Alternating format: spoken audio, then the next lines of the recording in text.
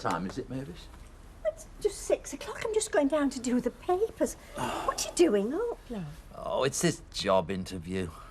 I don't know, Mavis. I don't think I'm cut out for selling beds. Let them decide that. It's stationery I know about.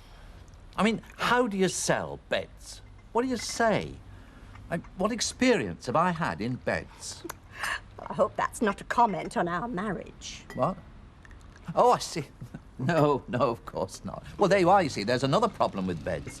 You've got to be on your guard against what you say in case you might be misconstrued. Well, it's not going to look good if you turn up for this interview short of sleep, is it? That's going to suggest straight away that you and beds don't get on. Yes, I suppose so. Right, then. Off you go. Back to bed. All right, and stop worrying about the interview. Yes. Just try and have a nice lie in. All right. I'll accept the job, of course I will, if it's offered, but I wish it was stationery. Most of my past has been stationery, and in a way, I always will be stationery.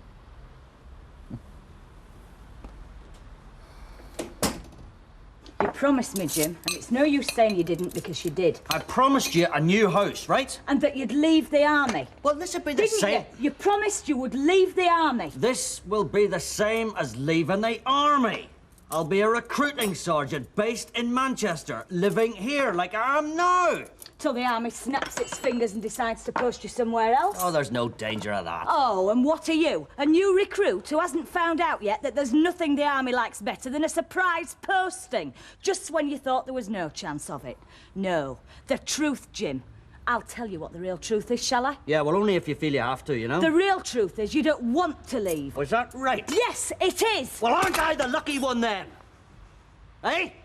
I've got a wife who can read my mind. Morning. Morning. Where's your brother? Says you don't feel like school today. He says what? See what he feels like after I've spoken to... Good morning. Morning. Oh no, perhaps I didn't say that. Perhaps I did say what? Never mind, just get yourself sat down. Right, look. Now listen. They do not move you once you're in recruiting. You can ask anyone you like. They give you a nice office. It's a job for life. Oh, for life now, is it? Oh, God, I and didn't here's mean- me thinking it was only for 3 years. What? What are we on about here? Your father is thinking of staying on in the army. Yes, well, I'll get it to you as soon as possible, Mrs. Phillips. I'm sorry. Bye. Dear paper not delivered. You know, I think there's some sort of Bermuda Triangle between here and Sackville Street because paper's just dematerialised. I thought I heard the telephone. Oh, yes, you did. It was ringing. And? Well, I answered it. Yes, I know, but was it one of those funny calls? Oh, no, it was just Mrs. Phillips saying she hadn't got a pay. Oh, well, that's all right then. We've been getting someone ringing up and not saying anything, just putting the phone down. Oh, dear. Still, as you're going out, would you mind? I did promise I'd get it to her as soon as possible. Yes, well, the walk will do me good. Yes, that's what I thought. It's number 2, Nightingale Street. Right. See you soon. All right. Bye. Right, I'm sorry, Emily. What was it? Writing pad and a packet of envelopes, please. Have you been getting these strange phone calls for long? No. Lined or unlined? Oh, lined, please. Mr. Sugden can't be doing with unlined. No. Actually, I happen to know that it's someone ringing up to speak to me, but putting the phone down when Derek answers. Really? Yes, it's £1.15. Yes, that's right. Oh, well, lovely. Thank you. Do you remember Victor Pendlebury? Yes. Well, it's him just ringing up to talk to me and say hello. Oh, how peculiar. Well, I don't think so. I mean, we were quite close once upon a time. Oh, yes, I know. But I mean, and he just wanted to know how you were. Well, he did suggest that we might meet for lunch, actually. Oh, that would have been playing with fire. Well, I don't see why. Oh, Mavis. Lunch with an old flame arranged behind your husband's back. Anyway, I'm sure you left him in no doubt what your answer was. Oh, yes, I did. And where is it? How on earth they did? I mean, when you're relying on Percy as an interpreter, you can't be sure of that, can you? Well, what can I do? I've got to find out. Well, I don't know. Ring Foreign Office or The something. Foreign Office? Well, folk do, don't they? What do you reckon, Alec? Would the Foreign Office make enquiries about Eddie? No. Oh, well, no, thanks. Oh, what were we talking about? One drunken Englishman? They're hardly going to call the French ambassador in, are Well, they? what can we do? I can't just sit here. No, you can't. Not if you're going to get that bar sorted. Oh, come on, love. Let's make a start. There's no point sitting here moping. I just hope you don't think I've forgotten about him. That I've got myself back here and I don't care what's happening to him. Well, we don't care, do we? Eh? So what if Daddy is locked up in a French prison? We're all right, aren't we? Eh? So I just feel as though I'm wasting my breath. He's decided to sign on again, and there's nothing I can do about it. Well, my husband Cyril, he was in the police force. I mean, we had a lot of that. I think we moved about half a dozen times. It was always for his job. And you just put up with it? I want a point of putting up with it, lovey. I mean, I knew he was a policeman when I married him. No use in me complaining. No, well, there's no use me complaining either. I knew mine were pig-headed when I married him. Ta-ra, see you later. Ta-ra, lovey.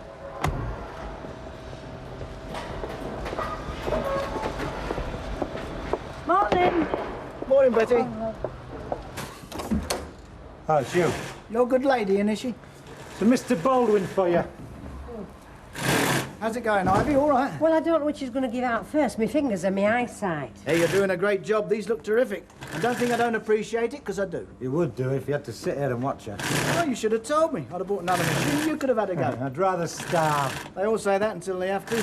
I'll leave this little lot for you, all right? Cracky, how many's there? Oh, there's only a few. You'll be all right. Now, I'm going to need them today, so I'll call back about 4 o'clock. All right? Well, I'll do my best, Mr. Baldwin. Yes, of course you will.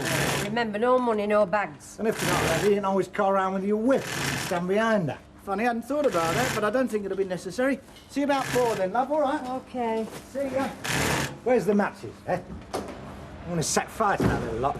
You do no such thing. Anyway, I thought you got some taxiing to do. Yeah, well, before I do, let's get one thing straight. What? This is definitely the last job you do for Baldwin. It's the last time I ever want to see you sat here slaving away like you've been doing these past few days. Well, I won't have to, will you? Just heard him say. Yes, well, I want to hear you say it. All right, I won't be doing no more. Right, now will you go away and let me get on, please? Yeah, all right. Hey, hang on, Don. Listen, what say? I take us out tonight on my earnings, all right? So you don't put yourself in hospital first. No, nor a word, nor a sign, nothing. So what do you think's happened to I don't know. Ah, but Percy's got it wrong. They've sent him to Devil's Island. 1:45. How's Jamie? Is he pining for me? I don't know, I don't speak his language anymore than I do French. Oh, can I just go round and have a look at him for 2 minutes? He's not here, he's been taken for a walk by his Uncle Alec and Auntie Bet. No, I shouldn't think they'll be long, they were just taking him to the bank and back. Betty, what is it with this child? How do you mean? Well, the effect it's had on this place. Bet and Alec drooling all over the place. Alec, him especially. What's the matter with the man? Yeah, but everybody gets like that with children, don't they? I don't. You know, I don't reckon I spoke to our Terry till he was about 15. Yeah, but I mean, don't forget that time when Bet thought she was going to have one of her own. I mean, that must have left its mark. Well, yes, Bet, yes. But Alec's never been pregnant. If he has, it was a well-kept secret. Hey, look who it is!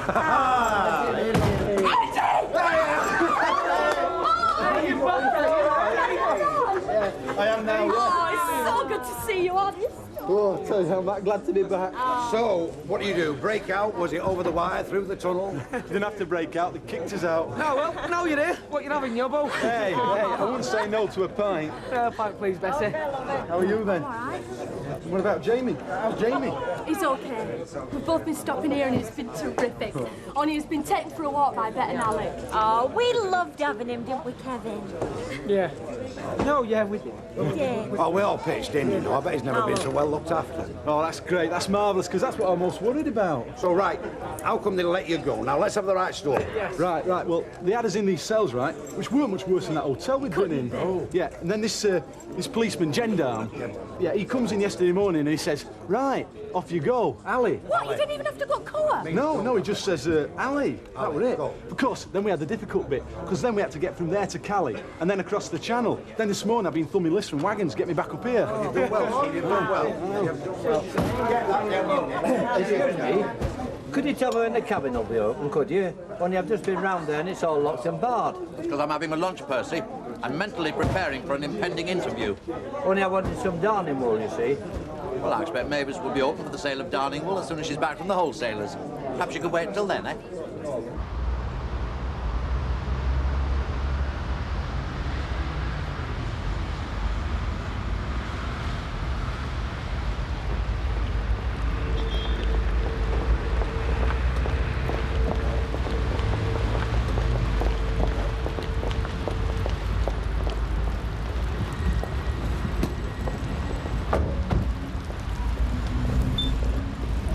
haven't kept you waiting, have I? No, well, not very long. Only something came up. Anyway, it's lovely to see you, it really is. Victor, are you sure this is wise? Mavis, we're just having lunch. All friends having lunch. There's surely nothing wrong in that. Oh, no, not wrong, but... No. Let's go in then, shall we? I'm still brewing my own wine at home, you know. I'm onto a very good damson at the moment, and the taste is so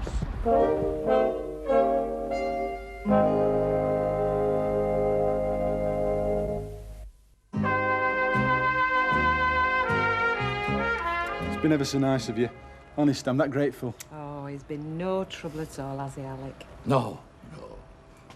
Yeah, well, we won't be bothering you anymore.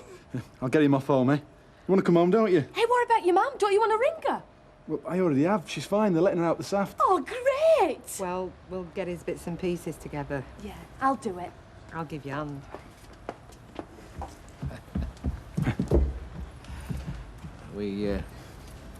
We won't be making any charge. Charge? For his accommodation. Oh, no, no, well, it's very good of you. Oh, no, not at all. And if ever you want to go away with Tina again, you can always leave him here. Because I think the wife's taken quite a shine to him, you know. Well, I mean, you know what women are. Give them a baby, they're happy. Yeah, well, most of them are anyway. But his mum were an exception. Yeah. Didn't want to know him from the moment he were born. No. Well, of course they do take a bit of looking after, you know. Yeah, don't I know it? Which is why I'm grateful you let Tina have him in here. You must have enough on your plate without having a baby running around the place. Well, like I say, it kept the wife occupied, stopped her spending some of my money. Which reminds me, here, buy him a little present, eh? Something to remind him of his stay here. No, you shouldn't really. Honest. Yes, go on, it's all right. Only, don't say anything to anybody. I don't want them to think I'm going soft at my old age. Yeah. Yes, I suppose I've been very fortunate. Oh, except in losing you to another man. Victor, I would rather you didn't say things like that. Sorry. Always been a fault of mine. Too outspoken. Let the heart keep its secrets, eh? Well, you were telling me about your business. Oh, yes, recycled paper. Oh. A concept whose time has come. Though when I started, it was looked on as somewhat cranky. Oh, no. Well, certainly not nowadays. Sometimes people accuse me of jumping on the bandwagon, you know, green politics and all that. But I say no. No, the bandwagon has caught up with me. Well, I'm very pleased for you. I suppose that's one reason I wanted to get in touch with you, to tell you what I've been doing in my life. But you haven't ever got married? No? Well, I've been busy, you see. Yes, you must have been. Whereas you and Derek, it'll be what, 5, 6 years now? No, it's just 1 year, actually. At the time you're talking about, well, we didn't quite make it to the altar. What, that windbag let you down after all? No, we sort of let one another down. Anyway, that's all ancient history, because now we're happily married. Very happily. Salesman or something, isn't he? Yes. Well, when he's working. What, he's not? No, well, not at the moment. He's just between jobs. Well, he's having another interview this afternoon, so he might have some good news for me when I get home. Another interview? Yes. Not his first, then? No, it's not. Still, he's the lucky one. He's got you, hasn't he? Even if he hasn't got a job. Not much chance of that either, I shouldn't think. Not at his age. Well, the thing about this recruitment job is it's nice and steady. I know what I'm doing. Plus, I can keep in touch with the lads. So what's your problem then? The problem's the wife. You have my sympathy, son. Well, it's not that I don't understand her point of view. I do. I mean, she wanted out of the army. The thing is, she's got out of the army. I mean, that's why we're here. Now she's trying to change your orders, isn't she? Well, I'd let her know who was wearing the stripes, mate. Hey. What? Come on, shift yourself. Go and collect some of them glasses. That'll go mad if she comes and sees the state of them tables. How's this for the sergeant major? She'd put him through the paces, wouldn't she? Go on. Go in, sergeant. Go on. Sorry I've been so long. Oh, that's all right. We'll sit over there, shall we? Betty, can I have another scotch and a G&T, please? Of course you can, love. Right, now look, I've got 700 here in fivers, tenors and loose change because it's easy to make out the wage packages. You are an angel. What are you? Well, some people might think I'm being rather foolish. Alma, this is a loan. Strictly a loan that I'm going to repay, with interest. Now, if you don't believe that, you might as well take it back straight now. Well, of course I believe you, otherwise I wouldn't have brought it, would I? Tell you what, though. What? I like the sound of this interest you're going to pay me. I might collect the first instalment tonight. I'll call any time you like. There's always somebody here. Yeah, hang on. All right, fellas. Oh, sure, it'll be great crack anyway. Right, Mum. Yeah. Hiya. School all right? Okay. No. What do you mean, no? What he means is no more worse than usual. Oh, I That's see. a cup of tea. Oh, that'd be very nice, thank you. Well, well, well. Ha, guess who that was? That's my mate, Johnny. Oh. He's just back from Jib. You'd have believed it, eh? And guess where he's going to be this time tomorrow? Right here. Is that Uncle Johnny, that, Dad? Yeah, that's the fella from Aldershot. Your Uncle Johnny. He taught you how to ride a bike, you know that? Oh, nice one. What, he's calling here? Well, he's staying here. He's keeping on the sofa. Well, he can sleep anywhere he likes, but he'll not mind, you know. Do you know, it's funny. I was just thinking about him, and I picked up the telephone, and it was him. What's he actually coming up here for? Well, he said he'd tell me when he got here. Aye, did I hear mention of a cup of tea? Any danger of me having one? I'm sorry, I've no Oh, less. that's all right. Tell me, do you stock recycled paper products in your supermarket? Not as much as we're going to. It's an area that head office thinks we ought to expand into. Yes, I was talking to a friend of mine today and he was saying it's the coming thing. Well, it's the start of the Green Revolution, Mavis. That's what the 1990s will be remembered for. The decade when we finally stopped abusing the planet and behaved like responsible adults instead of vandals. Oh, Derek. Nope. It was not to be. Oh, no. They stopped just short of being downright insulting. They made it quite clear that I was too old, too set in my ways to handle their thrilling range of sprung mattresses and padded headboards. Well, perhaps it was for the best. I mean, you did have misgivings even before you went. Yes, I did. But nothing to the misgivings they had about me. Not had a good day, then? Still, it's not over yet, is it? We'll have a nice, quiet night tonight. No little babies yelling their heads off because they won't feed him. Yeah. Though I think you quite took to little Jamie, didn't you? I reckon you could have been good mates, you and him. Oh, go on. Admit it, I won't tell nobody. Well, you sometimes think how different things could have been if life had taken a different turning, you know. Yeah. Although they can cost quite a lot, can babies? You wouldn't like that, would you? I wouldn't like that. Look on the bright side, then. Yes, Flower. Find a bit of light ale, please, Bella. Hey, hang on a minute, I'm getting these. Tonight's on my earnings, remember? Yeah, paid up on the nose, I'll give him that. Yeah, he did. Yeah, he can't be entirely broke then, can he? I do. Blokes like him are never entirely broke. He'll always get money from somewhere. Yes, Oi. Oh, G&T, please, Jack. Right. Oh, Mike's not been in, has he? Not as I've noticed, darling. Oh, well, he will be. So, will you take for a large scotch as well? I will that, indeed. Evening? Evening. Think on then. You're not working for Bowen anymore, no matter what he comes up with. Well, you won't be asking, will he, love? I mean, the order's finished. Yeah, I know, but I hoped you might not want to work for him again. Oh, I wouldn't, Don, no. Because I know you do not but grouse if I did. Right.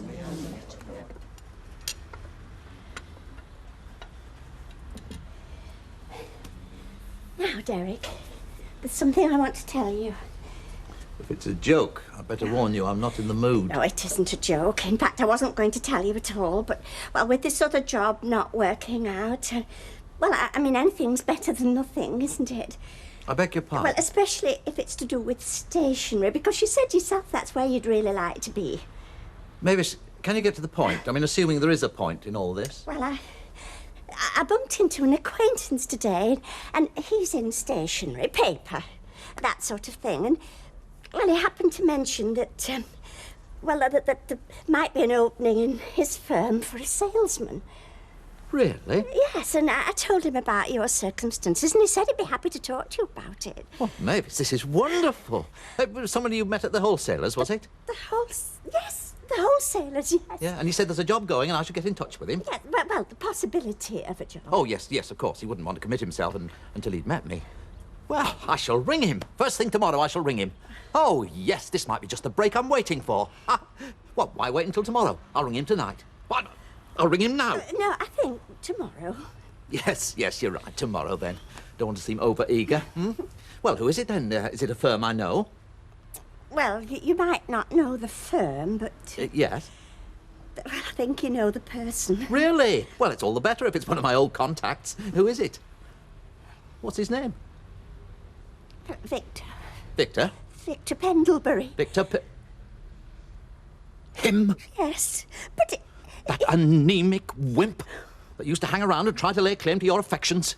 What? Do you mean you've been communicating with him? No, I just bumped into him. Well, I wish I hadn't, Mavis. And I can only ask that you avoid bumping into him in future. But he's changed, Derek. He's become very successful. Has he? Well, let's hope it doesn't last. Oh, Derek, anyway, we got talking and then he asked about you. And you told him I was unemployed. That must have amused him. I bet he fell about at that one.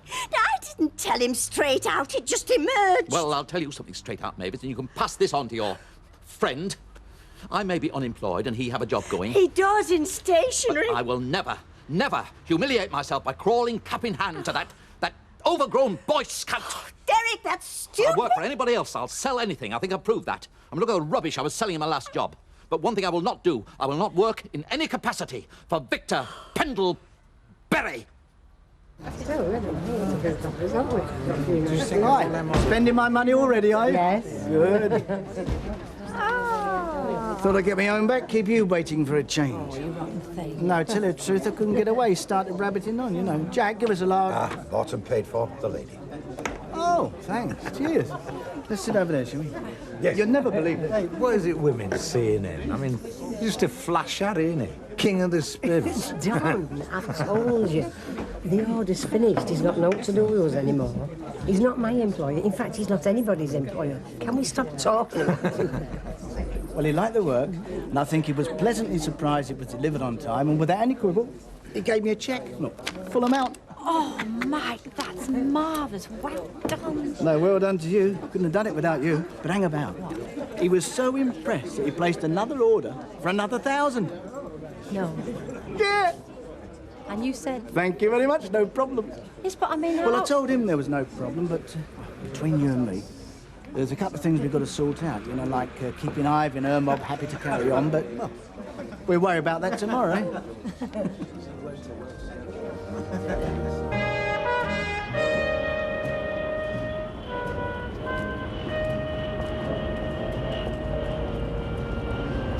It's what they call a rolling order. What is? Well, the bags.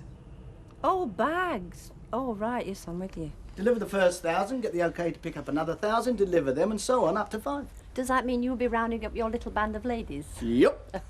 The bald brunettes? Hey, you don't mind if I take an early retirement, do you? I mean, I will do out else but sitting over one of them machines. We'll be all right as long as you don't expect a company pension. Do you ever wish you kept the factory? But never. Never? Well, I think of it sometimes, but you can't alter the past, can you? All you can do is learn from it. Oh, yeah, and what have you learned? Clean my teeth regularly, don't drink on an empty stomach, don't feel guilty about making money out of people who haven't got the wit or inclination to do it for themselves, so you might as well do it. In fact, I'm doing them a favour. See ya.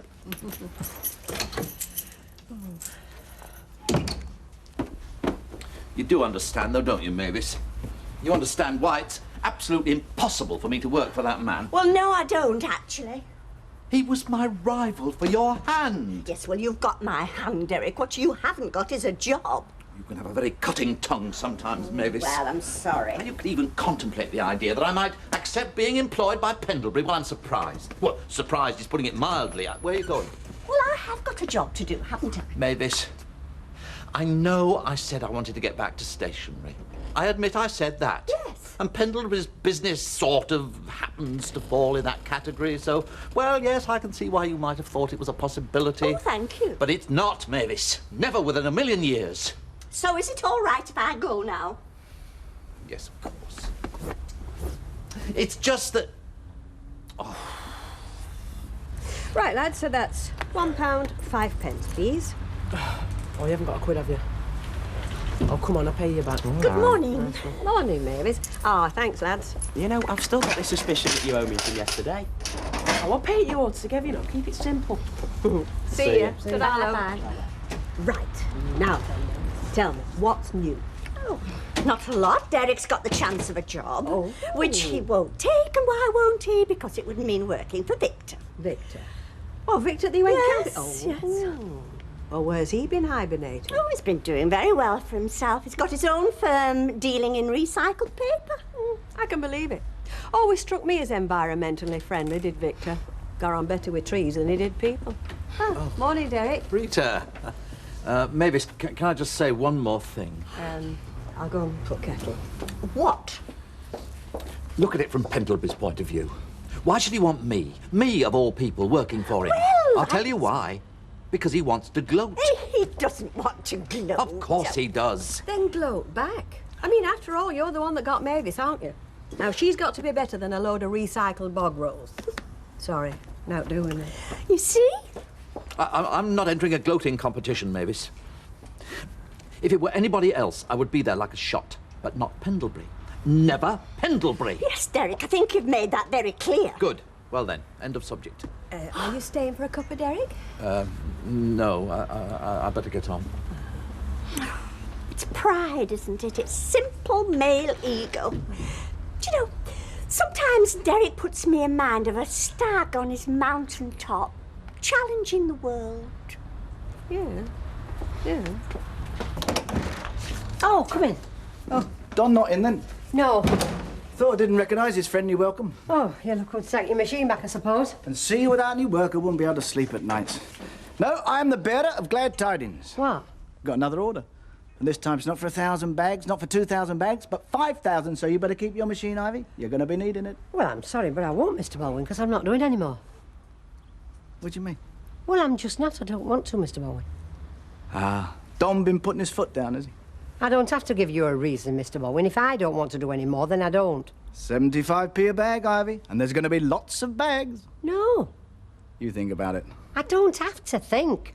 Ivy, I've got people crying to work for me. Now, I came to you first because we go back a long way, don't we? Now, you just think about it, Ivy. 75p a bag. You think about that, and I'll be back later this afternoon. All right? See ya. But I just...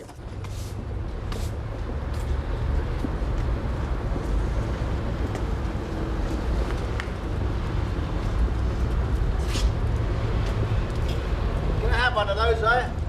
They don't look bad, do they? Last night, but at my factory used to. I reckon I did them a favour when I let them pull it down. Strange how no one's thanked me, though, isn't it? When are you going up to the next factory, though? Oh, I'm not. I've had enough of that. Cheers, off. All right, mate. You're going to start again, though, soon.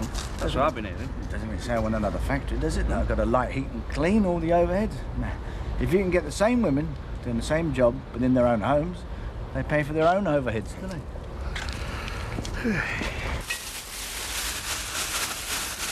You think one will be enough? Well, if it's not, I can always go and get another one, can't I? Oh, I don't doubt it. Only, if you and Johnny are going to get pie-eyed together, will you do it somewhere where the boys won't see what kind of state you're in? Hey, what's this? He's not even here yet, and I'm getting it in the neck for the way we've been carrying on. You wish he wasn't coming, then? I haven't said that. Well, you don't seem very keen. Look, it's your mate, not mine. Well, you've known him as long as I have. I thought you always got on all right. Well, he's army, isn't he? Oh, yeah. He's army, all right. Yes. 10 minutes with him, talking about old times, and you'll be falling over yourself to re-enlist. I won't be falling over myself. Look, I told you, the only way I'll re-enlist is if I get that recruiting sergeant's job. Then we'll be here in Manchester and we can carry on living here. But you'll still be in the army. Yes. Well, then. OK, so you're not so keen. Well, don't take it out on Johnny. It's not his fault. Let's just show some hospitality. Then when he's gone, you can really let me have it in the neck, eh? Oh, I weren't expecting you just yet, love. Well, a fare brought me this way, so I thought, blow it. What's the good of being your own boss if you can't knock off early? I tell you what, we'll start charging Baldwin storage for this contraption. 50 quid a day. That'll bring him running. He called this morning. Oh, Baldwin? Yeah, offering me more work. Well, I hope you told him to stop. I did. You told him no? I told him no. Oh. Well, I'm glad about that. Although I did wonder if I were being a fool to myself, Don. I mean, I'm not exactly overwhelmed with offers, am I? Well, we're not starving. I'm not. But we are counting pennies more than we used to, aren't we? Well, we'll get by. We'll do it without hoping to line Baldwin's pockets for him. Anyway, I thought you told me it was a one-off job, that whip bags. Yeah, it was, but they want some more, apparently. They want another 5,000. Oh, you can just see it, can't you? The way he's rebuilding his little empire. You know, it's when I come across types like Baldwin that I think there's a lot to be said for communism. Really? Well, at least they cut out the middlemen, don't they? The go-betweens. Them that do naught, create naught, but just cream off the profits. All right, comrade, you don't need to start speechifying. Listen, do you want some green beans with this pie? Yeah, go on. Yeah. I mean, it amazes me how the Baldwins of this world get away with it. Why folk don't see that you've just been exploited by them. I tell you what, come the revolution, him and his kind, they'd be first I'd have against the wall. Mavis, would you like to join me in a walk? Have to get some lunch. Well, I don't think that would be very fair on Rita. I mean, she's been here since early this morning. Oh, yes, I'm sorry. Oh, that's I all didn't- right. I don't mind. Oh, well, I do. Anyway, I don't feel like going a walk. I'd just as soon have a sandwich here. So does that mean I might get some service? Right, Mr. Soda, what can I do for you? Well, I want a quarter mint imperials and a quarter barley sugar. Have a word. please. You seem very prickly. Oh, do I? Look, imagine I did go and work for Pendlebury. Oh, which you're not going to. No, I'm not. But imagine. And imagine the kind of conversations we'd be bound to have. Him asking me, how's the wife? I mean, Pendlebury asking me about you. What could I say? You could tell him how prickly I am. You're not trying to understand, Mavis. I suppose he's around a lot now he has no work to occupy him. I can't say as I've noticed, Percy. So that's 90 and 10's a pound. Thank you. Well, I have heard they're looking for a night watchman at the abattoir. I'll tell him. Yeah, it might be useful to him. Right. See you, bye. Bye. Well, I'll see you later then. Yes? I'm just going down to the job centre, see what's on offer. Oh, Percy says they're looking for a night watchman at the abattoirs. Really? I'll bear that in mind. Stag's still up on his mountain, is he? He is, yes. And he can stay there as far as I'm concerned. So Baldwin's got this order. Oh, you're not still going on about Look, that, Don. listen, will you? He's got this order from this bloke that I met in the street the other day. Ingram, whatever his name was. Yeah, I imagine so. Yeah. And he's come to you to make him up for him. Well, not just me, love. No, Josie, whoever, yeah. Yeah. Do you know what I think? What? I think you should make him. Eh? Look, I mean, 5,000 of them. 5 of you doing 1,000 each, you could whistle through them.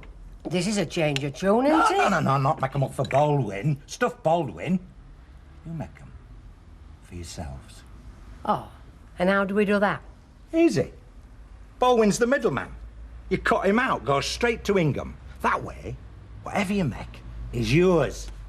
Workers of the world unite, Ivy. You've got no to lose. And what you have to win is an order that you can take right from under Baldwin's nose.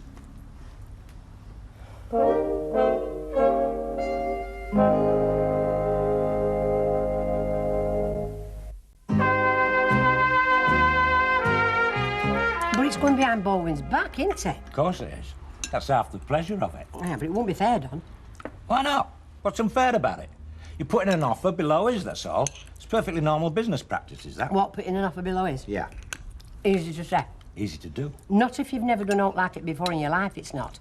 And I mean, how, Don? Where? I wouldn't know the first thing about it. Look, you get together with your mates, right? Only takes about 4 or 5 of you. You decide what you want and go and see Ingram. And what do we do for machines? I don't know. What does Baldwin do? Hire them. And you'll say go and see Ingram? Yeah. I don't know him, Don. I wouldn't know where to find him. And anyway, I'd be frightened he'd laugh in my face if I did. Oh, no. This is it. This is why Baldwin gets away with it. Because you've got no faith in yourself. Well, I haven't, no. Look. Supposing there was someone else involved. Now, someone who knew a bit about the negotiating side of things. Oh. Never mind who, just suppose there was. Now, would you be interested in organising yourselves to work for a cooperative instead of Baldwin? Well, yeah. Right. But who do we know, Don, who can help out with a thing like that? How's our little baby then? Glad to be home, is he? Well, I don't know about the baby, but I know where he is. Look, I hate to say this, lovey, but that young man of yours does seem to have the knack of getting himself into bother. What happened in France, Betty? That weren't his fault. No? No, I just think he's got the kind of face that French police don't like.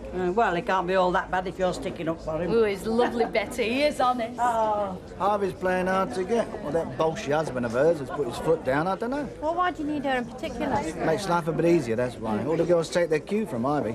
I say, do you want to do any more bags? And they say, is Ivy doing any? They're like sheep. Well, what's going to happen then? Oh, I'll talk around. She's a good worker. No complaints on that score. Give us another couple in here. Hello. Well, you timed that to perfection, didn't you? What you going to have? Oh, very nice. I'll have a pint of bitter, please. Gin and tonic, please, man. Did you get that, Jack? Pint of bit of gin and tonic. Right. Guess what I saw this fella of yours doing earlier this morning? Nothing too disreputable. Looking at some houses that just come on the market. You are? You never told me about it. Well, I don't tell you everything, do I? Well, where were we then? Not a million miles from here. Oh, I know. You mean the new ones on the other side of the street? Yeah. Hey, they're not bad, you know. No. Well, they won't do any harm, tell I them. don't care if they've got thatch roofs and solid gold door knockers. I have not gone through all this pain and suffering just to move exactly 10 yards from where I started. No, right. Give us that, please. Oh, no, look, we're disturbing your dinner. Oh, look, we'll come back. No, we don't mind, do we, Mr. Sugden? Oh, no, foot watching won't put me off my appetite. It won't. Unless it was something private. No. Not particularly, no. Oh, well, sit down. Would you like a cup of tea? No, thank you, Emily. So, what can I do for you then? Well, go on, it was your idea. Well, Ivy's been working for Baldwin, making these here travel bags. And now he wants her to do some more. Well, we thought, why not form a cooperative and undercut him? That way, all the money goes to them that does the work. Sounds good to me. But do you know who's placed this order? Yeah, a chap called Ingram. Oh. Oh, you've heard of him? Oh, yes, Mr. Baldwin's had dealings with him in the past. Well, the point is, I wouldn't know how to set about this sort of thing. So we wondered if I mean, you know about financial side, don't you? Now, let's see if I've got this right. What you're saying, you want Mrs. Bishop to act as a sort of advisor, yes? Yes. Well, you couldn't have picked a better person. I take it Mr. Baldwin knows nothing about this. No. Well, he'd have a pink fit if he did. Oh, I don't suppose he's any call to complain after the way he treated us. Well, that's it, Emily, yeah, exactly. When you say a cooperative, how many were you thinking of? Well, what, 4, 5, 6? That's a good number. We always used to reckon 6 was a very good commando unit. But you've got to be very careful with your recruits. They need to be handpicked. You'll need machines. Hire them. Yes, but where from? I mean, would you know where from, Emily? Yes. I think I might. Great. So, well, would you be willing to come in on it? Now, I think we've got to be careful here. I mean, fools rush I in, don't would, they? yes. In fact, I think it sounds quite exciting. Oh, Derek. Any luck at the job centre? No, nothing really suitable at the moment. Oh, you didn't fancy that job at Slaughterhouse, then? Do you know, Rita, sometimes I don't know whether you're joking or whether you're serious. Do you know, Derek, sometimes I don't either. I'm just popping upstairs for 10 minutes, Rita, if you don't mind. No, I don't mind. Don't look at me. I'm an innocent bystander in all this. Yes. Excuse me.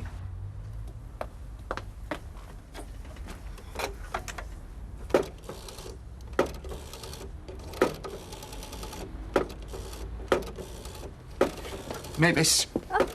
Derek, you just reminded me I promised I'd ring Victor and let him know your decision. Yes, I suppose you... Oh, hello. Hello. Could I speak to Mr. Pendlebury, please? It's Mrs. Wilton, Mavis Wilton. All right. Yes. Tell him I'll see him, yes. Well, it's your decision, Derek. Well, nothing to lose, have I? What else have I got? Tell him I'll go down on my knees if that's what he wants. Hello, Victor.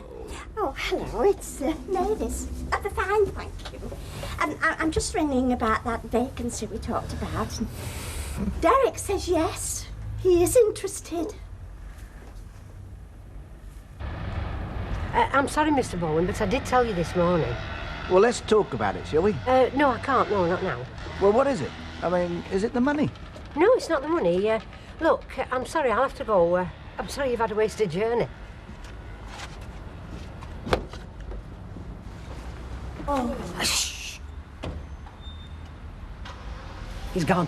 Oh, making a bit of fun. So anyway, you've heard idea. What do you think? Well, I'm all for it. Yeah, but who'd be paying us? We'd be paying ourselves with what we get from this Ingram fella. But without anybody taking you no who share. I think I get it. You will do. And Mr. Baldwin's paying you 75 pence a bag? Yes. Well, he generally works on a 100% markup, so the odds are he'll be asking Ingram 150 a bag. You mean to say he'd stand to collect same as we'd all learn put together? And without having to lift a finger. So listen, are we saying that we want more? Just drink your tea, don't worry about We're it. saying we want it all. Well, not quite. I mean, don't forget there's the hire of the machines, and then we're going to have to ask less than 150 if we're to persuade Ingram to let us do it instead of Mr. Baldwin. Huh? So how much then? What do you suggest? Oh, well, I have to split the difference. Well, here we are, Johnny, the old Ponderosa. Hey, Liz, look who's here. Hi, love. Johnny, you look well. Thanks. So do you. Hey, who are these two squaddies you got moved in with? Not squaddies. No, but Dad treats us like we are. Yeah, they'll have grown up a bit since you last saw them. Yeah, but they got no more sense, I'm telling you, John. Yeah, wait, that's Andy, yeah? No. No, I get it wrong. Steve. Oh, yeah, that's right. It's good to see you, man. Look, you sure it won't be in the way? Because I'm... No, not at all. Look, you're staying here, isn't he, Liz? Of course he is. Now then, what would you like? Cup of tea? Well, I suppose I'll have a cup of tea to start with. Or, drop us something stronger, eh? Fair enough. Well, come on, sit down. Hey, what are these doing here? Brilliant. Not a lot. So how long are you staying with us, then? He's staying as long as he wants. Have you two got no homework to do? No. We'll go and do it anyway. Yeah, see you later, fellas. Yeah, see you later. It's good to be here. It's good to have you. Stay as long as you want, John. Just be a couple of nights, I think. So listen, what is it, a spot of leave or what? It's a bit complicated. Tell you what, you buy me a drink later and I'll tell you all about it. Signed. Well, you do surprise me, ladies. And I thought you all loved working for Mr. Baldwin. At least that's what he's always told me. Well, we're not really employed by him anymore, so we thought we'd try it for ourselves. And you're offering to do the order for $1.35 a bag? Yes. How do you know that Mr. Baldwin isn't offering less? Well, I'd be surprised if he was. Now, you're below him in price. I won't deny that. But, what about quality? How do I know that you'll be able to deliver up to standard? Well, it'd be more or less the same people working on them as were on first lot. The only difference is that we'd be dealing with you directly instead of Via Mr. Baldwin. Why not? You know, I've never seen your Mr. Baldwin without he's got a smile on his face. Might be nice to see him without it for once. So, does that mean... It means yes. At least for 1,000. Beyond that, we'll have to wait and see. I'll put you in touch with my contracts manager and he'll talk to you about delivery dates and so on. But one thing, ladies, I'm taking a chance on you. I'm taking a risk. Don't let me down, will you?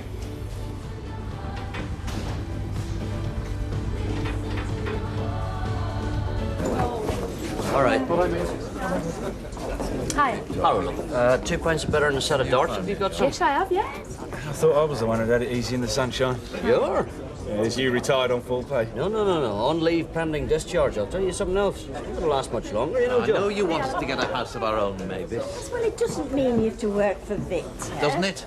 I warn you, if he starts gloating, if there's any sign of gloating, I shan't be answerable for my actions. Right, yeah, you two are starting early, aren't you? Of course we are. We've got something to celebrate. A pint and a light ale, please, Jack. Right. Hey, Well, we don't want all the sunlight knowing about it, do we? well, let's see why not. Well, anyway, please yourself. No, what happened? I got wind of a rather tasty number coming up. So I nipped in quick, got my name down, and they said, OK, come over and talk about it. What, round here, like? Yeah. Oh, that's magic. Yeah, recruiting sergeant, Manchester office. What, you know something about it? No. What, you've applied and everything? Yeah, applied and got an interview for tomorrow. And I managed to screw a recommendation out the CO. So between you and me, I think I've as good as landed it. Oh, well, that's great. Fancy game of It's all darts? secrecy, anyway. I mean, come on, Vic.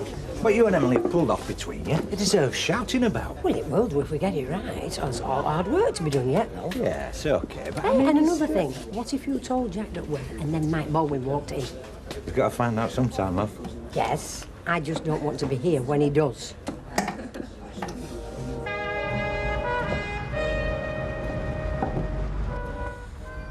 Well, I don't know why you're not pleased, because, I mean, if Johnny goes for that job, he'll get it, all right. You can't know that. Oh, I know, all right. Look, he's got ticks and badges for everything. The Falcons, the lot. I'm sure he'll walk it. There's one thing that amazes me, though. I mean, why's the fella so keen? Well, why are you that keen? Oh, come on, Liz, we've been through this before. Be here, Manchester, living here, near your mum and dad. I'm in the army. You get what you want. It's a halfway house, isn't it? Look, you're not out until you're out. And you won't even start getting out till you take that khaki hat off your head and the stripes off your arm. I'm sorry. I'm sorry. Oh, it doesn't matter. It's all right. Anyway, he'll get it. You didn't give him the idea, did you? Don't be so daft. All right, well, look, don't mention anything, OK? Just get a good breakfast down and wish him luck. He's more than a mate. Morning, Johnny. How are you? Morning. I was just saying you'd be wanting a good breakfast, eh? No, cup of tea will do me. Not at all. You get your eggs, bacon, tatty bread, fried bread, black pudding, a lot. The kids have used up all the milk. Oh, God. And what good's a milkman who doesn't come till 11 o'clock, eh? I'll go down the corner and get some. Hey, listen, why don't I stroll down there? Not at all. You're all right. Sure, I've got to go and see the MO anyway. Well, what's the problem? You look all right to me. Injection for the old bursitis. Tennis elbow. Funny thing is, you ever seen me playing tennis, eh? I'll sling it in the way back. Sleep all right? You know me. I could sleep on my head in a phone box. Sorry, was it uncomfortable? No, it's not that. Sofa was fine. Tea won't be a minute.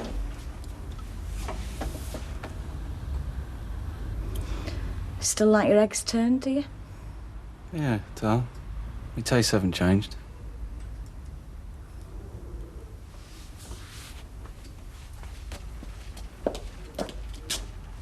It's under sufferance, as long as that's understood. Yes, I think you've made that clear. And if there's a chance of gainful employment, Well, that's the whole point. then I'll not leave even this stone unturned, no matter what crawls out from under it. Well, you'll not get very far if you treat him to that attitude. And he'll not get very far either. Not if he thinks he's got the chance to lord it over me because he's the mighty employer. I'll not go bowing and scraping to Victor Pendlebury. Derek, all you've got to do is give him the impression you can do the job, which I'm sure you can. Well, it depends whether that's what he wants. Oh, I know him. Oh, I know you do. Derek? I'm just saying. You may know him. When a man has loved and lost, well, certain men anyway, something shrivels inside them. Shrivels into something hard and a bit twisted, maybe. Look, he is a very decent man with very decent principles, and he wouldn't have offered to talk to you about the job in the first place if he wasn't seriously considering it. Maybe. But if I so much as get a whiff, just a whiff, Whiff of what, for goodness sake? that he's offering me this interview just to humiliate me, Would he? then I shall lay my credentials before him as I would to any man. I've every reason to be proud of my record. Yes, you have, Derek. But if he comes the old soldier with me, I'll tell him where to stick his job. Oh, Derek! How I feel, Mavis. One whiff. One whiff.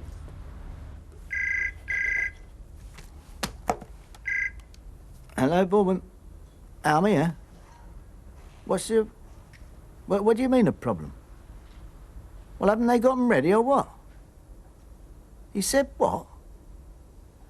Oh, blimey, if you want something, do it yourself. What? Oh, nothing. Listen, I'll tell you what, you get back to the cafe, I'll go down there and sort it out myself, all right? Bye. Jim thinks you'll walk it. Should stand a chance. I wouldn't have thought it was your cup of tea at all. We all settle down sometime. Well, you might have slept all right last night, but I didn't. Just seeing you walk in churned me up again. I didn't think it would. Hey. I mean, I'm not here. Look, I mean, you and Jim. You stayed together, haven't you? Well, fair enough. I'm not going to do anything about that, am I? I suppose if either of us were going to, we would have by now. Well, we were never going to, really, were we? We were both down. Lonely. Had a few drinks. Well, that explains the Tuesday, but it doesn't really cover the next 3 weeks, does it? Wow. When Jim was in Norway, I was in a funny state altogether. Who'd know that better than me? Yeah. Well, at the time, you made me feel a lot better. Snap. So, why are you putting in for this job that just happens to be here, of all places? Well, if I said it was nothing to do with you at all, with you being here, like, that wouldn't sound very complimentary, would it? And if you said it was, it wouldn't be so much a compliment as a complication. Is it that much? Look, it's not just that. I'm going to tell you something. And don't ever let on to Jim that I've told you.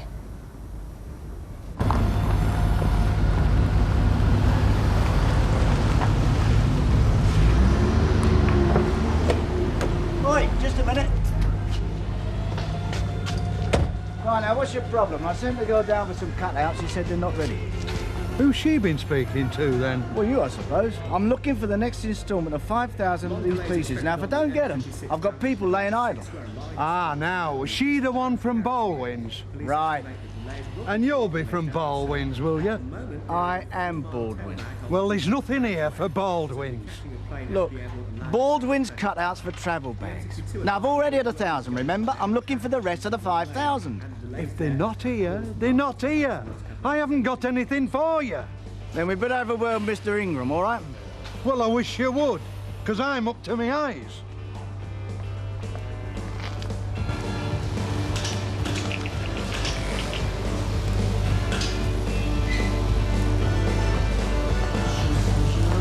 Hi, can I have a word with you a minute?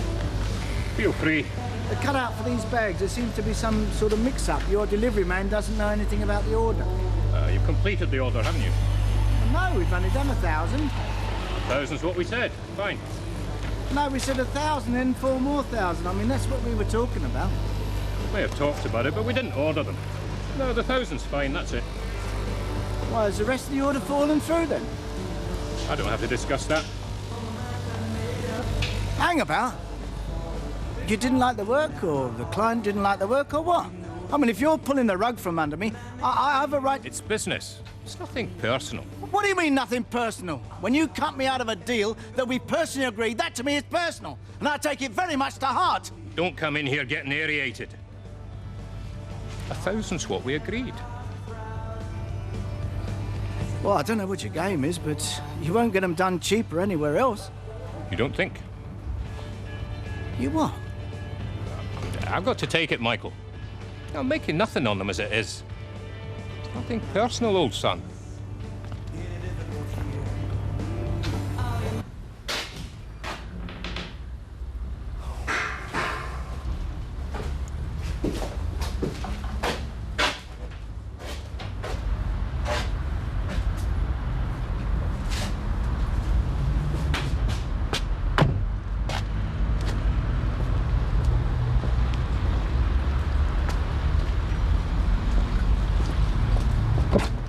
Morning. Morning.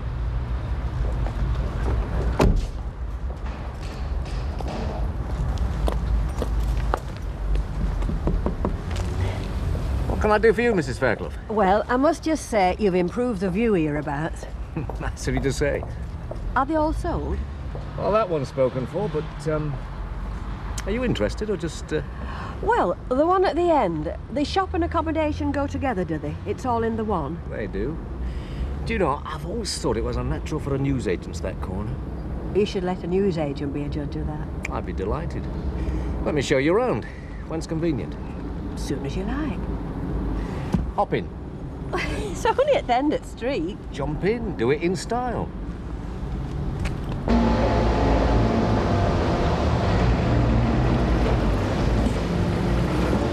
Oh, excuse me.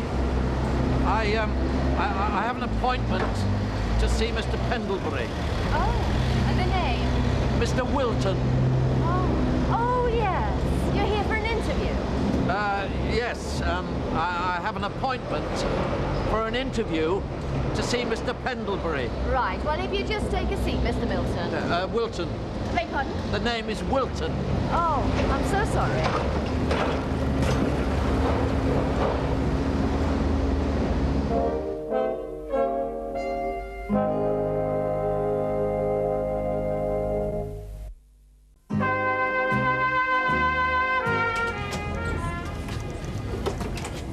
Sorry about this, trouble with one of the machines. All the instructions are translated from Swedish into something very like Swahili. Yes, well, to tell you the truth... You must be pushed, I know. Coffee, Mrs. Orwell, do you think? Sugar? Sugar for Mr. Wilton. Well, come through, come through. Come in. Sit yourself down, Derek. Oh. Do you know anything about computers, Derek? Not a lot, I'm afraid. Well, there's only one thing to know. They can't give you the time of day without spewing out enough paper to decorate Buckingham Palace. Do you know there won't be enough forests in the world to cope with the computer population in the year 2025? So, where's it all going to come from? Now, where do we begin? Well, I suppose we could start by running over my CV. Oh, no, let's not go through all that. I mean, why bother? Suit yourself, Mr. Pendlebury. Oh, no, Victor, please. I think I know enough about your past history and your track record, Derek. You are a stationary man through and through. Well, yes, but my experience has not been entirely confined to stationery. Oh, I understood that your first and last love was stationery, Derek. And so it is, but there have been brief infidelities. Ah, yes. You were seduced by fancy goods, weren't you? Mea culpa. The thing is, Derek, I came to paper late in life. I discovered paper rather like St. Paul discovered Christianity. On the road to Todmorden, not Damascus, but a blinding flash just the same. A revelation. Well, you might understand being one of the faith. Well, I think I'm a knowledgeable representative, but I don't know that I describe myself as... As a missionary? No. That's the difference, Derek, in the job you've done in the past and the job I hope you will do for me. I mean, this isn't just a business, nor simply a way of life. It is a faith, a crusade. Oh, thank you. Is there anything as perfect as a blank sheet of paper? Immaculate, virginal, yearning to be impregnated with the meaning of the word. Do you know, I've often thought... What are the libraries of the world? Only paper, made pregnant by the accumulated wisdom and knowledge of mankind. The most precious vessel in the world, paper. And yet, we treat it with contempt. What is that, Derek? What's what? That receptacle. Waste paper basket. No. It was on the road to Todmorden that I realised that paper was the only commodity automatically thought of as waste. Waste as in waste paper basket. It should be a criminal offence to use the expression. There should be no such thing, only saved paper baskets. To waste paper is to waste the forests of the world, the lungs of the planet. Now do you begin to see, Derek, why I'm in the recycling business? Do you know, I'd no idea it was such a visionary thing, Victor. As long as you realise that, Derek, you're the man for me. It does make it sound as though you've offered me the job. If you've got the vision to take it, Derek. Well, you make it sound so inspiring. You also make it sound as if I'd be working for charity, which I'm afraid I can't afford to do. Charity? This is going to be the biggest growth industry in the 21st century. And I'd like to think that prospects and pay are according. That's about the crux of it. So, who wants the job? Oh, come on, like you say, somebody's got to tell him, haven't they? I don't know why you're looking at me. I mean, wouldn't Don relish the thought of telling Mr. Baldwin that we've bested him? Wouldn't he? Well, he's certainly fond of giving him what for when he's not here. I'd love to tell him. I just think that somebody more diplomatic might be an idea. Oh, is there a diplomatic way of telling somebody you've just stabbed them in the back? What's that? Will you get that for me, Josie, love? Now, look, what we've got to face is organisation. I mean, if we're not organised to start off... Oh. If we're not organised... Oh. I'd ask you to come in, but you already seem to be in. This is a shop steward steering committee meeting or whatever. Here's a note for the agenda. The bag job is off. Oh? That means there is no work on offer at the moment, but don't worry, I'm on the job, and I'll get you some as soon as I can. Yes, well... And another thing, I'm not hiring machines to see them standing idle with you. Well, what's this? I thought we picked up all the stuff that was finished. Did you have some extra or something? No, that's a new lot. Well, I wouldn't bother doing these, because I'm not going to pay you for them. No, but Mr. Ingram will. I think someone ought to do some explaining, don't you? One of the things we were discussing just now was exactly who was going to tell you. I suppose it might as well be me. Why not? The women you used to employ have formed themselves into a cooperative. A cooperative? So they are now in a position to bid for work directly. In a position to bid for work that I got them. To bid for the continuation order, yes. The continuation order for work that I sweated to get them. And which they sweated to complete, and complete, if I may say so, to the obvious satisfaction of the customer. Oh, and you think you're just going to carry on, do you? With machines that I provided, that I rented? What, you rent? Anyone can rent, Mr. Baldwin. I've had a word with Mr. Hyams, and he doesn't care who pays for them. Well, I don't know what to say. Well, that must make you feel good. Mike Baldwin stuck for an answer. Believe I've heard you say, Mr. Baldwin, all's fair in love and business. All's fair, yeah. But there are some things that are clever, and some things that are stupid. Now, whose bright idea was this, then, eh?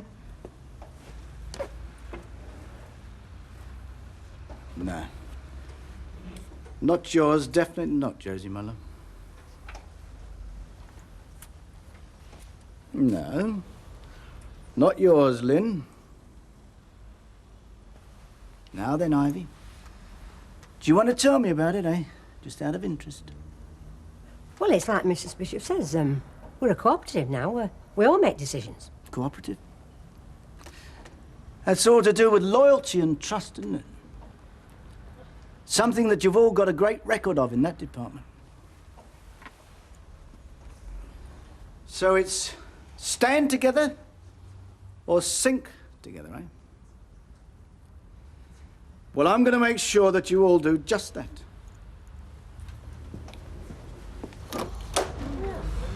What are you on? Oh, my life, what he died. Well? Fella comes in with a bunch of flowers for you, and you can say as well. For putting me up and putting up with me. Thanks, the lovely. Well, how did it go? I didn't get it. You didn't? I told him I didn't want it. So I don't think I'll get it. Like, I'll say cheerio to Jim and then make myself a bit scarce. You're right.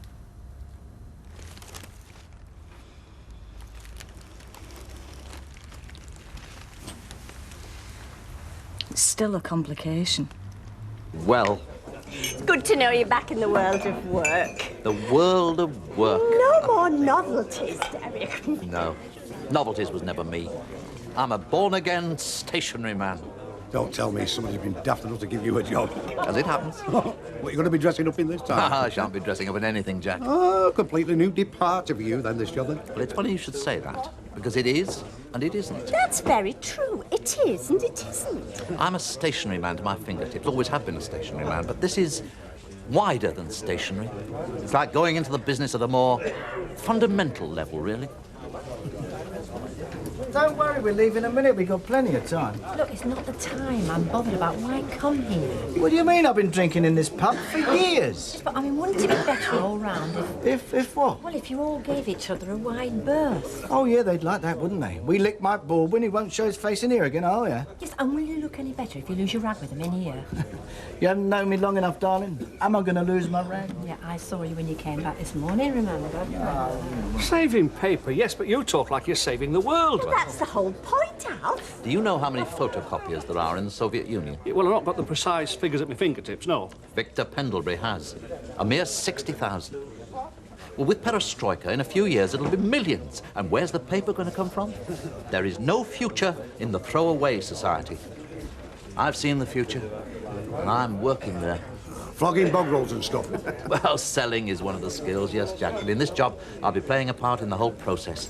The acquisition phase, the reclamation, the processing, the development, and yes, the marketing of the final product. General Dog's Body, join the club. I'll join when other members of the club get a company car, Jack. A company car? Well, use of company transport was agreed, yes. Do we sit down? Who are they talking about? Oh, look, it's Ivy's army. Yeah, well, it might be our army, but it would never have been mobilised but for me. Come on, get your purse up, man's a pint. Well, the man in the taxi, and I never clicked. I do, Mr. Baldwin. How's tricks? I don't know any tricks, do I? I don't do anything clever, I don't do anything useful. And you can do it in your spare time. I don't know about spare time, but we've got as much right as you have. Oh, you're right. Yeah, I'm glad you agree. I've been in the business since I was 14. You've been in it 5 minutes, you know as much as I do. Got to take my hat off to you. Well, Ivy's done a few years, and then there's the rest of them. You had it all up. They know what's what. All I had to do was tell them I knew. Well, I hope you're right, because I'm one of Maggie's darlings. I love competition, and remember, you made the rules. No rules. Yeah. I'm playing at home. You're playing away from home. You're going to need a few drinks. Come on, Helen. Right, girls, come on. I didn't get it. What, you just walked down there and they had a look at you and said no thanks? Come on, John. They don't tell you like that, not unless you've met a... Oh, well, I don't know what. Yeah, well, maybe I did. Well, come on, then, what's the raid? I told them I didn't want it, the job. So after that, they weren't very keen on giving it me. You know what I mean? Yeah, but why? Look, kicking around the depot, it seemed like a good idea. But it's just a shop, Jimmy. You know, they've got a big, like, cutout stood there. Life-size, you know, the cardboard corporal. Cardboard soldiering. Not for me, old son. You've been talking to the Queen of the Ice, haven't you? How do you mean? Tell me, John. Hey, I'll tell you anything you like, Jim. Did she tell you I was after it? You fancy it? Why didn't you tell me? Well, I didn't think You mean you've let me come here, stay in your house, drink your booze, go for a job you wanted yourself? You're daft. Yeah, well, I know I'm daft. You're my best mate, aren't you? Hey, look, thanks for everything, eh? And, say thanks to Liz for me. Hey, wait a minute. You're not shipping out of here tonight, mucker. We got a lot of damage to do to a bottle of whiskey. I'll tell you something else, Johnny.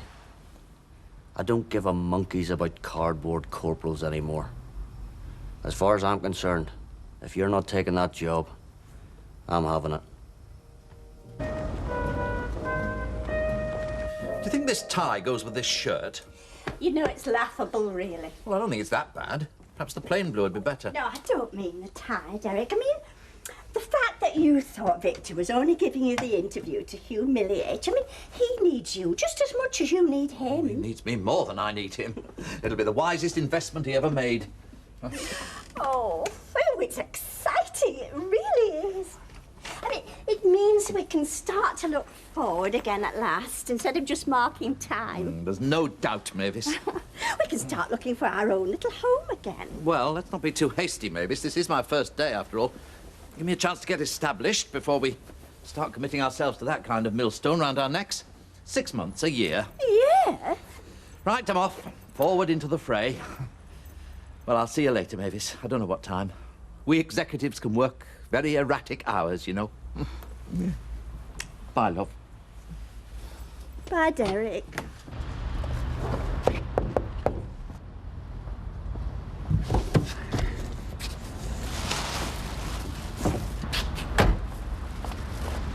Yeah, cop for this lot. There's plenty more where that came from. Lummy neck, it doesn't take you long. Well, I can't hang about, can I? Time is money, you know. And I thought you were bad enough working for Baldwin. You haven't seen half of it yet. And that just about sums up what we do here, Derek. Well, I think I've got the picture. Where shall I start? That's exactly what I expected of you, Derek. Positively brimming with ebullient enthusiasm. Welcome aboard. Thank you. Victor? Well, come on, let's go. We don't want to waste any of that enthusiasm of yours, now do we? Here you are. You nearly missed. What's this for? For the warehouse work. Mavis would never forgive me if I sent you home with your suit. Warehouse work? I'm an executive. Prince of Principally, yes. Principally. But as I've explained, Derek, we're running a very tight ship here. One for all, and all for PPP. PPP? Pendlebury Paper Products. Come on, come with me.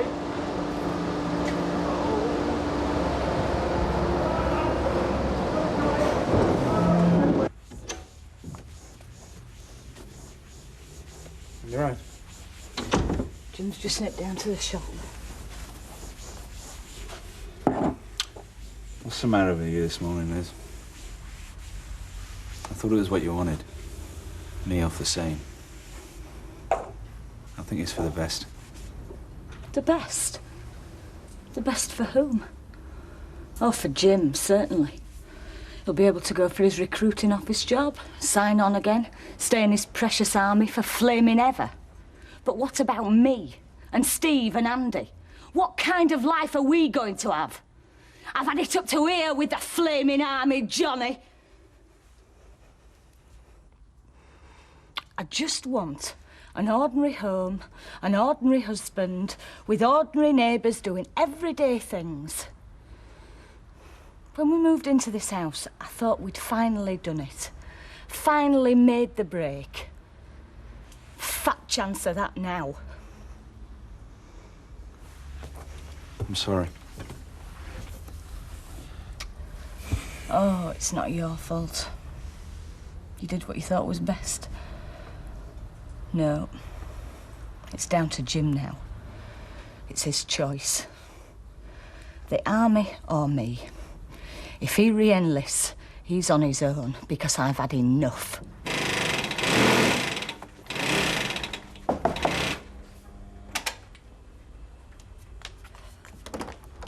Oh, Mr. Ingram, come in. Morning, Mrs. Brennan. There's nothing wrong, is there? Not that I'm aware of. Why should you think that? Well, it's just I wasn't expecting you. I thought I'd just pop in, see how things are going. Well, very well as it happens. Yeah, well, if they're all up to this standard, Mrs. Brennan, I can't see us having any complaints. None at all. Oh, there will be, I assure you.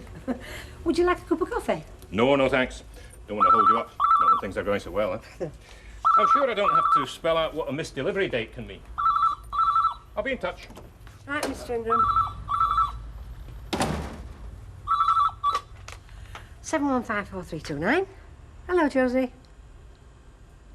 Oh, dear, I am sorry. No, love, no. If you're feeling that rough, you pack it in. Get yourself hot drink and get yourself off to bed. I'll speak to you tomorrow. Bye, Josie. Look, Mavis, if you're still worried about having to give the flat up, don't. I won't let this place go till you find somewhere. I still don't understand why you want to leave. I mean, I thought you were happy here. I've got a nice little business and a nice home. Some pretty nasty memories and all. But Alan Bradley's gone. Not from my life, he hasn't.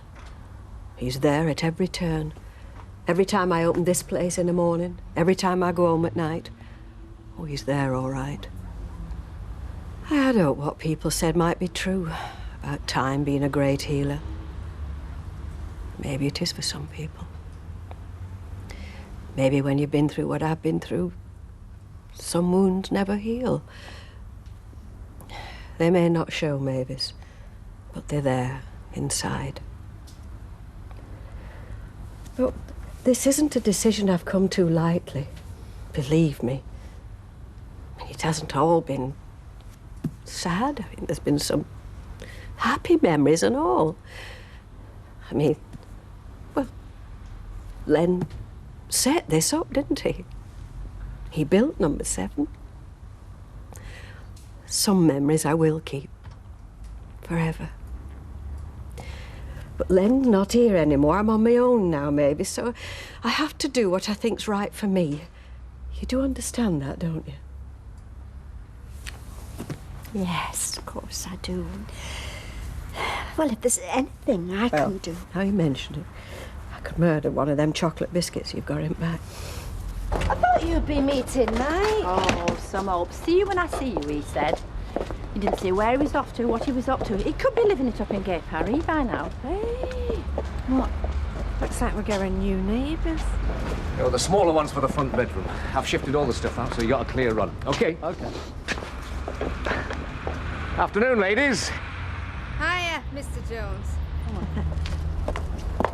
Hey, what does he want with one of them? I don't know, do I? Well, I mean, Mike reckons he's got a gorgeous place. If it is for him. Hey, come on, Alma. There you go, Mike. I'll make that two, please, Betty. Okay, Hey, listen, what do you mean if it is for him? Well, he wouldn't be the first fella to set up a bit of skirt on the side. What's all this about, then? Oh, it's one of them houses over the road. They're getting ready to move in. Audrey reckons this fella's getting it for his fancy piece. What fancy piece? Well, that's what Audrey reckons. Honestly, you and your big mouth should have me home. Well, it's a thought, though, isn't it? Hey, how do you fancy being a kept woman? Still a couple of houses left over there. And next time it won't be your toes. I knew no good had come of that development. Oh, no, it attracts the wrong sort of folk, these new houses. Well, it stands to reason, doesn't it? All these modern conveniences leaves them with too much time on their hands. They're bound to look for other diversions. There we are, £2.34, girls. So, when is she planning on moving? Oh, she didn't say.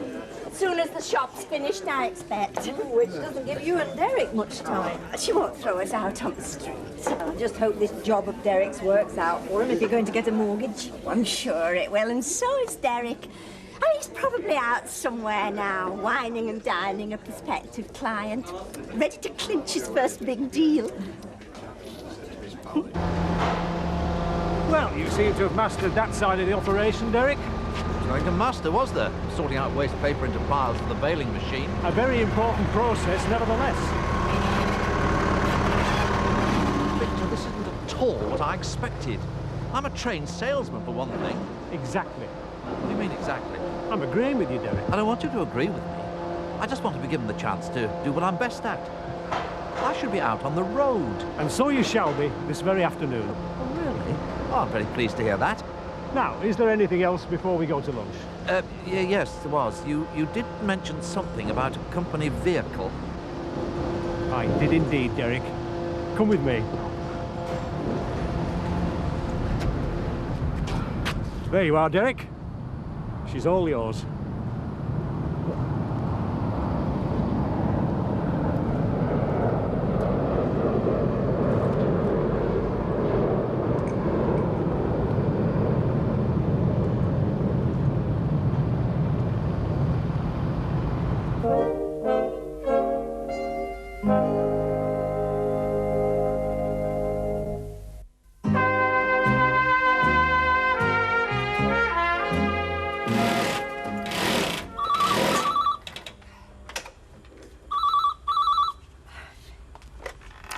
Hello? Oh, I'm sorry. What's up with him, Lynn? Oh, so you'll be taking him to doctors? No, it can't be helped, love, no. Well, I hope he goes on all right. Thanks for letting me know. Bye, Lynn. Hey, up. What's this? Slacking as soon as my back's turned. That was Lynn on phone. Huh? Yeah, little lad's poorly, so she's got to pick him up from school. Then she's taking him to doctors, so she's packing up for today. Ah, well, not to worry. Look, we're well on top. Lynn wasn't the first one done. Josie's gone down with the flu. Josie as well. Well, that's nearly half the workforce. Exactly, and I had a visit from Peter Ingram this morning. Ingram, what did he want? Oh, he was just passing, you know. He wanted to know how the job was doing. So I told him it was doing fine, like it was. Then... And he was telling this carpet fella where to put the stuff, right? Yeah, but that don't mean to say he's got a fancy woman moving in there, does it? Well, he won't be moving in himself, will he, now if he's got this wonderful pad that Alma said? Well, whatever the tale, I don't see it's got aught to do with us. And if I were you, I'd be very careful where you broadcast these tales, you and Alma Sedgwick. There's such a thing as slander, you know. Oh, it's a thought, though, isn't it? I mean, he's still a very good-looking man. I bet he's not sure to take it. Oh! There's a bottle of milk left, love. Pint of milk. Oh, yeah, it's just over there. So, I see you've sold one of them houses then, Mr. Jones. that's right. Not made a profit, mind. Oh. No, keeping it in the family, aren't I? Oh, in the family, eh? That's right. My daughter's having it. Your daughter? Yeah. Sum it up.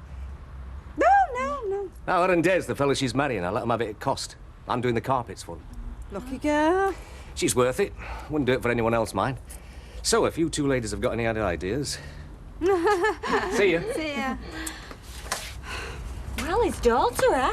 Oh, what a disappointment. There you go, boss. Cheers, mate. Come on, Bill. Hey. What do you call this? Halves? Well, I said swift off and I meant it. Oh, well, you're probably very wise. Good luck. You can wish me all the best if you like. You do want me to get this job, don't you, John? Look, how much does it mean to you, Jim? Well, you know how much it means to me. More than Liz, more than the boys. No, of course it does. It's not the way Liz sees it. She's been getting at you. Just telling me how she feels, because she didn't feel she could talk to you. Oh. Not rationally, not about this, anyway. Look, we have done nothing but talk about this since I heard about the job. No, you've done nothing but go on about it. It's not the same thing. She's had enough, Jim. Enough of moving around, enough of the army. She wants to settle down, live the life of any other civilian. Well, she'll come around. She always has done before. Not this time. She means it. Yeah, well, she also knows what the army means to me, John. She's known what the army's meant to you since she married you. That's why she stuck it for so long. Look, don't you reckon it's time you looked at life from her point of view? She has been getting at you, hasn't she? Look, she hasn't been getting at me, just telling me how she feels. And I'm telling you because I care about you. Pair of you. You got a nice setup there, Jim. Nice little home. Great missus. Couple of healthy, strapping lads. Are you really prepared to trade all that for another few years in the army? Oh, now, come on, John. Hey, Jim, I'm telling you, mate. You sign on again, and it won't only be Civvy Street you're waving goodbye to. My word, you have been busy. Oh, them's not all mine.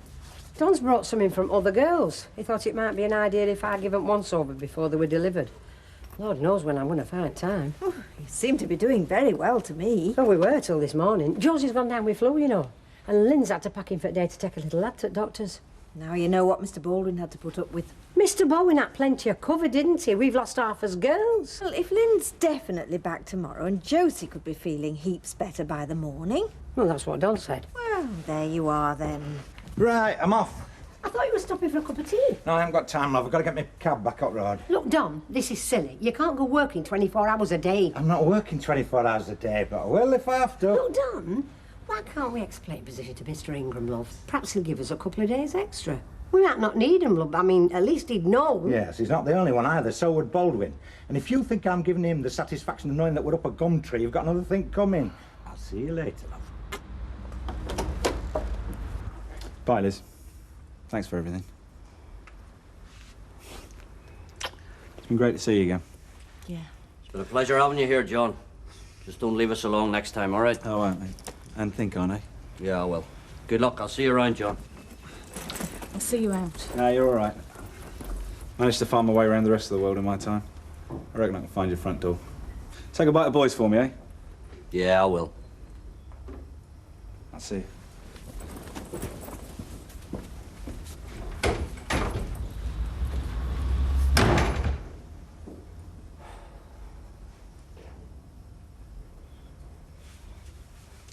Liz, listen, hold on, will you? I'm going out. I've nothing in for tea. Look, we've got to talk. What's the point, Jim?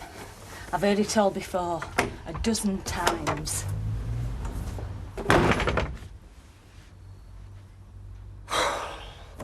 Humiliated, Mavis. And that's not too strong a word for it. He had me sorting bundles of waste paper and cardboard all morning, and then all afternoon driving round in a van with Pendlebury's paper products blazoned all over it. That was the company vehicle he promised me. I've been hoodwinked, Mavis, led right up the garden path. You must give it a chance, Derek. I mean, after all, it was your first day. And, well, Victor probably thought it was best if you experienced every aspect of his operation at first hand. Yes, well, I've certainly done that, Mavis. Oh, I'm sure things will improve. I mean, if Victor only wanted a van driver, he wouldn't have taken on an executive of your experience. Well, no. Well, there you are, then. Well, I'm telling you, Mavis, much more of what I've had to take today, and I'll tell him what he can do with his job. Oh, well, I don't think that would be a very good idea, Derek, not under the circumstances. What circumstances? Well, we're going to have to start looking for a new home. I'm sorry, Mavis, that's right out of the question for now. Well, we've got no choice in the matter, No Derek. choice? No. Rita's selling the cabin. She's moving to one of those new shops in Coronation Street. Rita is? Why? Well, to get away from Alan Bradley, she says. So she wants to sell the shop and the flat. I don't see why we should be panicked into a move we don't want. And we do have certain rights, you know. Oh, yes, I'm sure we have, Derek, but I don't want to fall out with Rita. And, well, I do want us to have a home of our own, so... Well, you can see how important this job is to both of us. Did in there, change strip. Oh, white Do you have my cue? What would I want with your cue? Well, I don't know, but it's in the bottom of the wardrobe. Yeah, well, I haven't seen it. Suppose you're not playing snooker tonight either, are you? No, I've got a Rix. We're getting a video out. Oh, yeah, well, you would say that, wouldn't you? Look, Alan, you calling me a liar or something? Stop it, you two. Well, is that my cue? I haven't even seen your snooker cue. Hey, knock it off. Well, he's a liar. I said knock it off, didn't I? I need my cue for tonight. You don't need Emily till you've done your homework, and that includes you, Muggins. Oh, yeah, well, excuse me. I might have been watching that. Homework? What did I say? Go on, the pair of you. And you are a liar. Hey! Now that's enough. Any more than you will both stop in tonight, all right?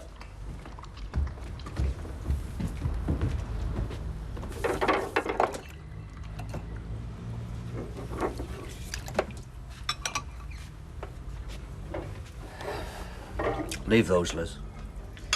They won't do themselves, will they? We've got to talk. What's the point? Liz, look, if you'll please just listen. If you'll please just listen to me.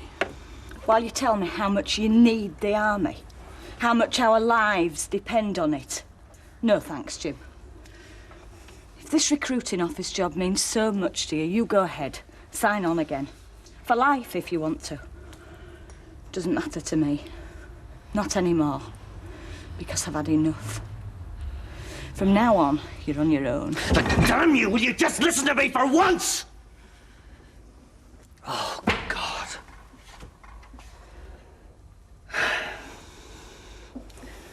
I'm not gonna take that recruiting job. It's no good, Jim. It won't solve anything. When Johnny was here, I could see how much you need the army, how much you'd miss it. If you pulled out now, you'd blame me for it for the rest of your life. Oh, no, you're wrong.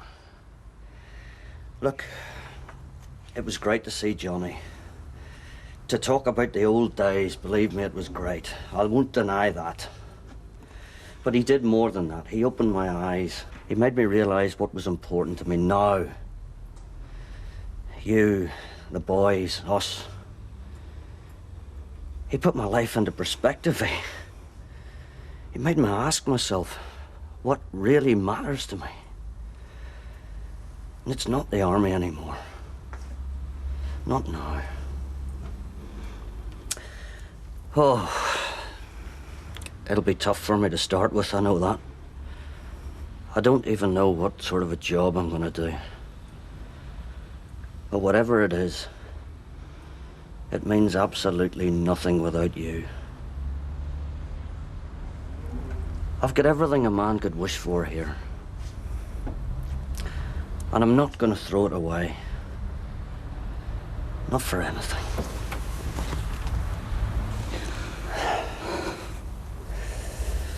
Oh, I know you weren't keen whenever he came. But believe me, we'll never be able to thank him enough for what he's done for us.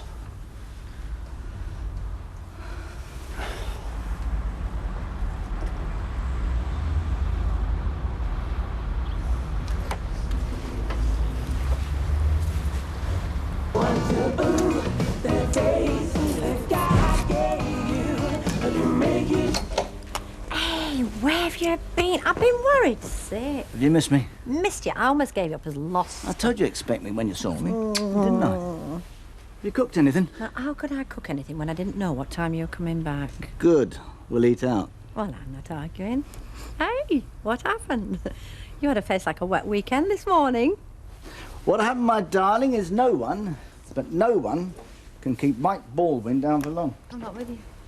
I've been seeing a few mates of mine in the trade, getting a few prices, doing a few sums. And? We're going to get that order back, no matter what the cost. I'm going to wipe the silly grin off the faces of Don Brennan and his cat's chorus for good. Can she do it? That's the point.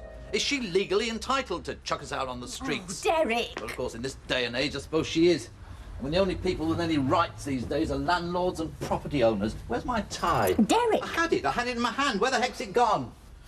Yeah, nobody could accuse me of being a socialist, Mavis, but when it comes to chucking people out on the streets after the years of loyalty you've given us, well... She is not chucking us out onto the streets, Derek, and your tie's in the bedroom. It's not. It is. What about my loyalty? When she went batty in Blackpool, who stood in for her, holding the fort? Shh, Derek, she'll hear you. Good. She ought to hear the truth. Rita is not kicking us out. She's not going to sell until we've found someone. That's all I need, you know, Mavis. Being used as a skivvy by that ex-lover of yours and having my home flogged off into the bargain. Don't be so ridiculous. One thing's certain. We're sitting tenants, Mavis. You know what that entitles us to do? What? Sit, Mavis. Flaming well sit. You said whatever the cost. Yep. OK, well, it's important for you to get the order back, but if the cost of getting it back is more than you can afford, well, you're cutting your nose off to spite your face. Alma, I promise you, it shouldn't concern you, OK?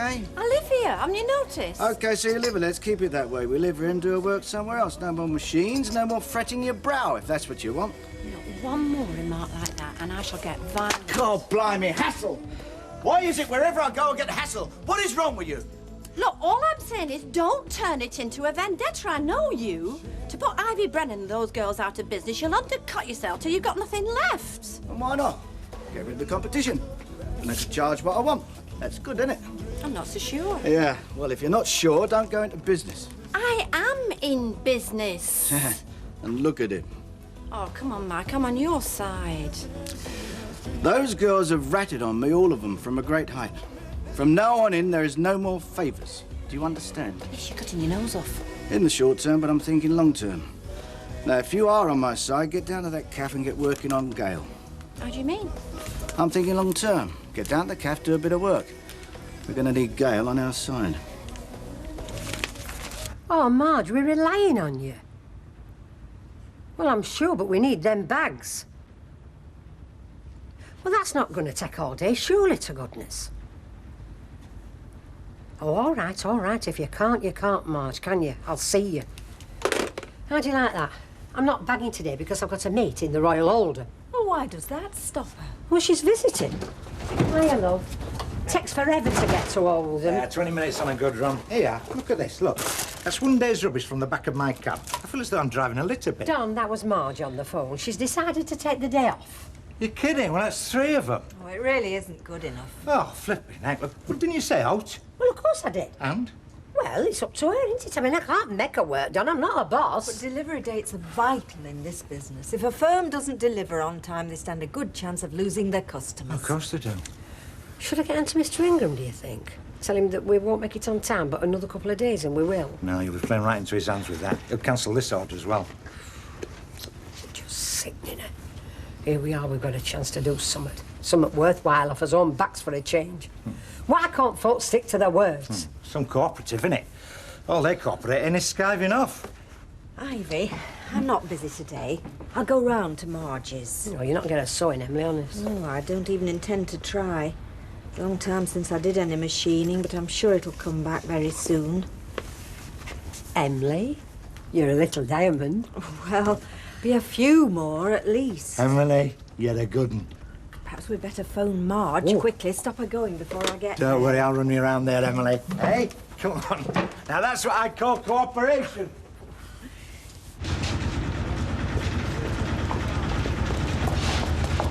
Morning, Miss Jones. Morning.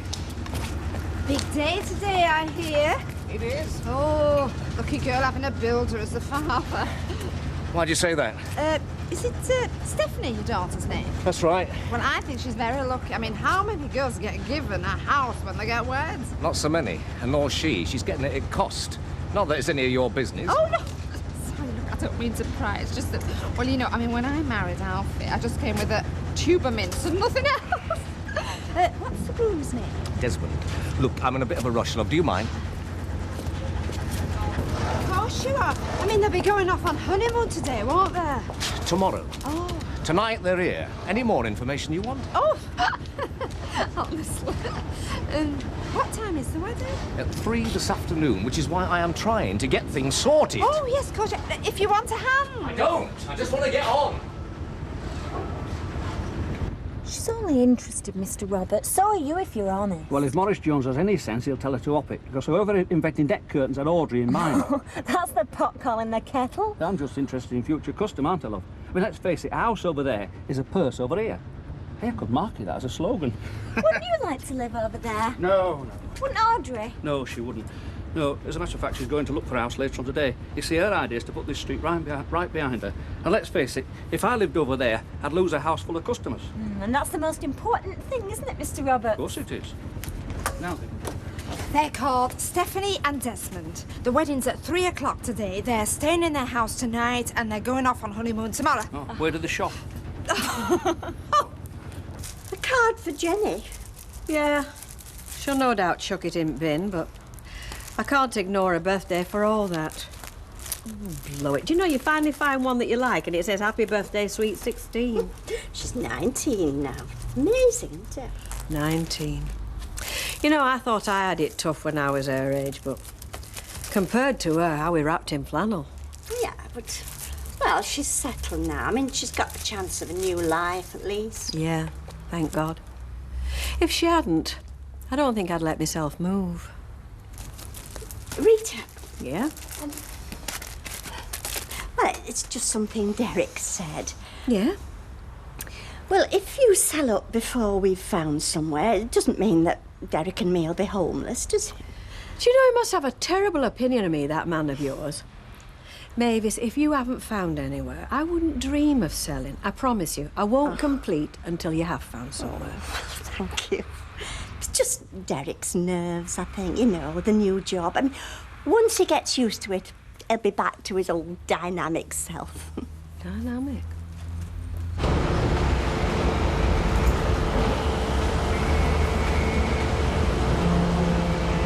Thought you could have done this yourself. Hernia or no hernia.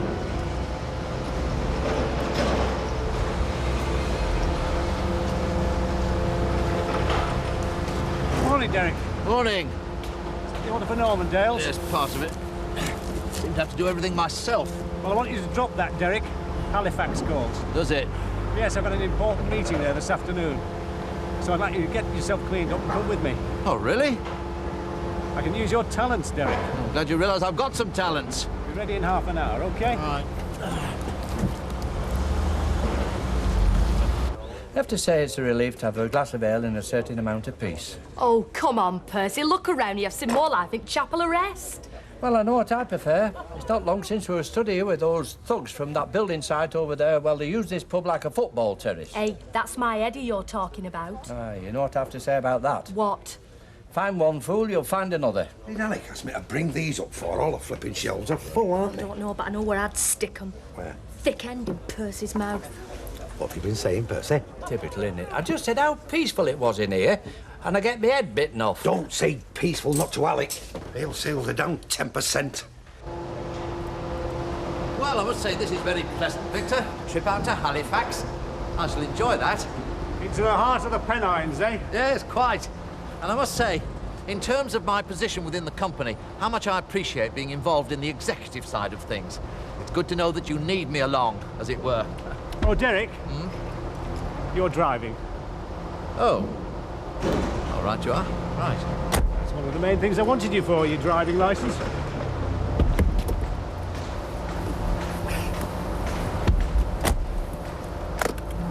Yes, one wastes such a lot of working time driving. Ah.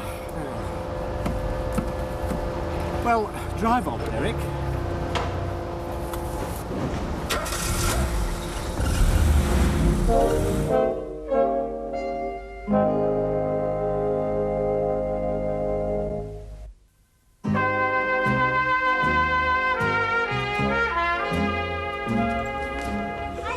Oh, I don't believe it. A face under 40. Have you seen Kev? No, he's not been in. Oh, he's probably jammed under some car again. I never get to see him these days. I'll pop round there and see if I can find him. Oh, Sally, don't leave me. It's like Sunnyside Homes in here. Oh, you're going to be handing bedpans around soon, aren't you? Oh, I've got to go. Listen, you see enough of Kevin at home. Stay and have a chat with me. I don't see anything from at home. We're married, remember? I'll see you later. See you, Sal. Bye. Bye, Sally.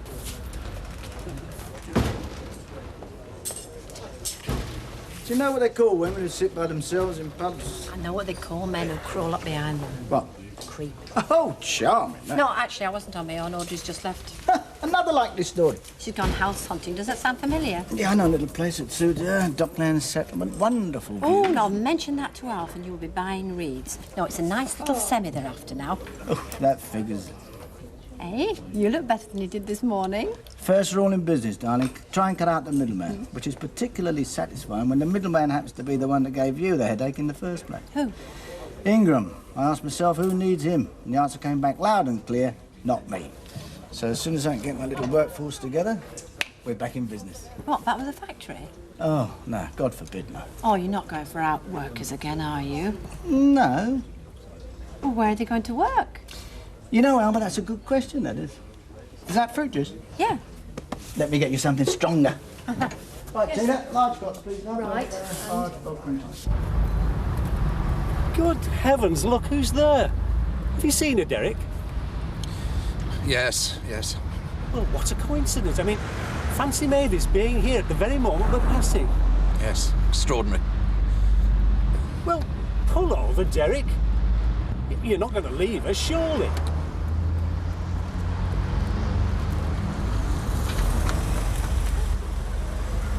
Mavis!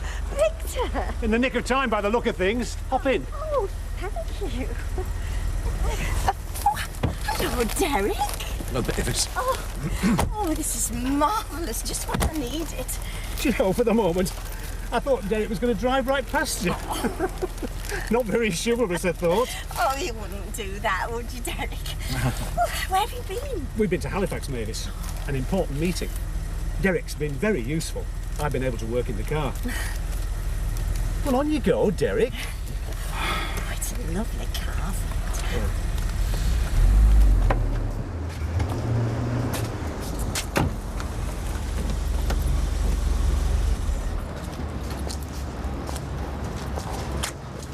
Hello, Mr. Ingram. Had a hard day at the office then? Always is. We're the grafters down here, you know. You brought some odd bags? Not exactly, no. Well, it won't be a social call. Can you spare a minute? Yeah, sure, come in. You'll have to excuse the room. When you live in a sweatshop, it shows. Well, it's your choice. Do you know she was back on that machine? It's a circumstance, hardly a choice. Mr. Ingram. Oh, hello, Mr. Ingram. Hello there. Listen, you don't worry about your job, are you? Because we'll get him out on time even if we have to work us fingers raw. Won't let you down, promise. Yeah, of course you won't. Well, that's not why I'm here.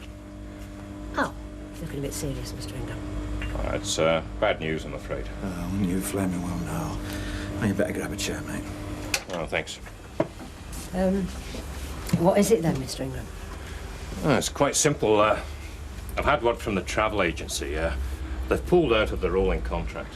Oh, no. Oh, yes. Someone's undercut you. By quite a lot, by the sound of it. So once you finish that lot, that's it, I'm afraid. But you can't do that to us, Mr. Ingram. I mean, we've hired these sewing machines and we can't just pack up and send them back. It's not my fault. I'm happy to deal with you. I'm sorry. But we're relying on you, Mr. Ingram. Well, you shouldn't. I'm not your employer. This bag contract's down to you. You came to me. I didn't come to you. Well, that does it. I'm packing up now. Oh, I wouldn't. What's the point in carrying on? It's all sewn up, the old business, innit? You all work hand in glove with each other. Mrs. Brennan, I'm in the same boat as you. Oh, sure you are. I mean, you've laid out every last penny on sewing machines, haven't you? You are relying on this bag order for your income, aren't you? Sure. How yuckers like. Don't hurt you at all. It'll hurt me if I don't get delivery on time. I wouldn't down tools for your own good. There's a couple of penalty clauses I can use if I don't get my bags on time. Oh, thanks a bunch. Oh, I'm sorry, love. It's a rough old world. Look, to be honest, I was amazed that you could turn out bags for what you were asking. If somebody's doing it for less, then it seems to me that they must be making a loss. Now, if they're making a loss, then it's for reasons we don't know. Oh, great. That's all we need, isn't it? Competition from a charity. Well, who the heck could do something like that? It's a weird old world, the rag trade, Ivy. Are you quite sure you want to get into it? No, Mike, no, I mean it. This is my flat. It's only temporary. I don't care. I'm not having it filled up with factory workers. Oh, come on. Oh, listen to her, factory workers. Be all right if they were stockbrokers, wouldn't it? No, it would not. I don't care who it is. This is my flat. Don't you understand? Look, Alma, all we've got to do is put the furniture into one room, roll the carpet back, put everything on value under lock and key, and, well, all you'll have is a couple of machines here on bare boards. You said 4. 4? Oh, all right, then 4. I mean, no more. I mean, you'll have 4 operatives here. And I mean, when they're here, I'll be here. What trouble can they get into? You'll have to have it black, OK. Oh, there's plenty of milk downstairs. Look, I do not want to go downstairs. And what about the toilet? What do you mean? Well, I mean, they're going to have to go somewhere. Oh, come on. You're not going to begrudge them using your loo, are you? Yes, I am. Well, why? Mike, I just do. That's OK. Well, it's warm and it's wet. Look, how would you like it if I came along to your flat and just turned it into a cafe? If you were paying me enough money, I wouldn't give a monkey's. Oh, of course you would. All right, I'll tell you what, then. The girls can use the loo in the caff downstairs. How's that? Oh, yes, Daily's just going to go a bundle on that, isn't she? No, it's not the point. I mean, it's not just the toilet. I mean, it's everything. All right, well, what else then? Tell me, come on. Well, I mean, this is my flat, Mike. I mean, it's all I've got in the world. I mean, God knows it isn't much. I mean, my possessions are here. Half of me's here. I value it. It's important to me. But you're not living here, Alma. It's standing empty. Look, I'm not having strange women trooping in and out, treating it like a midden. What are you talking about? They are house strange, you know. They don't keep their coal in the bath. I'm not saying that they do. All the same, you don't want them in your flat, right? Oh, come on, Mike. All right, Alma. I'll find other premises. Probably have to pay through the nose, but what the hell? And all because you don't want them in your flat. I mean... You're a pig. Do you know that? I know, yeah. Now, why is it you come to me with a totally outrageous idea against everything I want and probably illegal, and when I argue against it, it's me that feels guilty?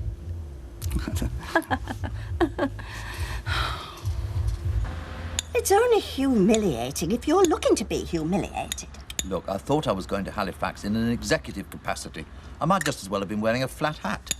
Do you know, at Bull Green, he asked me to pull over and help an old lady across the road. Well, surely you're not complaining about that. It was a very nice thing to do. Yeah, but why couldn't he have done it? He was the one who saw her. I didn't. Well, he was busy. He said he was working while you drove. If he was working, what was he doing? Hanging out of the window looking for old ladies? Oh, don't be so silly. He enjoyed it, Mavis. Oh, Derek, be a good citizen, will you? Hop out and see that old dear across safely. I couldn't believe my ears. When I came back, he said he was proud of me. He said I looked just like a Boy Scout. Well, I'm proud of you, too. Oh, hooray.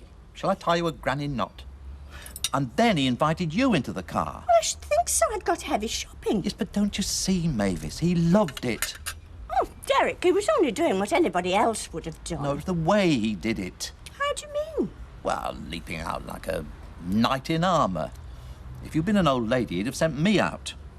Look, quite honestly, Derek, I think you're letting things get out of hand. I mean, you seem to think that everything Victor does is done to belittle you. Yes, you know why? Why? Because it is. Would you like to try some of this new chutney I bought? It's very nice. Apricot. No. Look, Derek, if you're not very careful, you're going to fret yourself out of a job. Don't care. Well, you should care. I care. It's a very good job and it's got excellent prospects and it's an important job too. I mean, you don't want to go back to selling rubber noses. Might just as well be wearing one the way he treats me. Look, Derek, you've got to forget the past. All right. I'll admit that, well, in the past, Victor did find me attractive. Attractive? Irresistible? Well, perhaps. There's no perhaps about it. The man was obsessed. You drove him insane. Yes, but that was in the past, Derek. And you found him attractive too. Don't deny it. But I found you more attractive, didn't I? How do I know? Because I married you. God knows why. Look what you'd have got if you'd married him. A captain of industry. Derek, I married you because I loved you.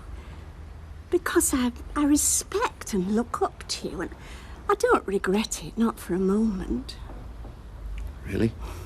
Well, of course not. Victor means nothing to me. Absolutely nothing. Honestly. Oh, Derek is just some hazy memory from the dim and distant past.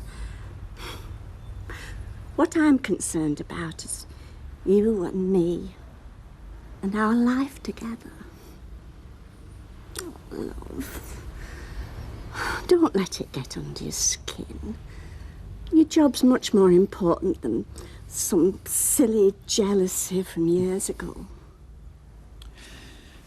Yes, you're right, Mavis. I know. It is a good job, isn't it? Oh, it's a marvellous job, but excellent prospects. Yeah. I've been a fool, haven't I? What's important is us. We need a house, we need money. I've got a good chance to get both. I'll not throw it away, I promise you. I'm so proud of you. Think I will have some of that chutney after all.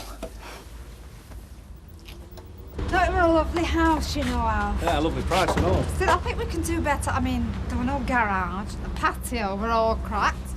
I've got a couple more to see tomorrow. Yeah, well, we waited all this time, but we can wait a bit longer, eh? Yeah, I suppose so. Evening, Percy. Man, night. Evening, Mrs. Roberts. Hello, Percy. Yes, home to bed, is it then? Aye, the sleep of the just. Oh! What the heck's this? Must be the newlyweds. You smashed that door. You're out of your box. I might be, but he's still a toe rag. Oh, yeah, he's a toe rag, isn't he? He's only given us his house, hasn't he? He's only set us up in a house. Cheers, Phil. I'll see you later, mate. It's gonna be a good night, this. Hang on, Steph. Yeah. What are you doing? Put me down, you. I'm carrying you over the threshold, Anna. Oh, my God. Take me to paradise, don't. Ow, that's my head! Good grief. Quiet, Calf. It was never like this when we got word. I think it's time we moved. Fast. I didn't mean it, Steph. I like your dad. Let us in, Steph. I'll freeze. Steffi. Do you want any more coat hangers? Well, not unless we come up on the pools, then we can fill this lot with frocks. Well, I've emptied the dresser drawers. It's all yours.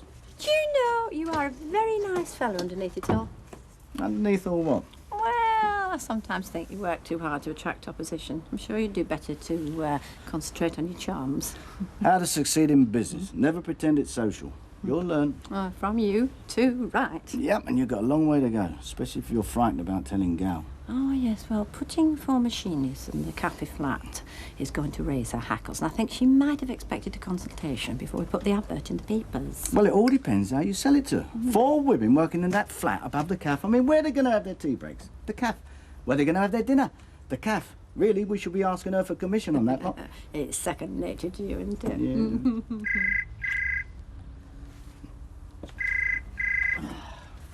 Hello, Paul Wimp. Yeah, I advertise. Yeah, but are you a good machinist? Who is this?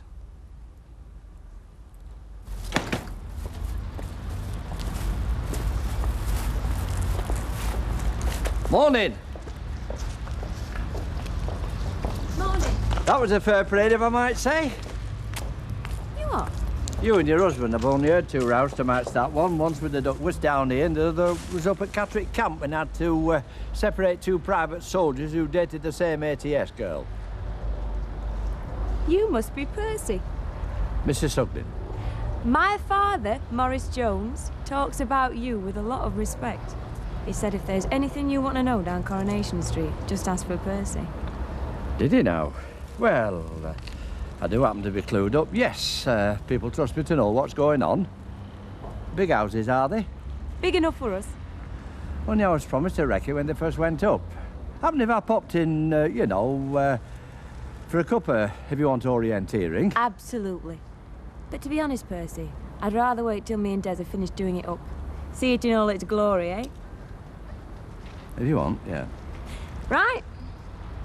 This won't find me suntan lotion, will it? So long, Percy. Yes.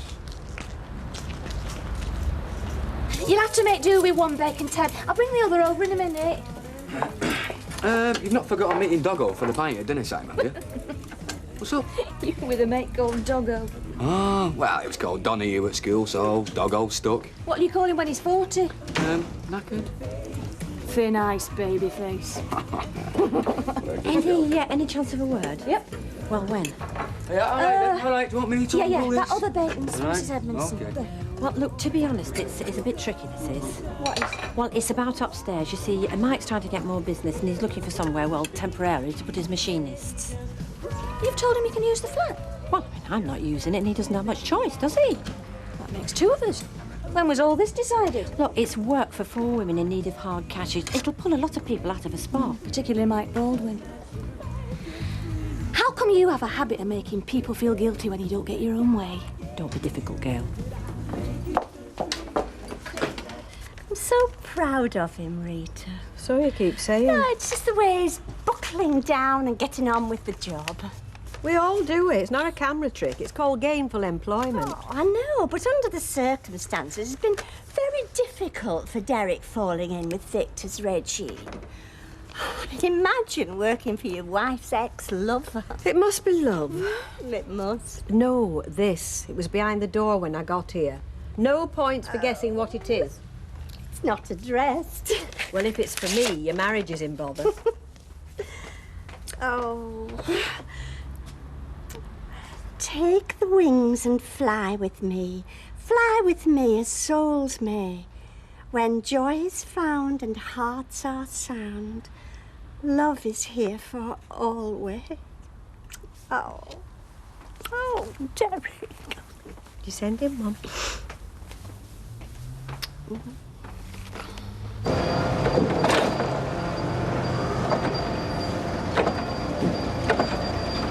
There's something poetic in it, Derek. Pardon? They say that every man finds his status occupator. I was right to take you on. Someone is comfortable mucking in with his mates as he is selling to the sultans. That's what I like about you, Derek. Yes, but if you don't mind my saying so, Victor, this isn't exactly to get to what the point, Derek. What about tonight? Dinner. You and Mavis, my treat. No, that's not possible, I'm afraid. Mrs. Fairclough has already twisted our arms for another engagement.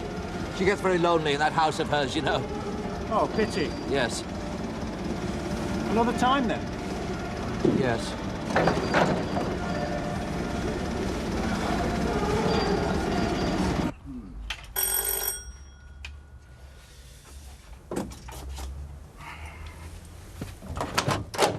Hello, Mr. Baldwin.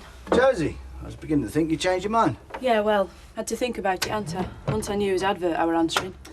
Well, you're here now, so we both know where we stand. I think so. Now, I'm going to need a commitment from you if I'm going to offer you this job. I just wonder what Ivy Brennan's going to make of it all. Look, you need the money, I need the workers. It's a fairly simple equation. Right. So where is this new factory we're going on about? Well, he's got a nerve. I'll say that for him. Girl, love, Mike Baldwin's your original mole. Doesn't matter how much you block his route, he'll always find another way. Way Alma was talking, expect to use the cafe as some kind of restroom for the Baldwin bandwagon. Could lose some of my old customers through it, you know. I mean, there's the dust, for one thing. Ivy used to come back from that factory covered in the stuff. Oh, and where there's food. Yeah, well, if he starts affecting the sale of this place, he's got me to answer to. Are you selling? It's going on the market. I'm buying that unit opposite Alf's. That's great. A bit brave, but good for you. Well, people tell me I shall raise the tone of the neighbourhood. What about Mavis? Oh, she knows. Anyway, now Derek's holding down a proper job, they should be able to afford a place of their own. Oh, no, Victor, I don't think, Derek. Well, I don't know where he got that from. Tonight, oh, yes, that would be delightful. Yeah, thank you. No, we'll both come. Right. Goodbye. Come on, sup up. Too much of that and you'll start getting tetchy. I don't want you touching the estate agents like last time, honestly. It's a wonder we've not been blacklisted. It can't take long, you know. Sally's got deliveries. Sally's got sense and all. She knows how to deal with the drivers. Right. Come on. Going looking for a house? No, Betty. We're going to find one. Oh. Ta-ra, love. Right. Miss Boss. White wine and soda, please. Percy Sugden, I met your new wife this morning. Very nice. Very pleasant indeed. Oh, yeah. Right. I'm Phyllis. You'll be seeing a lot of me and Percy round here, like as not. And separately, if I've got out to do with it. You been married long? No, we're not married. We're not even connected. 94p. Is Percy filling that up for you? No, he's not. Do we look married? Of course you do, Phyllis. You look very, settled. Jagged up with. This is Tina, by the way. Hiya. All right. Des, is it? That's right. Desmond for me sins. Oh, well, I've got Alvira for mine, so what's your business then, Des? Recreation and leisure. Oh, I should have guessed. Fitness centres and all that. Hey, you can't get us cheap membership, can you? No, I'm a turf accountant, actually. Oh, now that is more like it. Have you got any tips, Des? No, but I've got one free. Like a rat to water. I wondered how long it'd take you to snuff this place out. If you're not home and packed in 2 minutes flat, it'll be your best man I'm taking to Mallorca. Got it! We're off on our honeymoon. Aye. Well, they say it were never as good as it was in your first year. Poor lad. Ingram's as much in the dark as we are. So who's got this contract then? Oh, I'm sure there's no shortage of what Mr. Baldwin calls cowboys about. Snatching orders with lower bids. They can't put in a lower tender than ours, Emily. Come on. Easy on love, come on. Emily's on our side. I'm sorry, Emily. We're right up the creek, aren't we? All that money we've invested, I mean, it's... I'll get that. Oh, Josie, come in. Come in, love. Just don't expect cheering up. I don't know if to say this. I'm pulling out of the cooperative. But hang on, Josie, look. You never know, I mean, we've got one contract out and we can swing another. No, I don't blame you, Josie. It's too much to risk when you've naught behind you. We should have realised that. Mike Baldwin's got a new factory. I'm going working for him. He's the one who nicked the order off Ingram, if you want to know.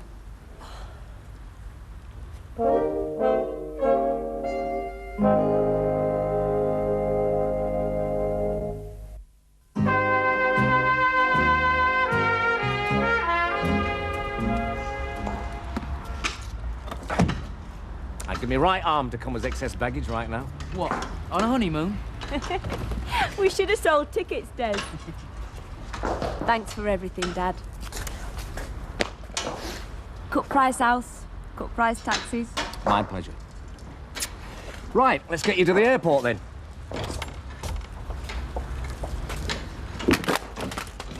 You Beck! Who's the Beck? If you didn't have so much If stuff in there, you we'd had a be... bit of sense, you'd have lifted it properly. Come on, this is meant to be a... Pick it up! Not on my own, I'm not. Pick it up, or your stuff's going in the bin. You've got arms, haven't you? Hey, calm down. This is meant to be an honeymoon you're going on, not a prize fight. I've got a respectable name to keep up round here. Look! What? Get involved with them. They're nutters. God, it sounds like a right riot. I walked past her this morning. She said, "Oh yeah, like butter would have melt." Now listen to her. She's got lungs like a Duckworth. Oh, Kev, I'm really disappointed. You are. Well, I thought, you know, newlyweds, same kind of age. I thought we might get on with them. Oh yeah, you must be joking. You need a lesson in judo to get on with that pair. The two-faced little traitor, Don. Does she know what she's doing? Does she realise what a slapping face this is? Well, she's a young lass, isn't she? They don't have the same commitment. Look, we started this cooperative to beat people like Mike Bowen at their own game. How can we when we're being stabbed in back by his own? But you're not agreeing yourself any good going on like this. Now, forget about Josie. Talk to the other girls, see if they want to carry on. Now, positive steps. Yeah, you're right. I'll go mad at this rate. Oh, go on. I'll have a gin and tonic for a change. What are you playing at, Bob? Business. What are you playing at? One of these days, you're going to get decked so hard Not that in you'll here, never Tom. get up again. Them women fought tooth and nail for that order. They spent their own money hiring machinery. Well, what should have that without a contract, eh? Well, I thought I did you a favour undercutting you on that order. If I hadn't have done it, there are plenty of cutthroats out there waiting to jump in.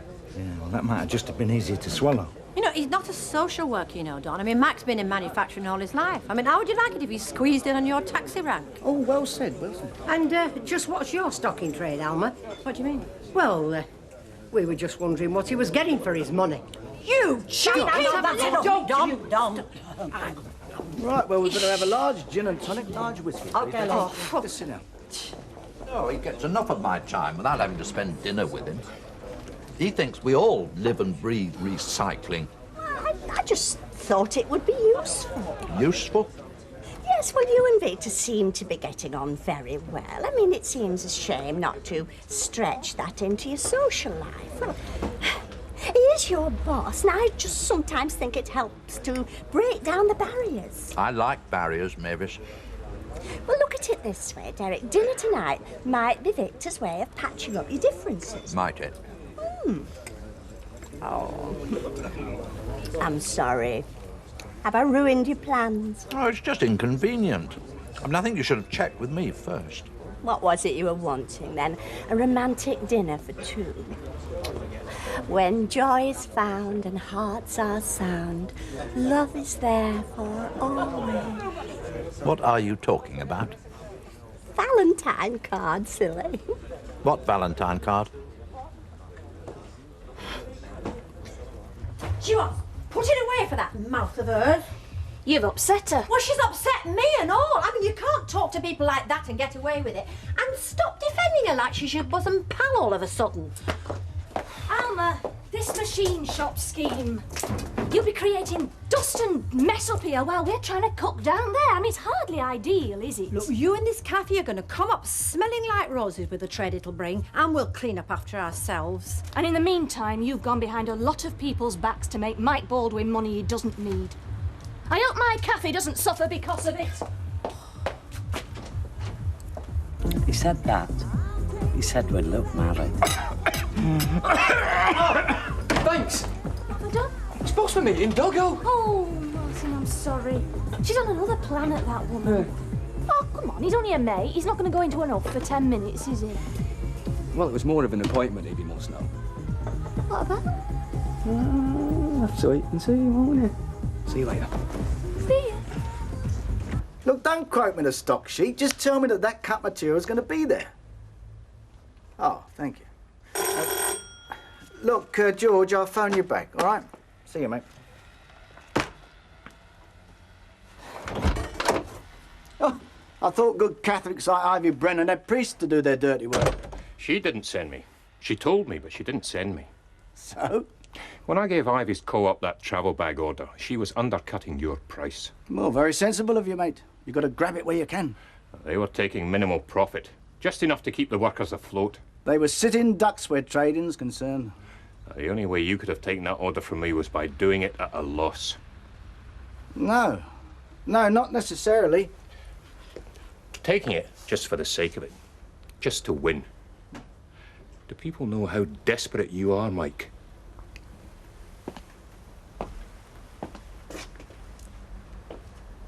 So he just stared at me and said, "What Valentine card?" And then the Inquisition started about where it came from. Whoops.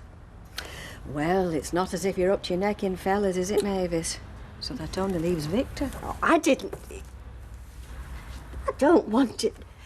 I didn't think Victor'd be that forward. Well, his life's changed since you last knew him. Seems to be doing everything up front these days. Oh, I'm shocked, Reed. Well, you better pull your socks up if you're going to get through this meal with the pair of them. Did you think I should change the arrangements? It depends. I mean, if Derek thinks it's Victor and you go cancelling this meal, could look very dodgy. On the other hand, if Derek thinks it's Victor, and it is Victor, could have Casablanca on your hands.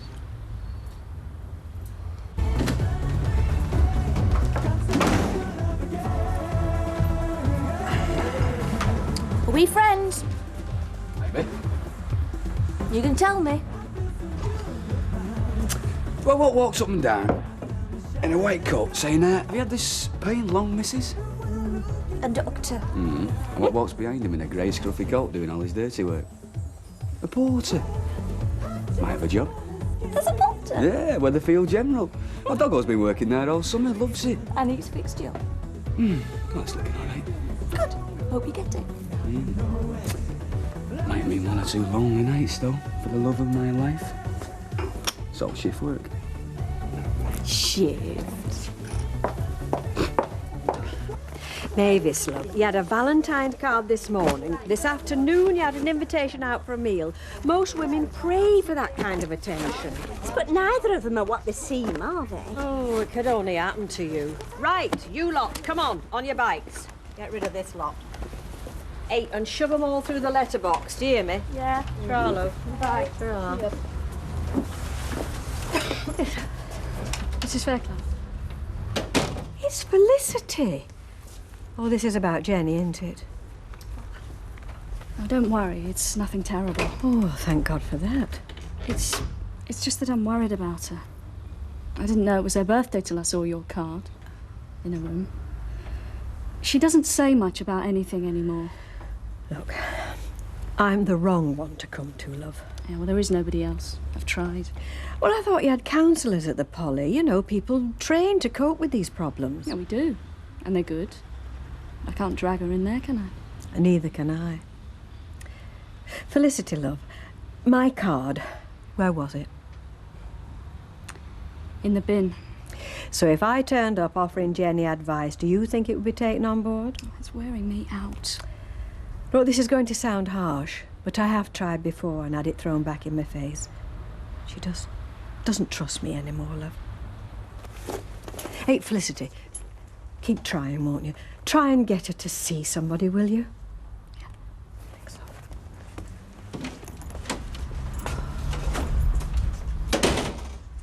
love. If you just move into the corner, I'll bring you a free copper. Don't help, will you?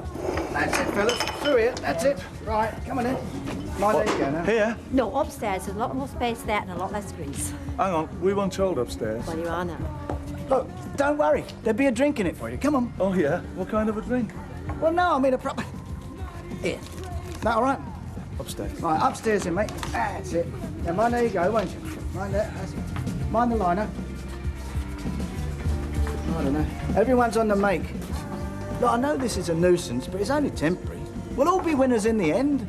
Trust me. Hey, mind the wallpaper there. What comes with apple sauce and flies overhead?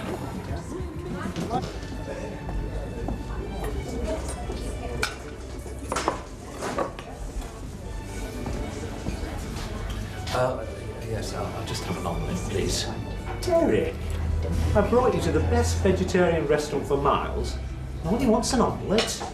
You could have asked for spinach tortilla or mushroom bake or even tropical risotto. No, an omelette will be fine. Wow. Very, very pleasant.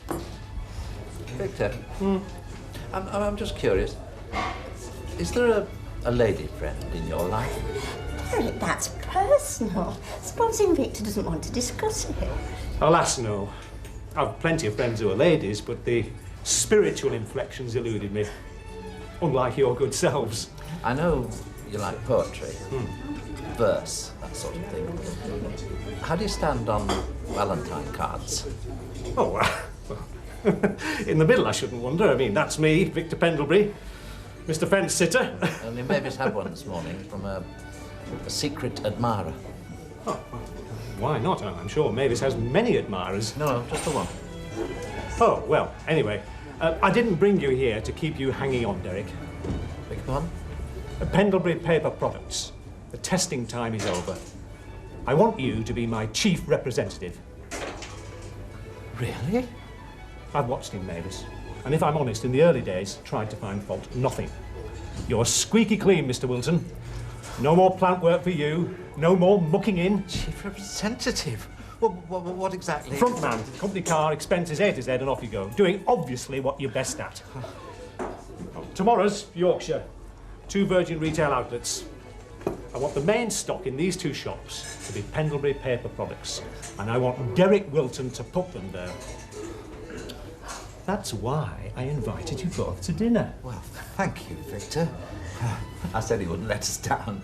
Thank you, VP. Oh, that's marvellous. Oh, thank you, Victor. I think I've done it for all of us. Cheers. Cheers. Yes. Oh, flip. Oh. Do you want some?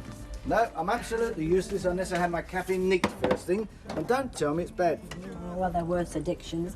Do you know what we really need is a little woman what does that comes in a couple of mornings a week. Yeah, let's get Baldwin Enterprise off the ground first, shall we? Then we'll have time for life's little luxuries. Oh, don't call a cleaner a luxury.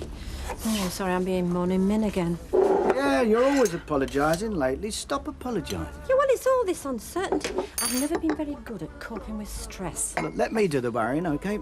All I want for you to do is to get over to that cafe and get those girls cracking, OK? Well, aren't you coming? Now I've got to go back on the road. Just like old times, eh? Oh, girl, will be dead chuffed with me disappearing upstairs all day. I've got to drum up some business, darling. One lousy order won't keep you in silk stockings for long, will it? You can handle Gail. You can handle anybody.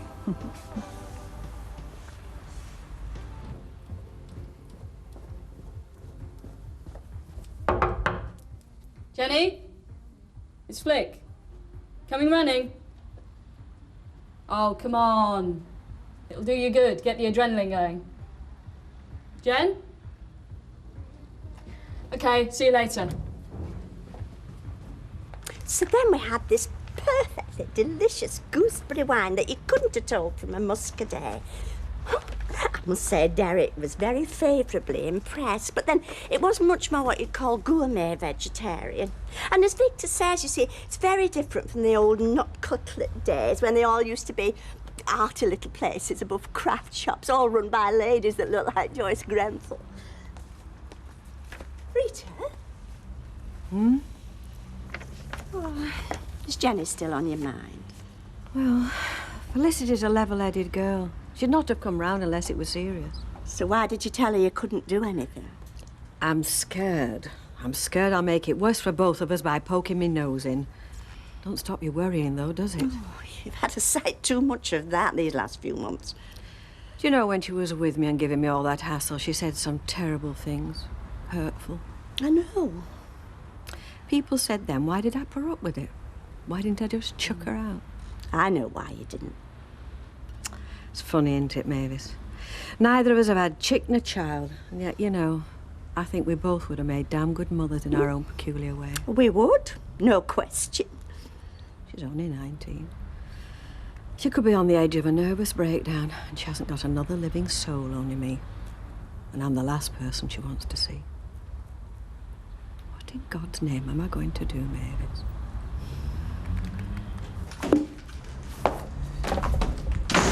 Is it your birthday? What? You on the dot for once. Don't tell me you want an hour off later on for an urgent appointment with your manicurist. No, as it happens, I don't intend to leave the premises all day. It is my birthday. Where's Martin? He's taking Nicky to school. Then he's got his appointment later on, so it's just as well I can rely on you being around for once. That's if you can still remember how to fry Nick. The only problem is I want my little cousin Gemma to be bridesmaid. That means Malcolm's sister will want their Caroline, and she's a right little monkey. Michelle, you're not getting married for 2 flipping years yet. There's a lot of planning goes into it. I want everything perfect on the day. Then your best bet's not to turn up. That's a horrible thing to say. You don't know my Malcolm. He's a fella, isn't he? Right, ladies, can we postpone this fascinating debate until the tea break? Upstairs, please. Right. Hey, where are you going? Well, I can see what they're like. They'll not do a stroke of work unless there's somebody there to keep an eye on them. And where's Mighty Mouse? I thought this was supposed to be his business. Well, he's out chasing up new customers. Alma, you've helped him make his samples, you've lent him the flat, you've lent him money. How much more do you have to do? Look, he's not just a casual boyfriend, you know, Gail. He's my partner. I mean, I've got to give him some support. I'm your partner too. How about throwing some of that support in my direction? Oh, yeah, that's my old letter. Go on, I'll have that one. Right. Cheers. Thank you. Ciao. Nice present. Oh, it's for me. For me interview. You won't be writing all flipping medical reports. You'll be wheeling bodies to the mortuary. Kevin, please. Well, that's what hospital porters do, innit? Oh, it's all right, mate. When you turn up with a grumbling appendix, I'll make sure you get that trolley with the square wheels on it. Cheers, now. Bye. Right, I'm off, dear. Oh. ready to cut a swathe through virgin, unrecycled territory, as it were. Do you know, I bet they're pulling up the drawbridge in Doncaster even as we speak. You may laugh, Rita, but there are converts to be made. If I can paraphrase the song, if I can help save a tree as I go on my way, then my living shall not be in vain. Bye. Bye-bye. Heck. Those must have been potent goose gogs you had in that witch's brew last night. No, that's Victor's influence. He's turning Derek into quite a crusader. Do you know, Victor says that conservation is the single most important issue in the world today. Do you know, I'm sure and Victor he's says right. what we need is a worldwide campaign to create a whole new attitude to Mavis, energy. I just wanted to tell No, you... Rita, I know. You don't take this seriously. You think it's all a joke. I know about the greenhouse problem. I don't just read labels on back of sauce bottles, you know. You see, Victor says too many people just want to bury their heads in the sand. Mavis, lovey, I am not disagreeing with you. But do you realise how many times today you've said, Victor says?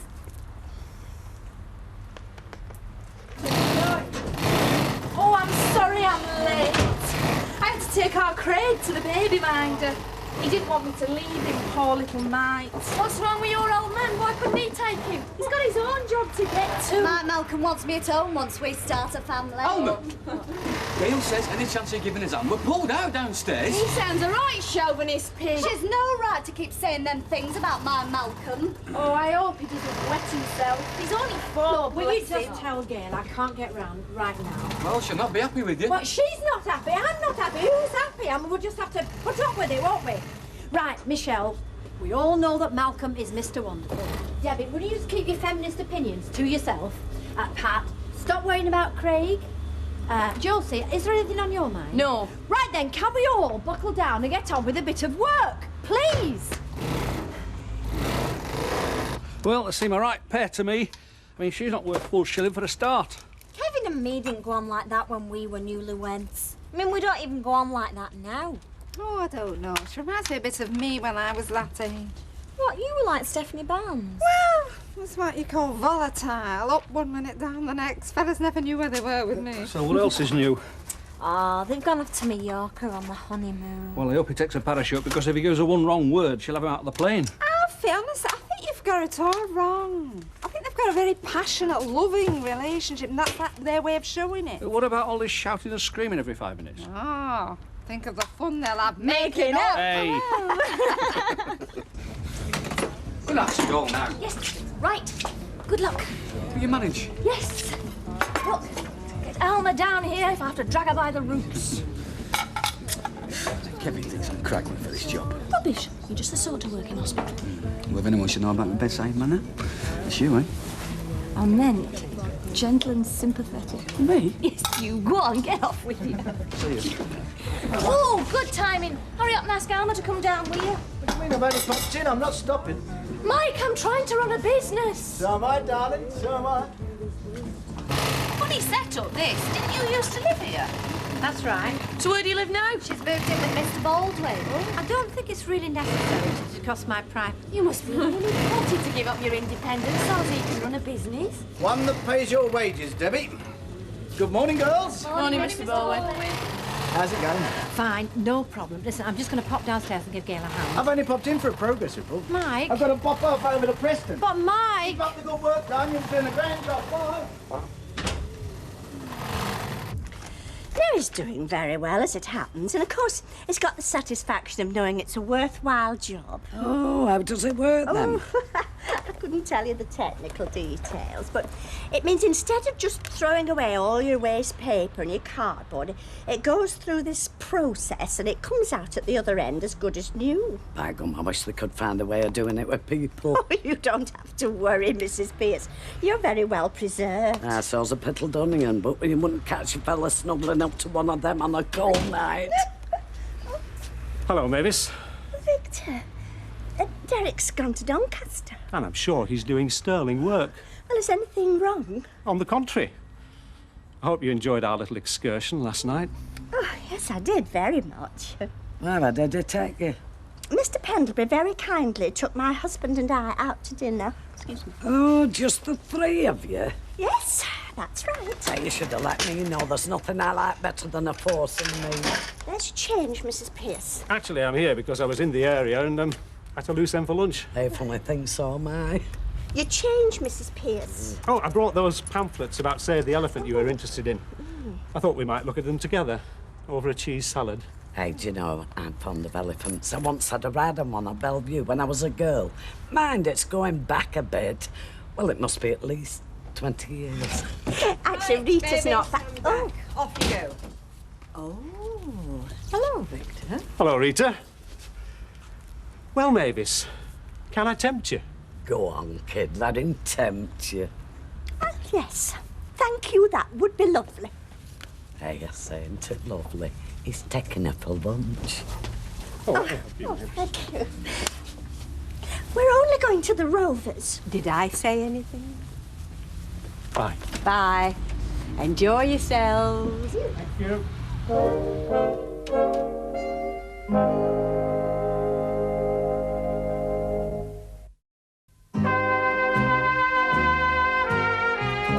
This is getting beyond a joke. Oh, where's Martin? I mean, surely he ought to be back by now. No, it rang. Guy was seeing's been delayed. Anyway, Martin was only ever a stopgap, Alma. You're the one who should be here. Look, it'll be better this afternoon, I promise you. You're actually going to honour us with his presence, is he? Oh, well, he'll be in. I mean, he knows how we're fixed. It's not as if he's out there enjoying himself. Hey, Adult. Smells like it's up to your usual standard. I'm surprised you're not dining at your girlfriend's place. No, I like to get away from the workforce. Oh, how's things going with you then, Mike? Oh, looking pretty good, Jacko. Looking pretty good. Lovely afternoon. Flaming Judas. Oh, Duck. My mate here. he's only doing his job, Don. Don't let him aggravate you. Do your blood pressure over. Well, amateur loyalty between muckers then, eh?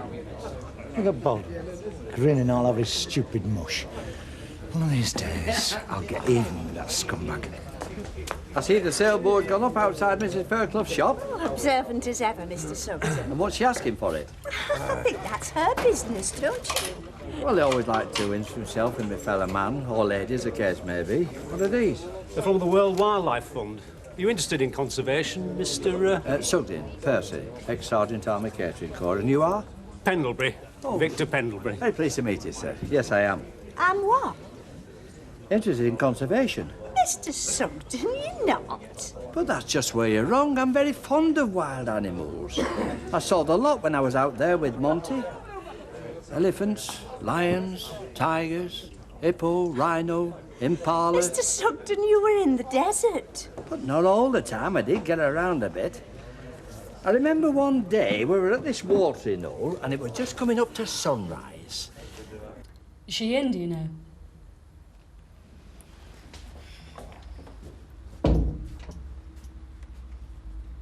Jenny? Look, this is really boring. I know you're in there. Why didn't you come to any lectures this morning? Jen? I just want to talk to you.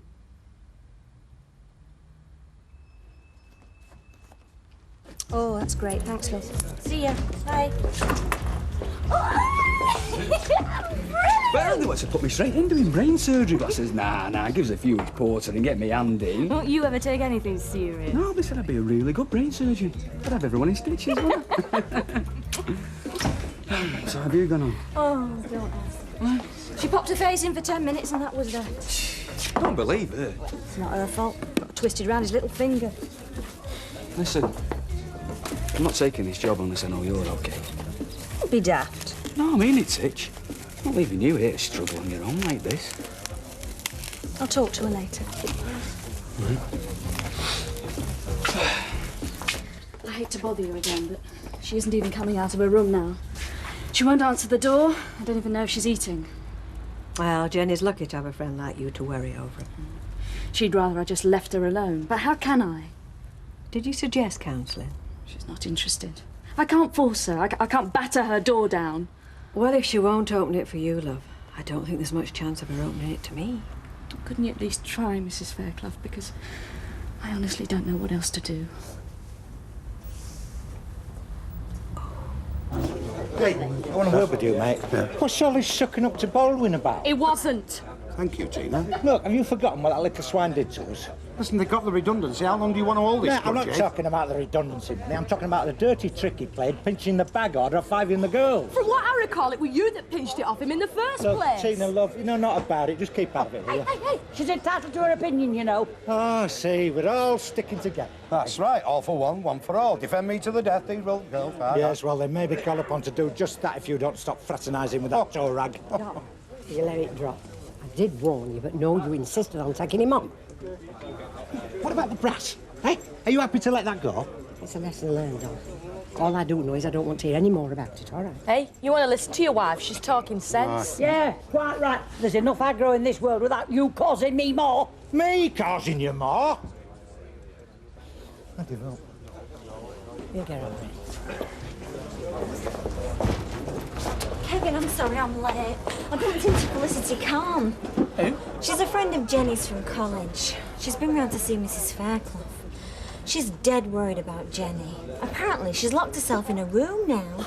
No, not it, woman. Oh, Kevin, don't be like that. Jenny's been through a terrible time. This is not surprising this has all got to her, you know. And what good does locking yourself in a room do? She's not being rational, is she? Honestly, just because you're unflappable, you just don't seem to understand how some people can get really upset about things, do you? No. Do you think I should go round there? I'd leave it to Rita, I would. Yeah, I dare say you would. It's not as simple as that, Kev. I hope you didn't think it was an intrusion, my dropping in on you out of the blue. No, of course not. I don't want to take up all your free time. Last night, today, could get to be a habit. That's hardly likely with your busy schedule. It was fine time for you, Mavis. Being with you brings back memories. Delightful memories. Well, it's been most enjoyable, but I really ought to be going. Do you remember our camping trip, Mavis? The long walks, simple, healthy meals in the open air, the warm glow of our little campfire at night. Rita will be wondering where I've got to. Oh dear, now I've embarrassed you. I mean, that's the last thing I wanted to do. No, you haven't. I have. You're not worried about being seen with me, are you? No, of course not. Why should I be? I mean, two old friends having lunch together. There's nothing wrong with that. Absolutely, and knowing that husband of yours, I mean, he'd be only too pleased to think that his lady wife was being taken care of in his absence. Big bundles at bottom, little ones at top. That's the way. I do know how to load a van, Mr. Atkins. System. That's the thing. That's what to tell me, lads. Yeah, will you pass me that last bundle? They're a good little troop. Work like clappers to collect this lot. Well, they might have learnt to tie them up properly. I thought scouts were meant to be expert at knots. I'll have you know, it's boys like them you have to thank for keeping you in a job. I'm very grateful. If you're making checkout, it's the Village Hall Association. That's 2 S's in association. 2 S's, 1 C. Yes, I do know how to spell association, Mr. Atkins. Oh, good. Thought I'd missed you. What the devil's that? Just some household junk. Only we're moving tomorrow. That's why I phoned salvage. Madam, I am not salvage, I'm PPP. As long as you get rid of me rubbish, love, I couldn't care less what your politics are. Here, something for your trouble. I mean, Victor's not only an old friend, he's also Derek's employer. Well, I couldn't be rude to him, could I? Oh, of course not. It was all perfectly innocent. I mean, if it hadn't been, well, we wouldn't have gone to the Rovers. We'd have gone to a discreet little restaurant, soft light, sweet music. Yeah. No, Rita, I refuse to let you ruffle me over this. There's no reason at all why I shouldn't have lunch with Victor. No, of course not. And naturally, you'll tell Derek all about it. Naturally. If the subject arises.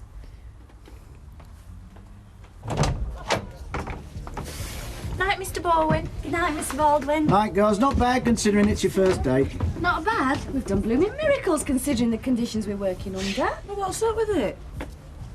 Well, it's hardly a streamlined production unit, is it, with all mod cons? And we've had to put up with the stink of chips all day. It's only temporary until I get my new premises. In the meantime, if it doesn't suit you, Debbie, I'm sure there are lots of other girls who could do with the work. Now then, do I see you tomorrow? I expect so. right troublemaker, her. No, she's a loudmouth. There's one in every factory. If I can put up with Vera Duckworth all those years, I can put up with her. Yes, but it's not you that's putting up with her, is it? It's me. And every time I go downstairs, Gail's giving me filthy looks. There's no gain without pain. It'll sort itself out, darling. Oh, you know, I want to believe you. Believe me, I was getting some good vibes out there today. Yes, but did you get any orders? Well, there's nothing firmed up yet, but the interest was definitely there. If we can get this order right, we're on a winner. Trust me. Well, they're all ideal, Desiree, till you get inside. No, well, this is, honestly, it doesn't need anything doing to it. Now, I said you'd come and see it with me tomorrow, so you will, won't you? All right, good. Tell me, Audrey, what will you do with yourself once you've actually bought a place? How do you mean? Well, these last few months you spent every waking minute looking for houses. There'll be a big gap in your life. Oh, no, I shall have plenty to do. I mean, choosing all the wallpaper and the carpets, the bathroom... Here, hang on. I thought you said there was nothing to do in this one. No, there isn't. I mean, we don't want to live with someone else's taste, do we, Alfie? I mean, it won't be our own little home till we've stamped our own personality on it. As long as I've got my own bed and my own armchair, it'll do for me. Well, it won't do for me. I want a place that tells folks as soon as they step through the front door, Audrey Roberts lives here. Well, you needn't worry about that, love.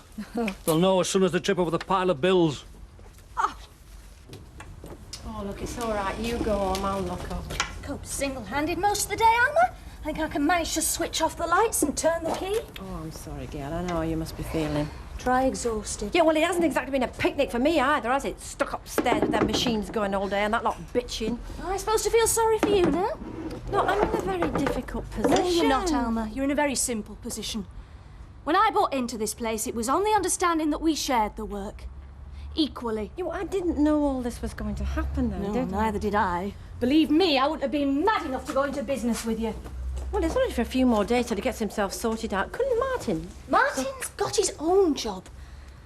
And if he hadn't, it's not on Alma, you ducking your responsibilities. You've got a straightforward choice. Either this place comes first or Mike's business comes first. But if you decide it's him, you have to get used to the idea of another partner, because I'm packing it in. Mavis, I think I'll take an hour or two off in the morning. All right, you're going shopping? No, I'm going to the Poly. You are going to see Jenny, then? I'm still not sure if I'm doing the right thing. I just know I've got to try. Oh, maybe. Am I glad to be home? I've had one of the worst days of my life. Well, you go upstairs, then. I've got a nice bit of place just ready to pop under the grill. Well, that's something. I've only had a sandwich all day and a stale one at that. You had a good day? Oh, just the usual, you know. Do you know? A packet of manila envelopes, please. I'm going to send up for some of that literature your friend Prendergast was telling me about. Prendergast? Pendleton, somewhere like that. Pendlebury. Yes, the chap you were having lunch with.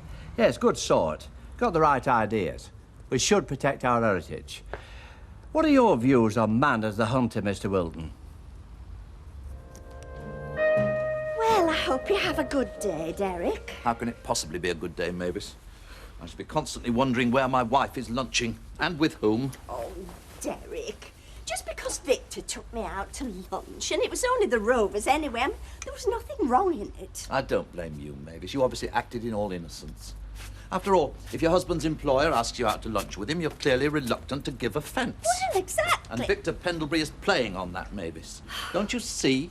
He knows you daren't refuse him. Well, I wouldn't refuse him anyway. I mean, apart from being your boss, he's also an old friend. Not of mine, Mavis, not of mine. No, but it wasn't you he took to lunch, Derek. It was me. Well, of course it was, Mavis. Victor Pendlebury is trying to humiliate me. Oh, really, Derek? And you're a pawn in his game. You don't understand about the business world, Mavis. The subtle pressures, the jockeying for power. Let me ask you this. How would you feel if I took Victor's wife out to lunch? How would he feel? He hasn't got a wife, Derek. He's not married. Exactly. He's taking unfair advantage. Well, if he thinks I'm going to put up with his machinations without comment, he's got another thing coming. Now, look, Derek, you know you like this job, and well, we need it for the mortgage. There are more important things than mortgages in life, Mavis. A man's home is where his heart is. And that's something Victor Pendlebury's got to learn. I'll get these, Percy, love. Well, it is your turn. I paid last time. I will sit down, I'll be right with you. Miss Phillips. 2 cups of tea, please, Right, I'll love. bring him over. Yep, there you go. Oh, are you still here? Yep. Hey, somebody told me you'd got a job at the hospital portrait. Yeah, well, I have. Hey, good luck to you, lad. It's better than being bogged down in a cafe, isn't it? Suppose that's how you think of it and all. Anything's better than being stuck here. Not exactly, no. I just fancy this hospital job, that's all. It's not wonderful pay, is it? No, but at least I'm doing something useful. You're useful here, Martin.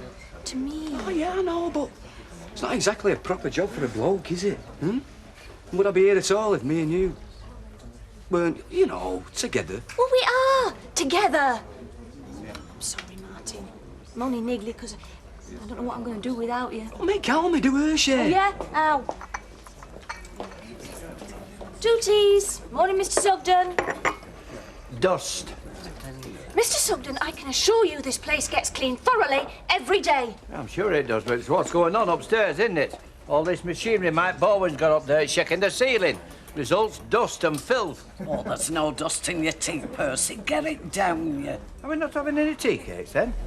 Last time when I paid, we had tea cakes. Go on, I'll split one with you. Gail, 1 tea cake, please. And no dust.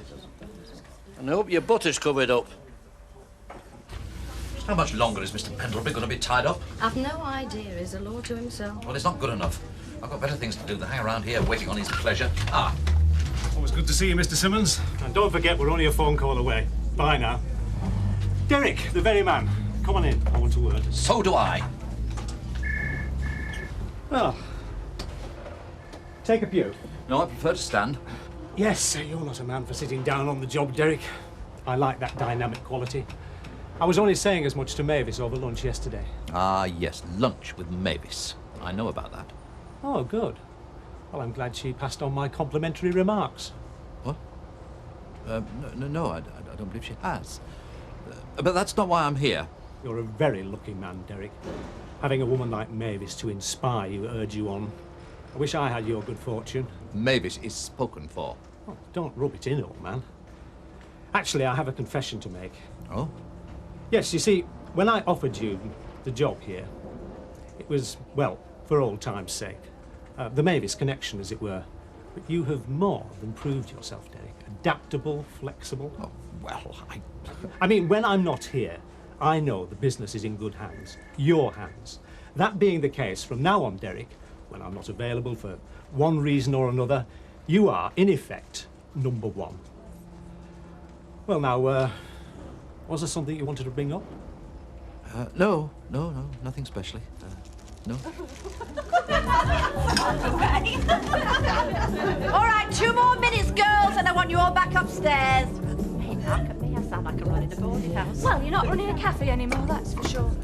And I hope you're not thinking of disappearing upstairs yourself, Alma.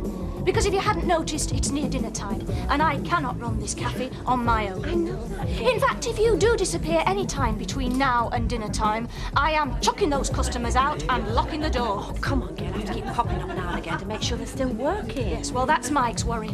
My worry is this cafe. Oh, come on, Alma. It was bad enough Mike moving his floating factory upstairs without you swanning off whenever the fancy takes you. And will you keep your voices down? This is a cafe, not a works canteen. Or at least it used to be a cafe. Thank you. See that, Gilroy? That lad has done a hard morning's graft on a building site. Then he's come 2 miles across town in his dinner hour for one quick drink. Well, more fool him. It's love that does that. No, it's the ale. It's the way the ale's kept. Don't kid yourself, Jacko. It's Tina that pulls him all the way. Yes, well, I wish he wouldn't stop pulling pints whenever he's in. You've got about as much romance in you as a doctored tomcat. It's young love, is that, and it's beautiful. Any road. I better shift or I'll be late back on site. Will I see you tonight then? Yeah, of course you will. I'll be round about 7:30. I'll be counting the minutes. Yeah, we can go for a Chinese after if you want. All right, yeah. Yeah. I'll see you then. Yeah, see you. I reckon he fancies you. Great to be fancied. Alec, Yeah? you fancy me? Shut up with you, daft. Come on, do you fancy me? I'll let you do me washing, don't I? Yes. Large Scotch, please, Hank. Ah, may I say what pleasure it gives me to see you bouncing back. Oh, you mean the travel bags? Well, it keeps the old brain box ticking over, doesn't Oh, it? seriously though, fair dues. I mean, your average punter wouldn't have a clue how to run a business, but do they thank the likes of you and me, eh? For giving them a job, do the Eckers like? And yet without the likes of you and me, they'd starve. Aye, and with the likes of you and him, they get dust on their tea cakes.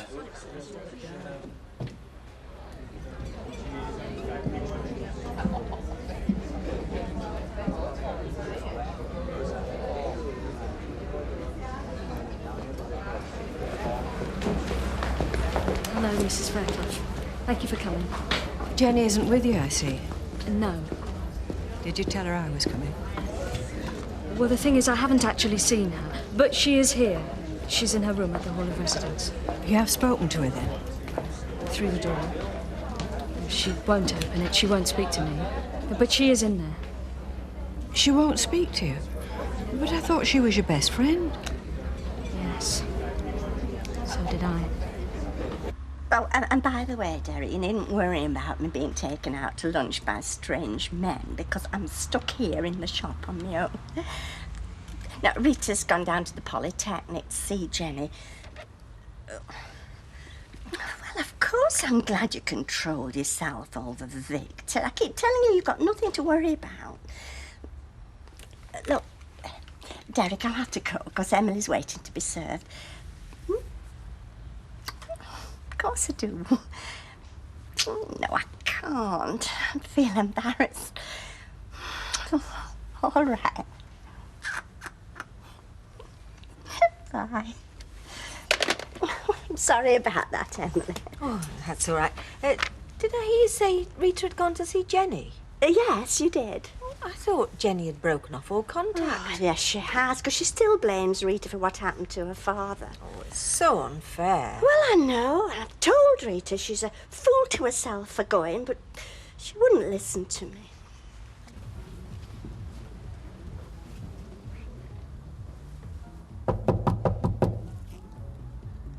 Jenny? It's Rita.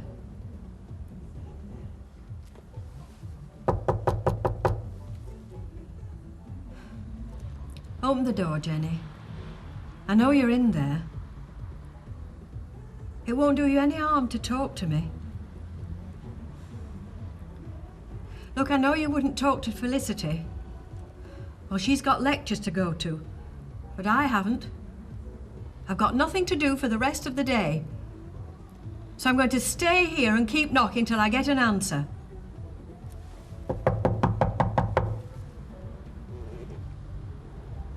I'm like life's problems, Jenny. I won't go away. Hello, Jenny.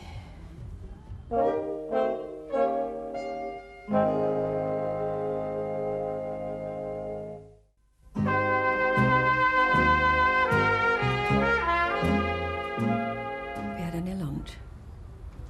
No. Or breakfast either, I don't suppose. Look, I'm busy, so would you mind telling me why you're here and what you want? All right. Your friends are worried about you. What friends? I haven't got any. Not real friends. You have, you know. Felicity, for one. According to her, you hardly ever left this room lately. You're neglecting your work.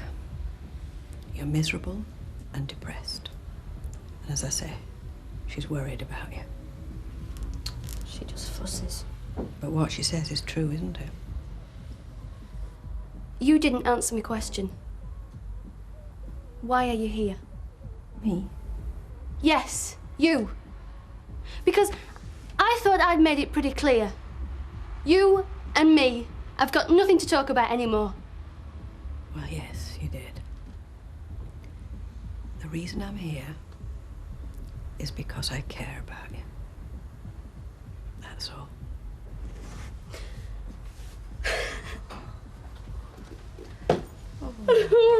Oh, it's all right, love. It's all right. Your night off tonight, isn't it, Jack? Aye. Quiet night in, is it? Gotta be joking. Alvera's in, so I'm off out. even if I've got to stand in a bus shelter. Oh, we love a quiet night in me and Eddie. Get Jamie off to sleep and we sit in front of the fire holding hands. Well, you know, I always imagine you and V doing that, Jacko. There's only one reason I hold Alvira's hand, that's to make sure it's not in my trousers pocket searching for my wage packet. You're bitter, you, aren't you, Jack? On the quiet, underneath. Eh? Do you know, sometimes I ask myself, what is life all about? Why are we here? Baffled a lot of great minds as that. Bertrand Russell, Russell Graham. And even I'm beginning to think there must be something in that Reincarnation. Reincarnation, like I tell you what, if I ever come back, I will not make the same mistake twice. You might not come back as a human being next time. He didn't come back as a human being this time. Very cruel tongue, that girl. Bye. Hello. Have you been cooking? Yeah, it's not been mad busy. Any sign of the oily woodman? Oh, beggar the oily woodman, Sally. We're in. You bought it? Subject to contract. Oh, great. Hey, how did you manage to talk him into it? Oh, constant dripping wears away his tool. Hey, just a minute. You like this house, don't you? Yes, of course I do. There you are, then. It's just as well I stopped you rushing headlong into the first one we saw. Oh, listen to it. Aye, and we got a bargain. £3,000 less than they were asking. Oh, do you know, there was a time, though, I thought you'd blown it. Yeah, well, you're not married to a mug, you know. £3,000 I've saved us. Well, we can go on a nice holiday abroad with that, and I can get all the new clothes to take with me. Makes you wonder why I bothered, though.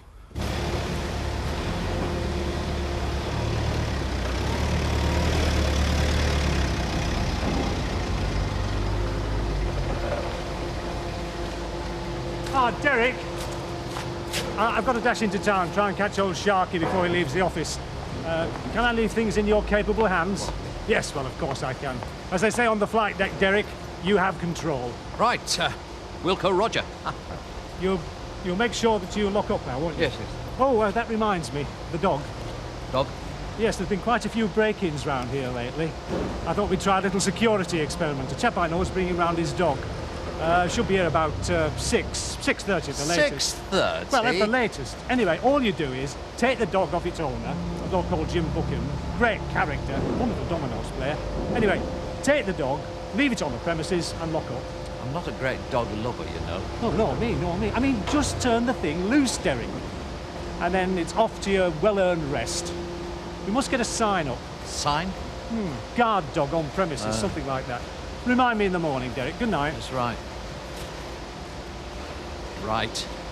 So you're pals again, you and Jenny. All forgiven and forgotten. Well, I doubt it'll ever be forgotten, but things look hopeful. She's nobody, has she? No, only me. That's why I wanted to make it up. Well, she's lucky, and I hope she knows it. Hey, don't mix me up with Mother Teresa. It's not all one way, you know. I need Jenny as much as she needs somebody. The daughter I never had, I suppose. Aye, I know what you mean. Hello, Rover's return. Yes, she is. Tina, your boyfriend. Oh. Eddie? But why? You said you were coming. Well, can't your mum look after him? Well, tell me now. Eddie? So weird. Eddie just rang. He can't come out tonight. Something up with baby? I don't think so, anyway. There's something wrong with Eddie. I don't know what. He just wouldn't say.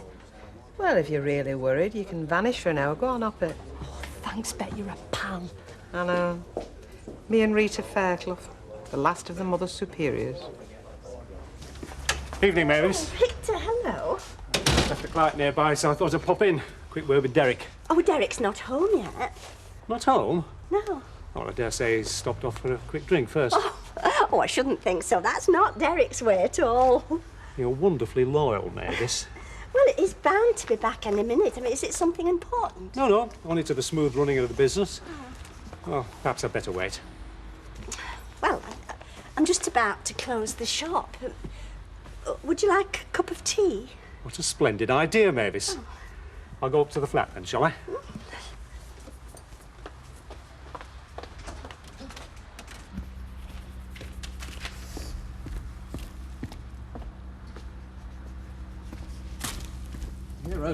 Dear, why can't people keep their appointments? Oh, it's you. Of course it's me. We expected somebody else. I don't know. Not really. What What do you mean, not really? Look, what's going on? I know there's something wrong. I could tell on the phone. Marie was here. Marie who? Marie? You mean Jamie's mother? Yeah. But I thought you didn't see her anymore. I thought she'd gone away somewhere. Yeah, so did I. What did she want? I wasn't here, was I? My mum saw her. She said she wanted to have a look at our Jamie, take him for a walk in his pram. My mum told her to beg her off. I mean, she never wanted Jamie, did she? I don't trust her. I think she's after Jamie. She's not going to get him. Right, that's it.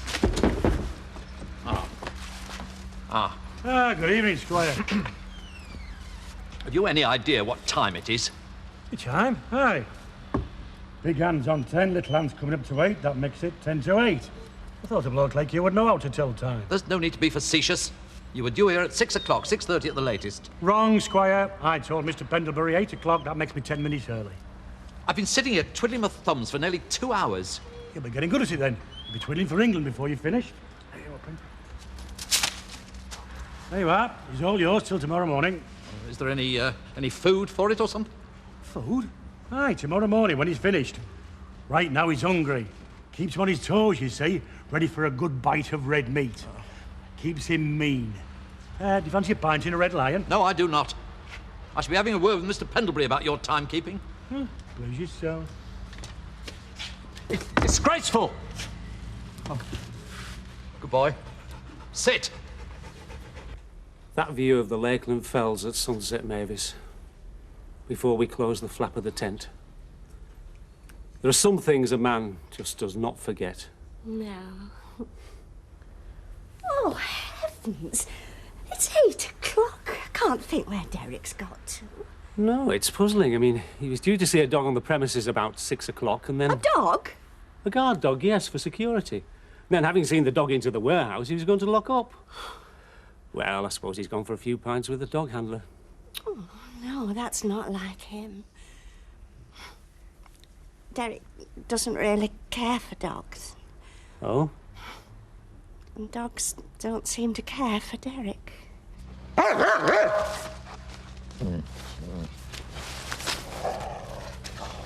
boy. Good.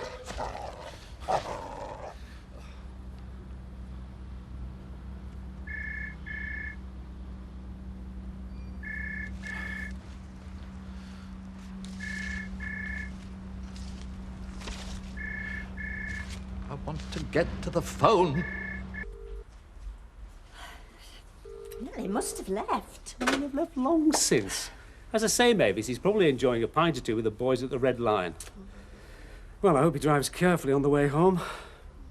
Anyway, Mavis, I must be heading off into the night. My solitary dinner. Well, what shall I tell him? Tell him he's a very lucky man. I don't think he knows how lucky.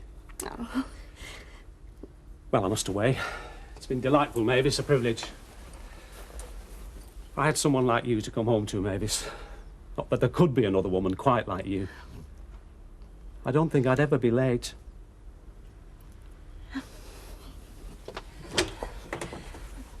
Good night, Mavis. As the poet has it, the saddest words of mice and men, what might have been.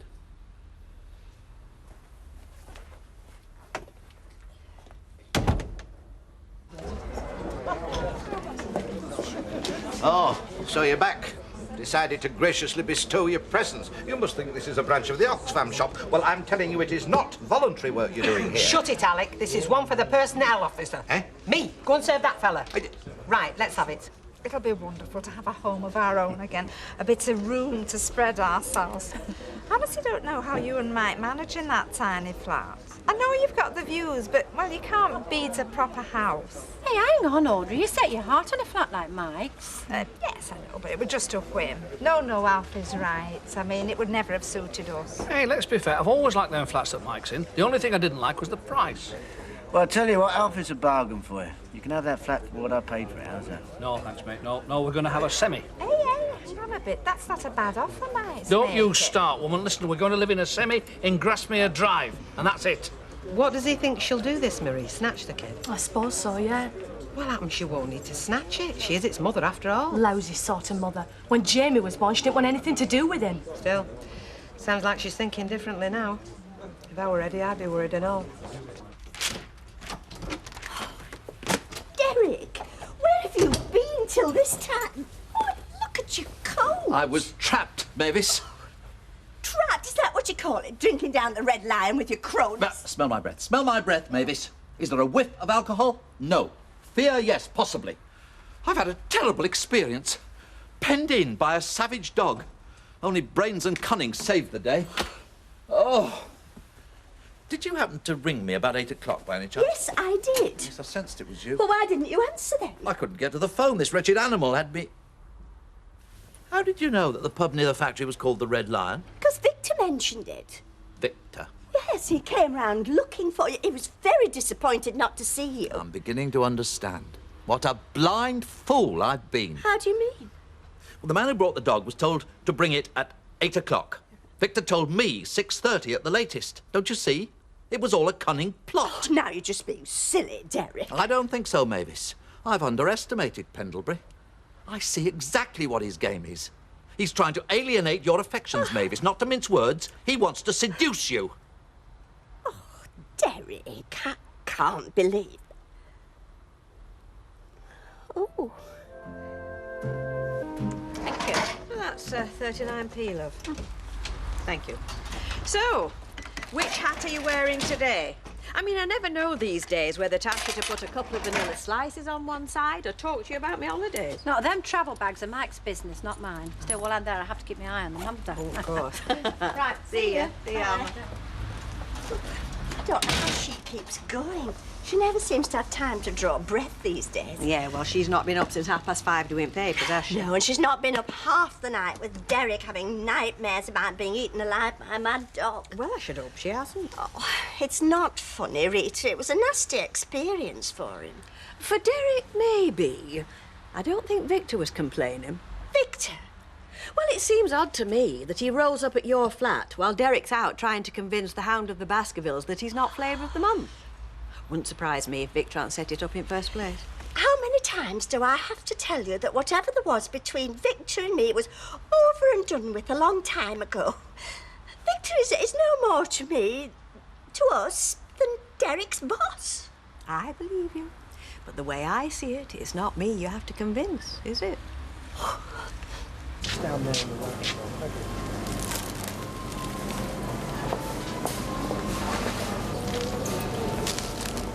Hey, curly tops. You fancy these for your tea? Mrs. Duckworth, how many times do I have to tell you on the shop floor it's Mr. Watts at all times? Sorry, I forgot. So what do you reckon? Well, we really shouldn't be discussing this in working hours. All you've got to say is just a no. Nod your head if it makes you feel any better. Yes, chops will be fine. Thank you, Mrs. Duckworth. Now, if you don't mind. Mr. Watts, Mr. Watts! What's the matter? What's the I think matter? I saw a mouse. A mouse? Where? In the stockroom behind the self-raising floor. I'm sure it was a mouse, but I didn't stop to find out. I hate mice. Oh, and same, love. Mind you, think I'd learn to live with them, wouldn't you? Rats I've come across in my time. I think you should show me where you saw it. If you're not back by dinner, you know, I'll start without you. Hey, you can't go wrong with these, love. Even our assistant manager's having these for his tea. Mrs. Duckworth. Oh, are you? Hi. Oh, morning, Mr. Holdsworth. Yes, good morning. You haven't seen Mr. Watts, have you? Oh, yeah. He's just gone in stockroom. You know Miss Taylor. Thank you, Mrs. Duckworth. Right. Behind the flower, you said? That's right. It ran across there somewhere. Well, I can't see anything. Mr. Watts! Mr. Holdsworth. I mean, I thought I saw a mouse. Right, I'm off, love. No wrong, is there? Wrong? Why should anything be wrong? I thought accountants were about as popular with you as custard in your slippers. Oh, well, if you're talking about that crook who dropped me head first in it with the Inland Revenue, you'd be right and all. No, this fella's all right. He's got letters after his name. So I'd Crippen. Oh, thanks a lot, love, yeah. If ever I'm going under for the third time, I'll get you to chuck us a bag of cement. Kissy, kissy. Right. Oh, by the way, keep an eye on Tina, will you? I don't want her skiving off every time that phone rings. We don't want her joining the Jack Duckworth School of Dedication to Duty. Morning. Tina. Morning. Well? Well, what? I take it you have spoken to Eddie this morning. Oh, yes, I rang him before he went to work. And? Nothing. He's not heard another word from Marie. Oh, well, seems like he was getting his pants in a twist for nothing then. I don't know. It's a bit odd, you know, Marie turning up like that, after not wanting anything to do with Jamie for all this time. Still, happens, I suppose. Pang of conscience.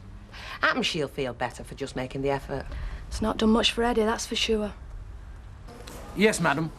No, it has always been the policy of this company to exchange anything that does not give complete satisfaction.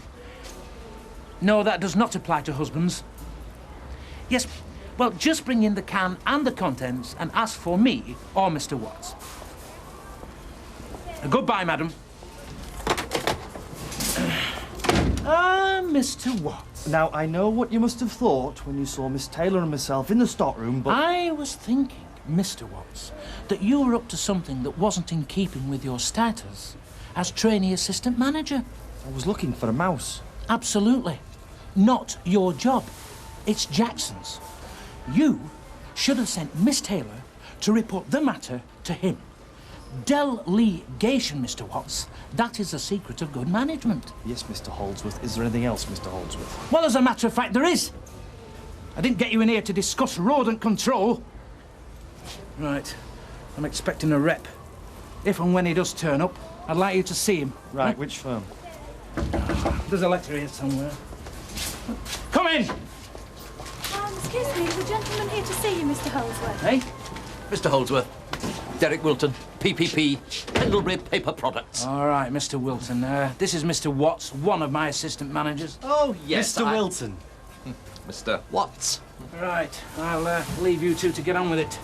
I'll see you later, Mr. Watts. Yes, sir.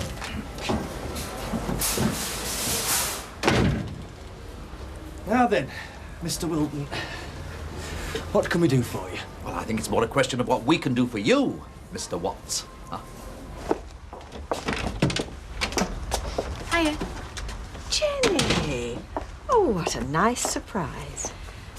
I haven't got long. I just wanted to have a quick word with you. Yeah, right. Well, perhaps you'll have a cup of tea. Mavis was just putting the kettle on. Yeah, that's right. Oh, well, don't bother on my account. Suit yourself. We're having one anyway because we're spitting feathers, aren't we? I just wanted to say thanks for what you did for me. I mean, goodness knows why you bothered after the way I treated you, but I'm glad you did.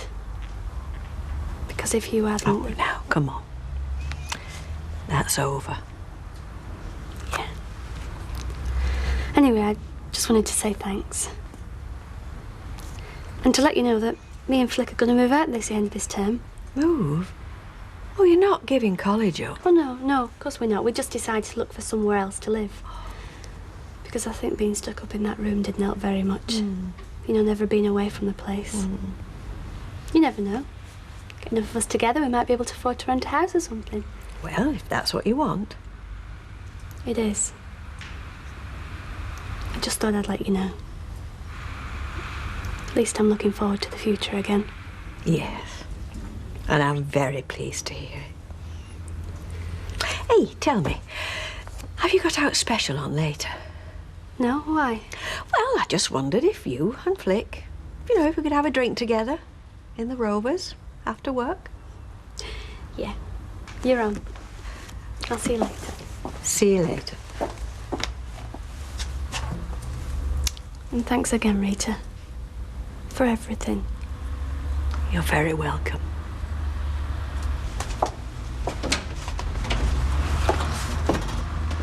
So, as you can see, Mr. Wilton, our policy here is already one of retailing ecologically friendly products at every opportunity. I think you'll find we're very aware of the need to preserve the world's resources as much as you are. Well, I can see that, Mr. Watts. Hiya. Mrs. Duckworth.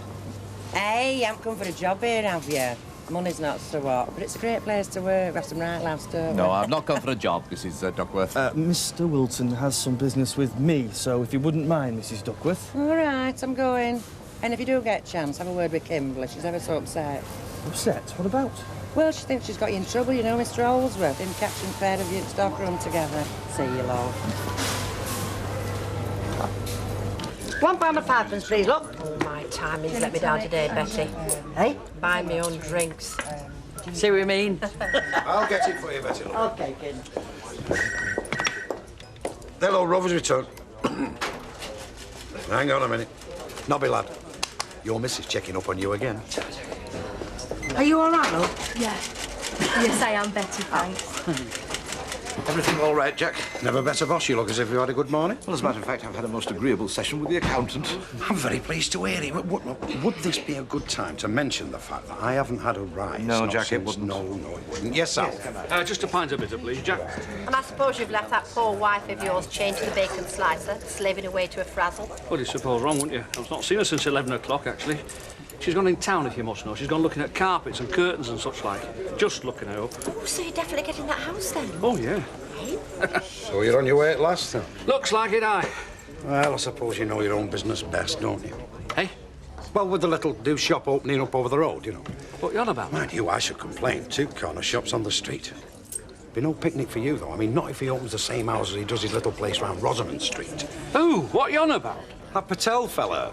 7 days a week. Well, he never seems to close, mind you. If you're in need of a bottle of milk on a Sunday dinner time, he is your man. Do you mean he's bought the shop opposite? So I've heard.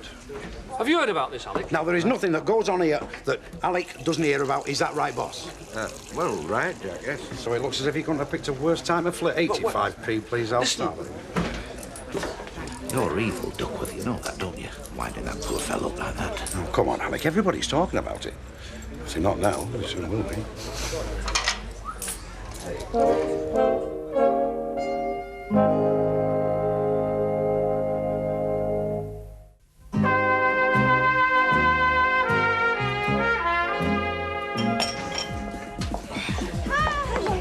Give us a cup of tea quickly, Marty. It's like the hard shoulder of the M6. Yeah, I'll see to this, you say, come on. If you come to pass the time of day, you couldn't have picked a worse time. I have just come to let you know it's all fixed. Grasmere Drive, here we come. Oh, you're having it. Well, we should be out of that flat inside a month. Well, I'm glad somebody's got something to be happy about.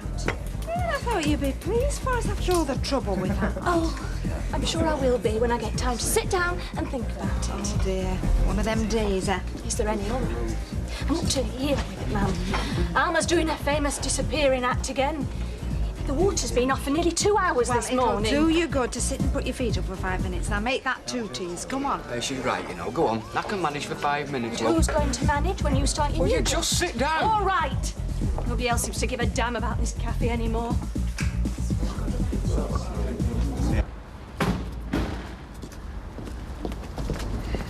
Mr. Roberts? Percy. Hey, I suppose you know about this shop over here, do you? Shop? This Mr. Patel chap, he's going to open it up as a mini-market. Well, you can't blame him, can you? He's got that much stuff in that poky little hole. He's gone up Rosamond Street. You put your life in your hands every time you go in. What, you going there? Only when you're closed. Yeah, well, it'd be more convenient just popping over at road. Oh, well, thank you, Percy. It's nice to know who your mates are, anyway. But that's got nothing to do with it. I mean, where else can you get a tin of cocoa round here at 9 o'clock at night? Well, they were very impressed by our range, of course. But you didn't get an order? Not exactly, no. Not when it came down to it. Profit margins, I'm afraid. Price structures, we simply weren't competitive. Always a problem with folk who put profit before planet, Derek. You know, Victor, maybe it'd be best if I concentrated on the smaller outlets. Small is he who thinks small, Derek. All we need is one breakthrough, one sizable contract, and Pendlebury's paper products will be on the lips of every right-thinking man, woman and child in the country. And you, Derek, are the one to do it. I am? I have a special assignment lined up for you, Derek. Tailor-made for your unique selling talents. Oh. Now, a friend of mine is opening a new chain of stores. And I'm not talking penny-pinching supermarkets. This is very much a PPP-friendly operation. I see. I knew you'd relish this task, Derek. Now, I've arranged for you to meet him tomorrow afternoon. Wine and dining, Derek. Give him the treatment. All expenses are taken care of. Your overnight hotel is booked. Hotel? Well, we can't expect you to drive back from Bedford tomorrow night, now can we? Bedford? Well, is it a problem? No. No, it's just, well, I suppose Mavis will manage on her own just for one night. Of that I am positive, Derek. She's a very resourceful lady, is Mavis. After all, she managed quite well before she married you, now didn't she? Thanks very much, Mrs. Okay, Thompson. bye-bye. Bye, see ya. Yes, Mr. Johns, what can we do for you? Saved my life, I hope. Our Steph asked me to get 1 or 2 things in for when she got back tonight. Went clean out of my head. Wonder if you could get that lot together for me. I'll pick them up later. Yeah, of course we can, no problem. Great. What time do you close? About 6 o'clock. I'll be back before then. Oh, I've not heard your voice. I'd like a little word with you, if you can spare a minute. As long as it is just a minute. Yeah, well, it's about that shop unit, the one opposite the Rovers. What about it? Well, what do you think it's going to do to my trade? Your trade? Well, it's not going to put me in clover, is it? Well, that depends on what it'll be selling. Well, suppose in the same line that I am. Now, look, if you're trying to tell me who I should be selling to... Look, I'd have thought you'd have had a bit more thought for folks' livelihoods round here, especially after all we've had to put up with over the last few months. I'm a builder, Mr. Roberts. What people do with their properties once they bought them is no concern of mine. I'll see you later, love.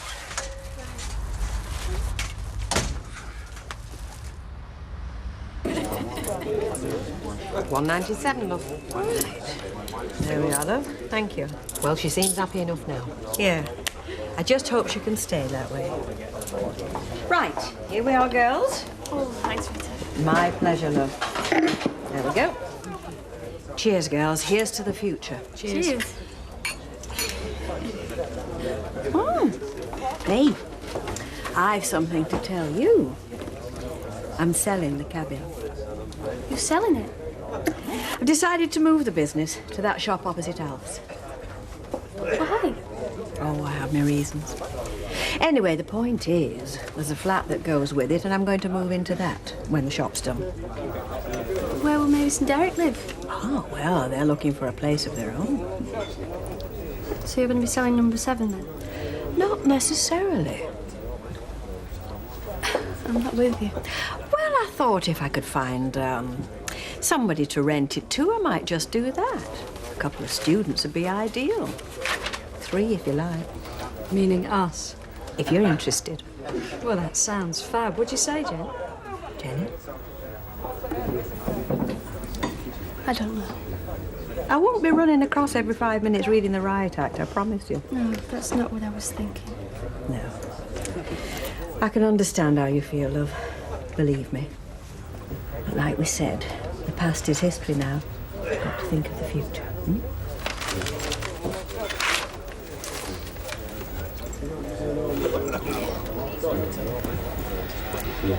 Right then, you're on. Providing the price is right, of course. Oh, I'm sure we could work something out. Oh, home time at last. I'm beginning to think my watch had stopped. Yeah, just hang on a minute, will you? Well, it's gone 6, Mr. Yes, I know it Roberts. has. Look, I don't suppose you could spare me another, say, 20 minutes while I dash out and get a sandwich. Why? Are we stopping open? Well, just for a bit longer, aye. Oh, well, I can stop for 20 minutes, and then I've got to go on, Sorry, Mr. Roberts. I got all caught up with Anna, and of course she wanted to know all about the new house. Anyway, I'm back now, so tea in 10 minutes, Yeah, all right? hang on, Audrey, love. Oh, go on, surprise me. You're taking us out. No, nothing like that. No, I don't want any tea, you see. Well, I don't want anything cooked, like. I'll be up in a minute. I just want a snack. You see, I've got to come back down again because we're staying open a bit later. Later? Oh, come on. Look, I don't like it any more than you do. But let's face it, we're going to have to come to terms with it. Is this all because of this new shop, Mr. Roberts? What new shop? The one opposite the Rovers. That Mr. Patel from Rosamond Street's buying it. He's going to turn it into a mini-market. You know the hours he works. Oh, yes, I do. 25 hours a day, 8 days a week. So if you've got any cockeyed idea about doing the same, they will be scraping you off the floor within inside a week. Audrey, if you think I'm going to sit back and let him drive me into the ground after all the years I've put in with this shop... What kind of life am I going to have stuck on my own in Grasmere Drive night after night while Yeah. you're stuck here? Well, it's not going to be like that, is it? Because we can't move to Grasmere Drive. We can't leave the street with this threat to our livelihood hanging over us. Look, I'll be back in 10 minutes.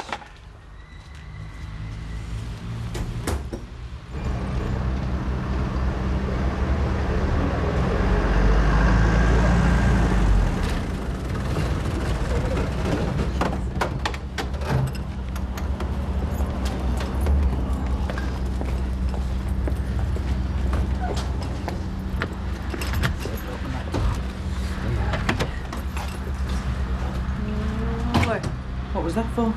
Thanks for a lovely time. That's all right. I'd do it for any girl. Just you try. There you go, mate. Cheers. Thanks a lot. Hey, hang on. Shouldn't I be carrying you over the No, threshold? thanks. You tried that once before. I've still got the bruises to prove it anyway. I think you should be saving your strength. Oh, yeah. Man of your age. Right.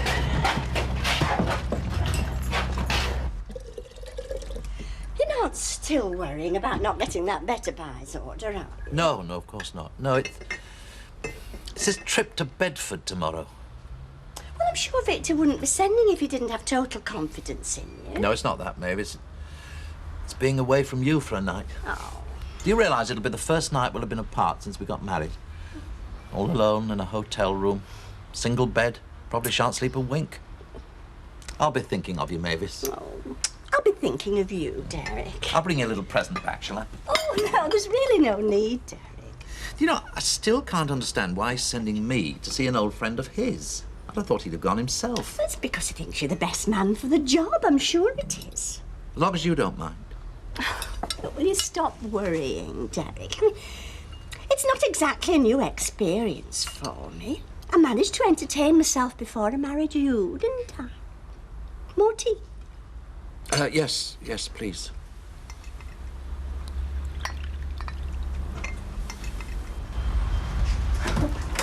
I'll just put him down, love. Oh, I nearly bust a gut getting here so I could see him.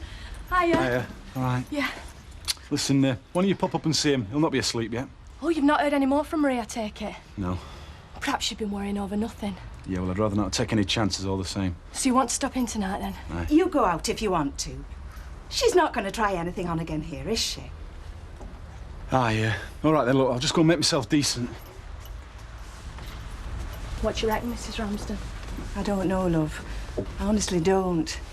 I do know what that kitty means to my Eddie, though.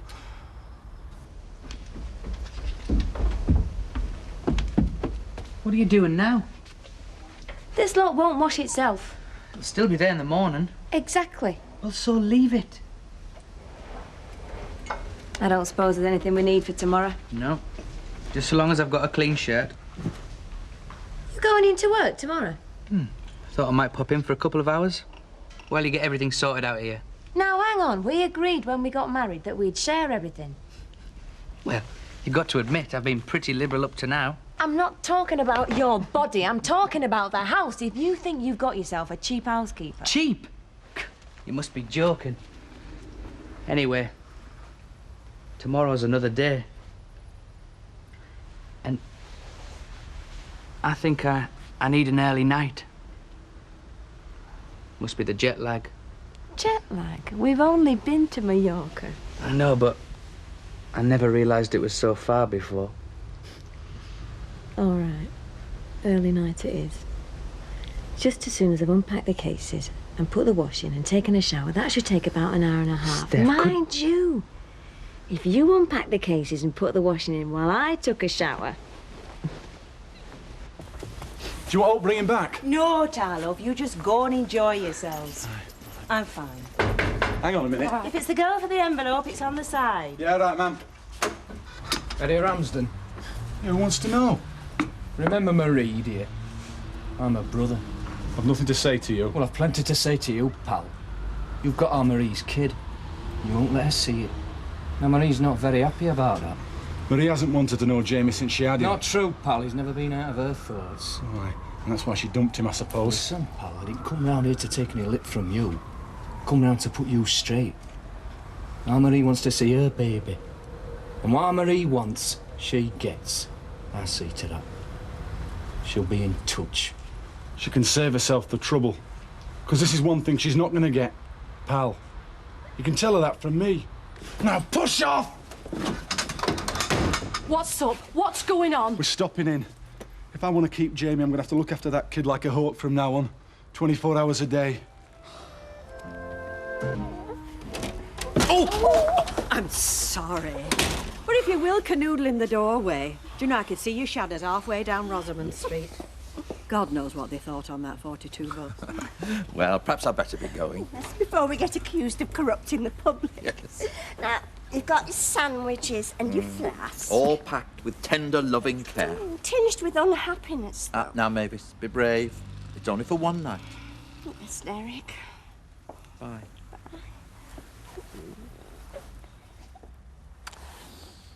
Bye.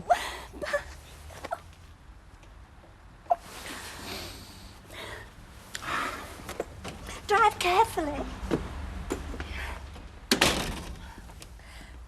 It's gone to Bedford. Won't be back till tomorrow night. Oh. It's the first night we'll have spent apart. Hey, I say, Emily, would you mind if I tried a bit of market research on you? Fire away. Well, look, supposing there was a shop round here that opened late, you know, 10 o'clock and later, would you go in? I take it you mean another grocery shop? Oh, yes, yes. Well, I suppose I'd be bound to, wouldn't I, sooner or later? I mean, if it was open when you were closed. For instance, milk tends to be my Achilles heel. Mr. Sugden does like his cocoa made with it. Why, is there going to be a shop like that? No, there isn't. Is that it, then? The market research? Oh, yes, thank you. Oh, always glad to oblige. Bye. You see? What? What am I supposed to be seeing? Well, look, if Emily will go into an all-night shop, Emily that hardly leaves the house once it's got dark, if she'll go in, half our customers nearly will as well. I tell you, it's war. It's out-and-out war. Take a pew, love. Tell us the latest development. I'll make us a cuppa. Well, go on, I'm all ears. We're just getting ready to go out, and there's a knock at the door. It's her brother, innit? Jamie's mother's brother? Yeah, he's called Carl. Are they foreigners? No, I don't think so. But he's a right hard case, though. This brother? Yeah, he starts telling Eddie that Marie's got every right to see Jamie if she wants to, and he's going to see to it that she does. Well, you can imagine the effect that had on Eddie. Told him to get knotted. And the rest slammed the door in his face. Good for him. But now he's dead worried. Why, love? Well, he thinks this Marie and her brother are going to try and kidnap Jamie. You know, snatch him. He's that worried he's not gone to work today.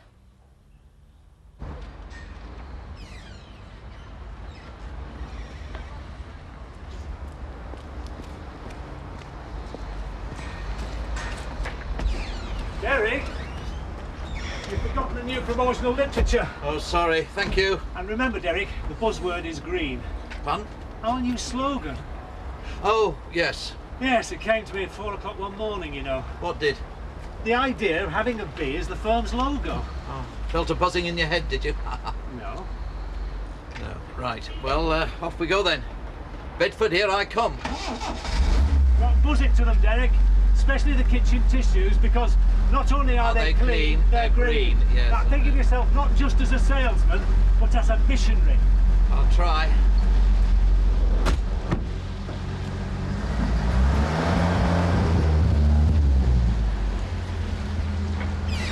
Oh, Mr. Pendlebury. Oh, be right with you, Mrs. Orwell.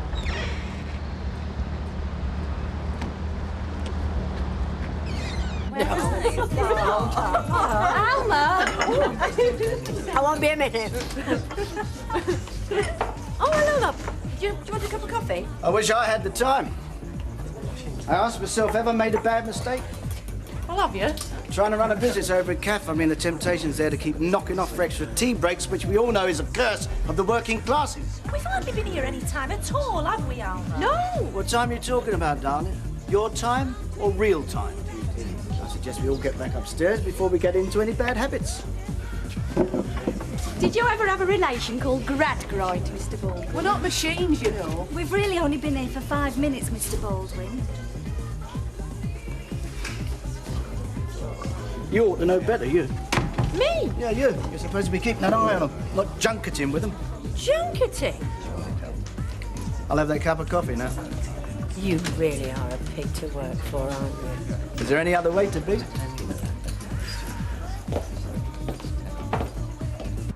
So you're doing the opposite then, are you? Opposite?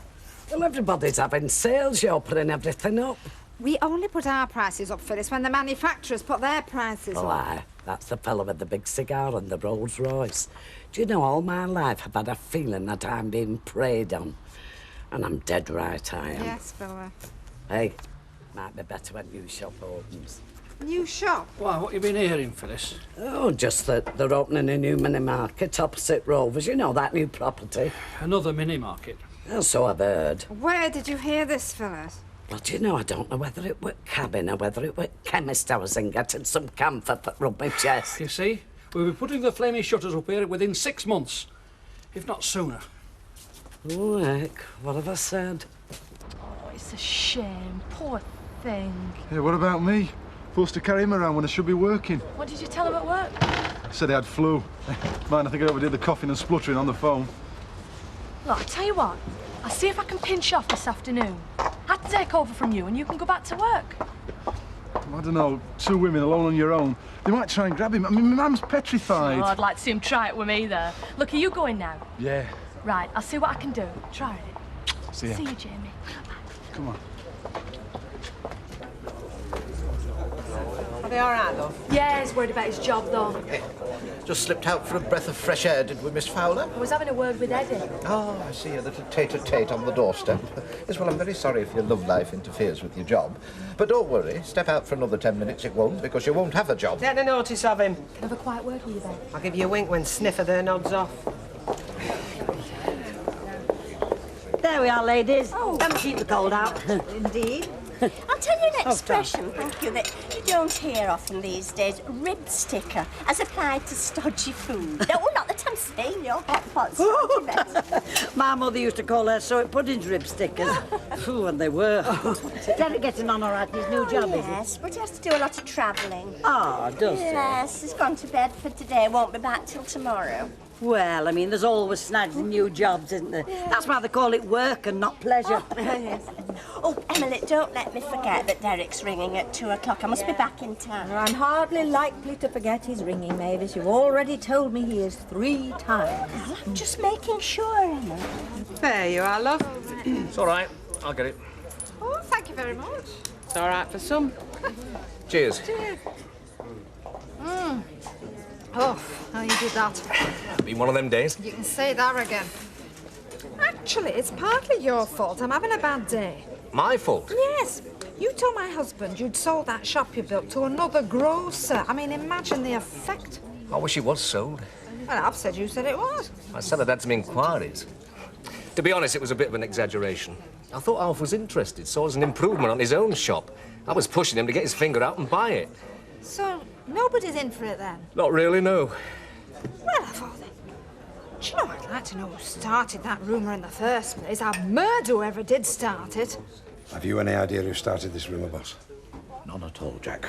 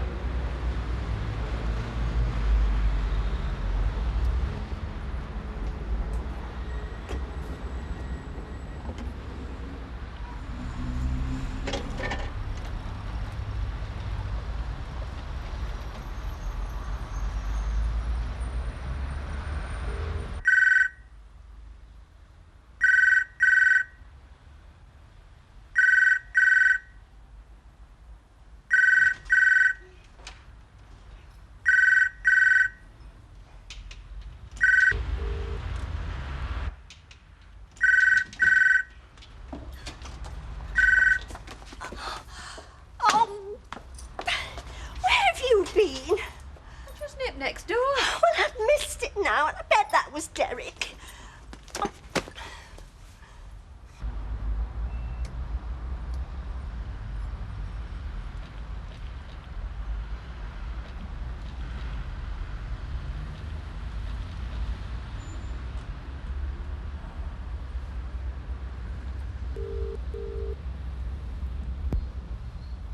Oh, hello. It's Derek Wilton here. Is Mr. Pendlebury there, please? No, afraid he isn't. Mr. Wilton is not back from lunch yet, which isn't like him. I mean, it is after 2 o'clock, isn't it? Can I help? No. No, I just wanted to report progress. That's all. Yes.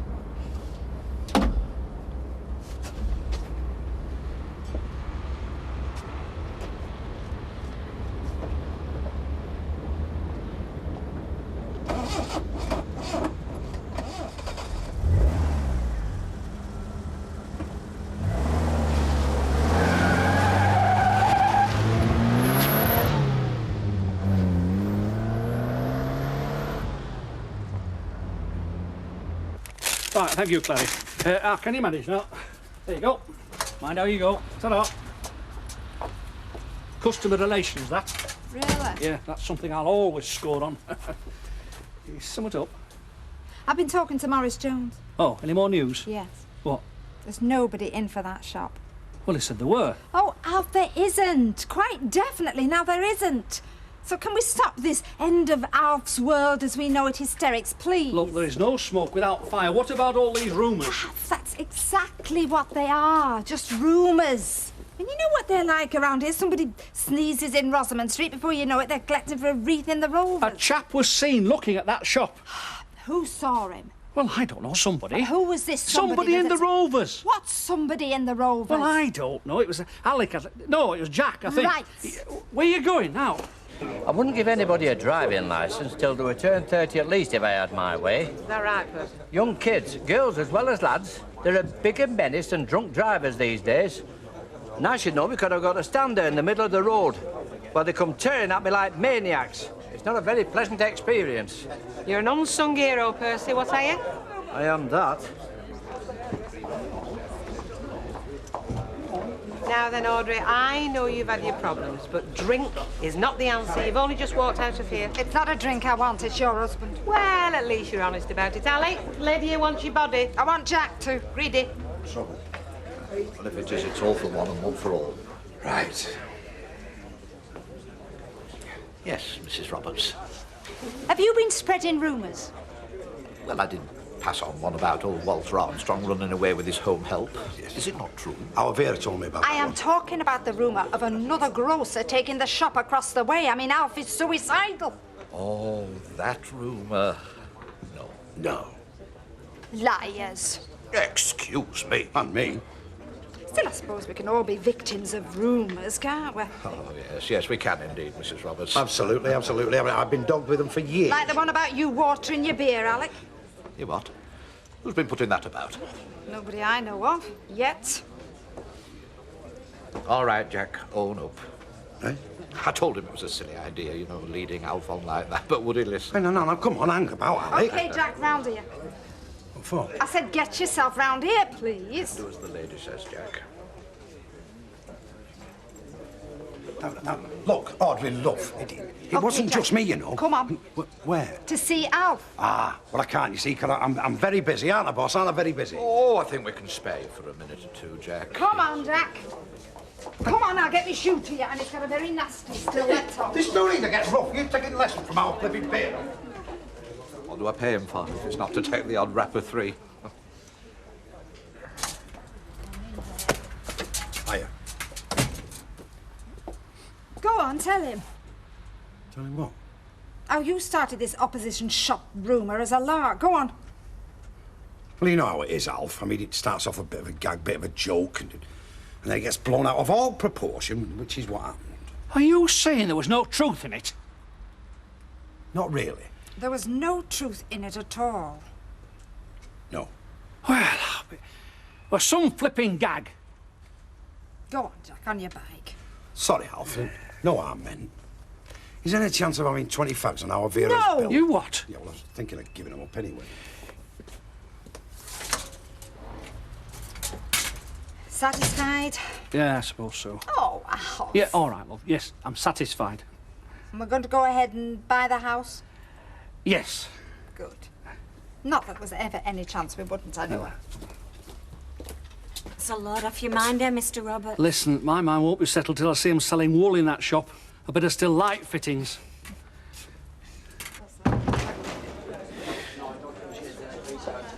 Where is he, that Gilroy, the lying, belching little toad? Well, he's in the back. But don't go disturbing him. He's had a bit of a shock. What do you mean? Like his wallet's on fire? Well, nearly as bad. Oh, ain't he lovely? He's beautiful, aren't you, darling? Look, he remembers me. He's very advanced for his age. Would somebody tell me how long this little charade's likely to last? As long as it takes. Look, it'll be much safer living here with us, Alec. It's like a little secret hiding place, isn't it, Jamie? Look, he's laughing. Of course he's laughing. He's on his holidays in a pub. Belt up. Listen, supposing this secret gets out and this brother bloke comes round here mob-handed, Well, it'll make a change for you, won't it? A change? Instead of keep doing simple-minded jack down, you'll be able to really flex your muscles. Oh, don't worry, Alec. Jamie's mother and brother will never find him here. Will they not, Jamie? And if they do, Uncle Alec will protect us, won't he? Yeah. Can't you be any quicker? I'm booked on for 6, not midnight. I'm being as quick as I can. You want me to choke? What a good idea. Do us a favour, eh? Get us another Coke. Get your own, if you dare. It's not my fault you didn't have a meal You ready. knew we were playing squash tonight. Yes, but I'm not on till 9. It wouldn't have killed you to miss a meal. It would. If my stomach isn't kept topped up, I start feeling faint. I thought that was with alcohol, not food. Oh. I'm going. Stay. Don't be a... Ta-ra, mate. Ta-ra. Ta-ra now. Is that what they call a modern marriage? Yeah, they have only been married a fortnight. Can't get any moderner than that, can you? My mum says they spend most of the time falling out. Not falling out. They're just not letting being married obliterate numero uno. Still keeping the separate identities and personalities. I call it falling out. Well, I'll throw in a bonus if you do another couple of hours, eh? Oh, how much? We've worked something out. Oh, no thanks, Mr. Bowen. I don't know how the rest feel. I've got my hubby's tea to get, sorry. I want to do some training. I'll do an hour if you like. No point, love. You might as well go home and get your bottom drawer sorted out. Right, see you tomorrow. What's wrong with money all of a sudden? Has it gone out of fashion? Small amounts have. Well, you might as well go. Unless you fancy doing a couple of hours on the machine. Oh, Mike, I'm dead on my feet. Oh. Gail. Go on. I'll finish up here. Oh, you're a sport. What are you? A sport. I'll wait for you in the car. Have you done any machining? No, I haven't. I was only asking, that's all. That's all. Still feel as if I'm deserting you, you know, getting this job. Deserting me. Yeah, I love you and Al. We're doing a night shift up them stairs. I've had a belly full of upstairs. This is a cafe, not something out of Dickens.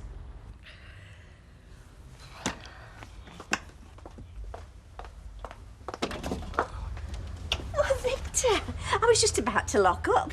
In the nick of time, then. Has Derek called by any chance? Well, I think he probably has, but I was out. Oh, but he called me, but I was out. Just wonder what he called me for. But if you were out, you won't know either. No.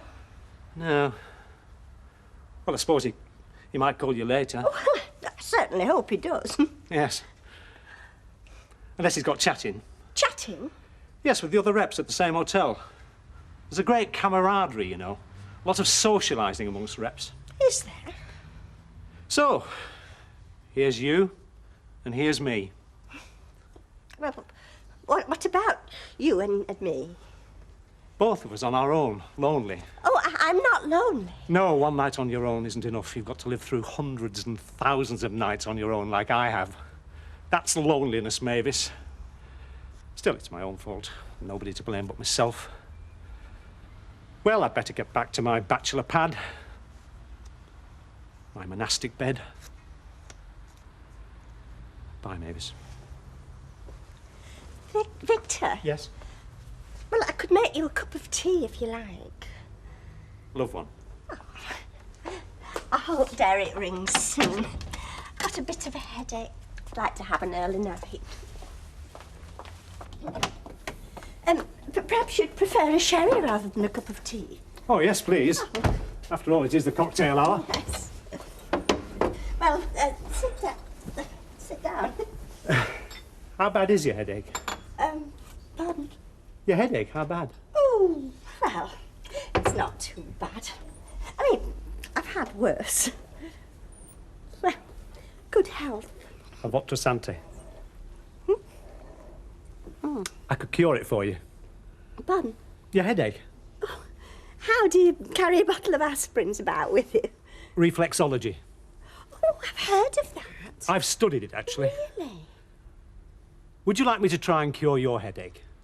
Well, Right. Take your shoes off. pardon? Your shoes, take them off. Oh, Victor, there's no need. I mean, a glass of hot milk. Reflexology goes back thousands of years. Does it? The idea is to stimulate the channels of energy flowing through the body, where they end here in the feet, and where we can stimulate them by deep compression massage. Oh, really? Now, are you ready? I must warn you, though, my feet are a bit ticklish. Well, I'll just start by rubbing your ankle to completely relax you.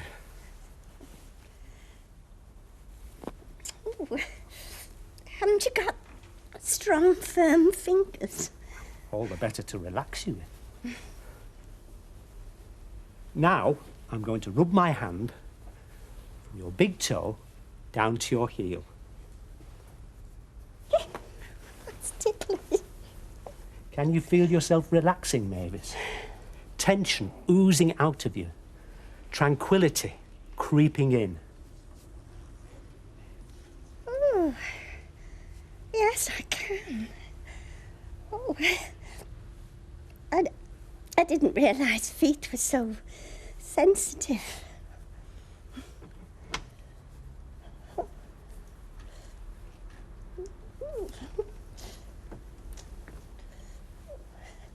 Put my wife's foot down immediately! Derek!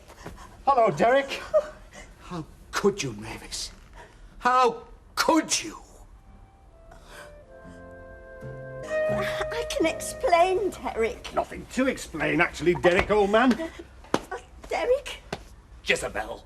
Derek? Steady on, I don't Derek. want any explanations. They can only be lies. They're not lies. Well, I mean, there won't be. Actually, I was just practicing...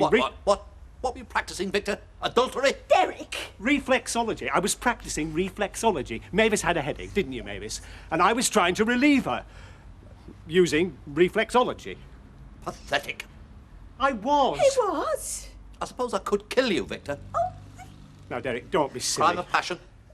Husband finds wife with lover when husband's supposed to be away in Bedford. I'd probably get clean away with it. He is not my lover, Derek. Of course not, as if doing Mavis... in my flat, in my house, with my wife. The minute my back is turned and on its way to Bedford. Dispatched there by him, I might add. I called here, Derek, to see if you'd phoned. You called to see if I'd phoned? I did. You couldn't have phoned to see if I'd phoned, I suppose, could you? You had to call in person. But I was just passing. Which he does quite a lot, don't you, Victor? Just passes. All the time. Doubly pathetic. Pathetic, pathetic. Oh, it's true, Derek. He did. He called to see if you'd phoned, but I didn't know if you'd phoned. No, because you were out when I phoned. And he was out when I phoned him, too. Having a cosy lunch together, were you? A little bit of prandial foreplay before the real action tonight? Derek, that's enough. That's quite enough. Yes, you're right, Mavis. It is enough. I've had enough of pathetic explanations. Quite enough. What do you think you're doing? I'm throwing you out. You cad. You desiccated bounder. Derek, you're joking. Open the door, unless you want to go straight through it. Shut it. Get down the stairs.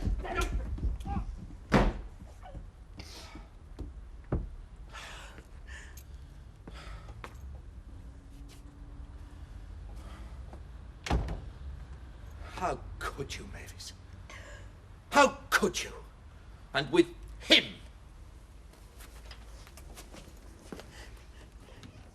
Derek. Oh, he's come to say goodnight, haven't you, Jamie? Oh, little thing.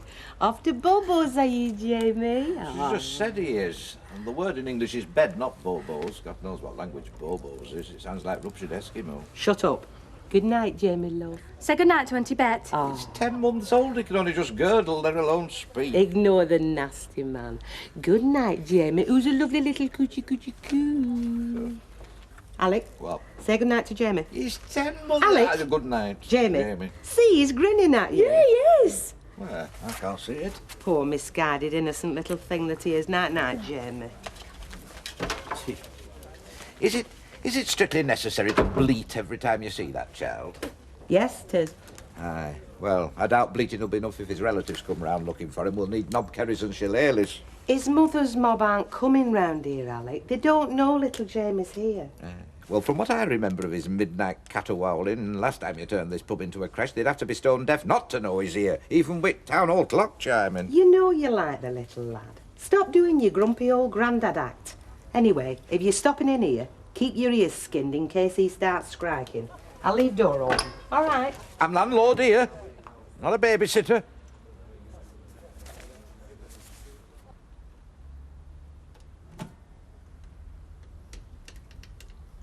Derek. Derek, please speak to me. There's nothing more to say. You've betrayed me. I haven't betrayed you. I wouldn't have died first. 10, 15 minutes ago, I believed that, absolutely. Mavis is true and constant as a Swiss watch. I'd have told the world that and meant it because that's what I believed. But not anymore. Not since I came in and found you with that animal in an expressly compromising position. He was only rubbing my foot for me. Only rubbing your foot? Only rubbing your foot? Why was he rubbing your foot? Trying to find an erogenous zone, was he? Under the corn plaster? I had my stocking on. Yes, for how long? I did have a headache, Derek. Honestly, I did. Start that rubbish again. Headaches, reflexology. What's wrong with an aspirin? From what I could see, Victor rubbing your foot was having an effect on virtually every other part of your body except your head. Well, he'd only been rubbing it for a minute or two. Oh, really? He's missed his way then. She'll be working in the massage parlour. Oh, please believe me, Derek.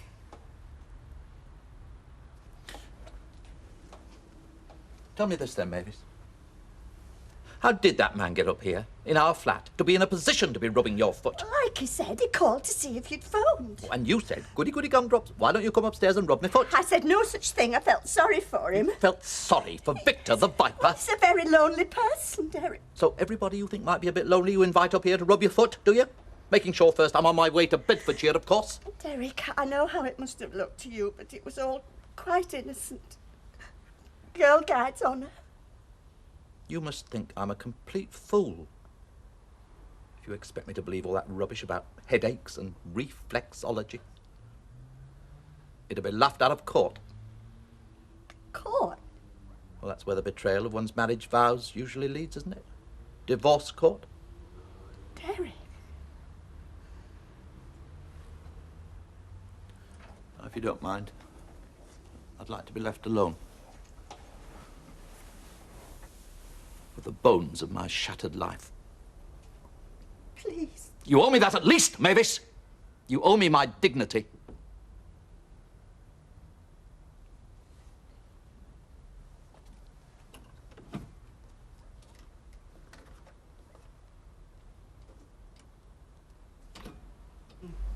To the future in our new home. Aye. Come on now, say it. Oh, to the future in our new home. Oh, not bad. Wants to be at that price and all. Go nicely with the Dover sole. That. Come on, sit Dover down. sole? How much was that? I am not telling you. I've got a new mission in life, Alf Roberts. Now that I've got you moving from here to somewhere half decent, Aye. I'm going to get rid of your penny-pinching ways. Penny careful ways, if you don't mind. There is a difference. Where'd you get it from? I mean, were your mother a careful person? Oh, aye, she were that. Do you know, when we had boiled eggs for tea, her and me and my dad, she'd only boiled 2. I mean, she had the tops of mine and my dad's. Oh, well, I'm not your mother. From now on, we're going to have the best wine in the shop. Ah. We are going to live according to our means. You are not going to be the richest corpse in the cemetery, and I'm certainly not, right? Yes, Audrey. Hey, how much for this melon? It's an organ, isn't it? Oh. Derek, are you all right? Leave me alone. Would you like something to eat? It'd choke me. Would you like a drink or something? Go away.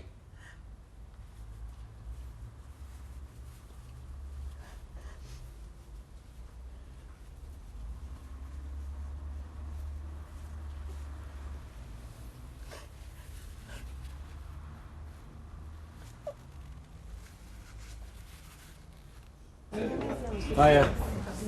How's he doing? Brilliant. I put him to bed and he were asleep in 2 secs. What about you? Marie and her brother not showing up? Nah.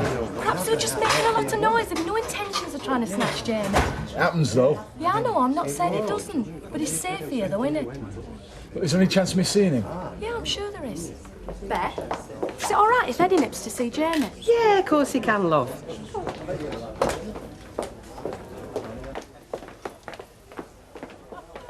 See, now squeak out to me. And where do you think you two are going? Eddie's going upstairs to see Jamie. Doesn't take 2 of you, does it? It's the first on the left at the top of the stairs, Eddie. Yep. Oh, yeah, right, Mr. Gilroy.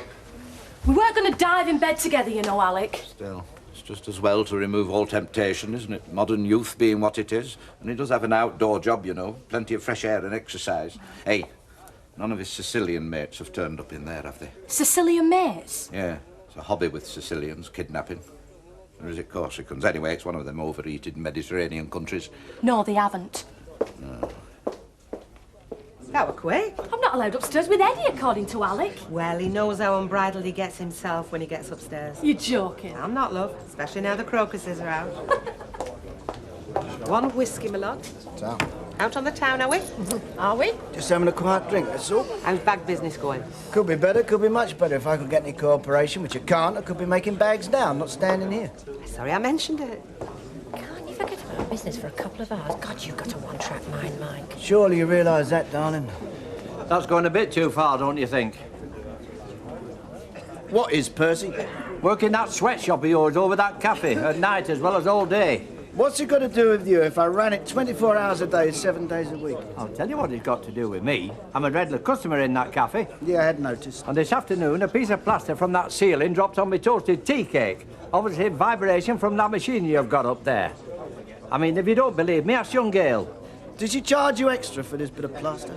No, of course she didn't. Your lucky day then, isn't it? Look, I'm sorry, he's a bit overtired. He's a clever devil. It is graceful having machinery over a cafe itself, has it? Yes, Chucky Butties. Where's Mockduck? Night off. Ah, well, it's lucky for him. Anyway, I've got a long memory. I'll tell you what I don't understand, though. How he ever dreamed up this idea himself, spreading a lie about a mini-market opening over the street. I don't know of anybody else being involved, Alf, truly. Come on, Alf, I'm dying of thirst here. Oh, pint of bitter and Courvoisier. I didn't think you could even pronounce that. I've been practising, haven't I, Alfred? Derek, where are you going? Out of this flat. Oh, Derek! Derek!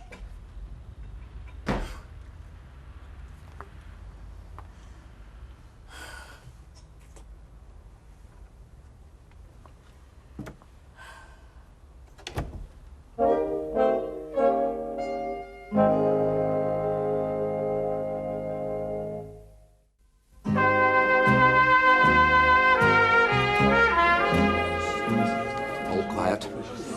No one in wearing balaclavas throwing stun grenades. Alf there wants a refill. So, Give him one. can't you serve him? No. I didn't tell you. He suspects Jacko had a confederate.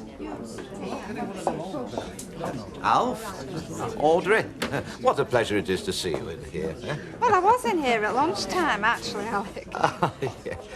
Yes, of course you were. pint of bitter, please, Alec. Right. Hey, Alec. What?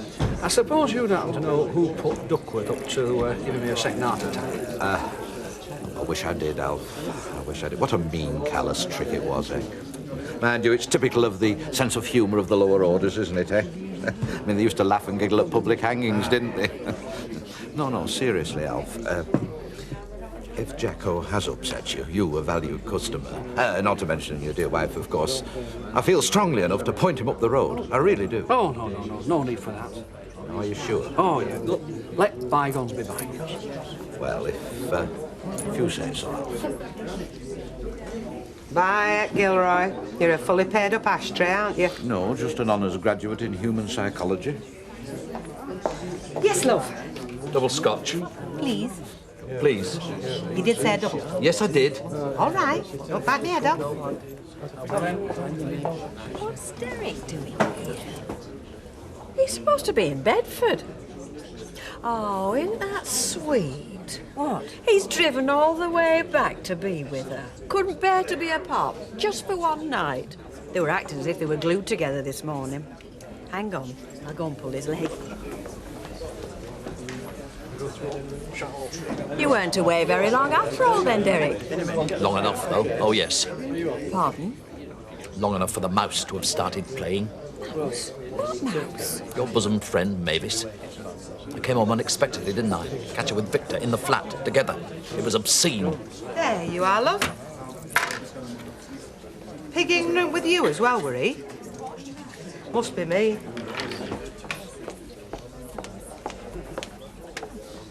What's the matter?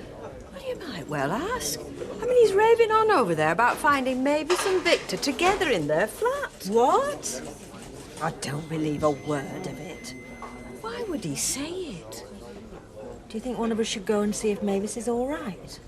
Yes, I do. I'll go.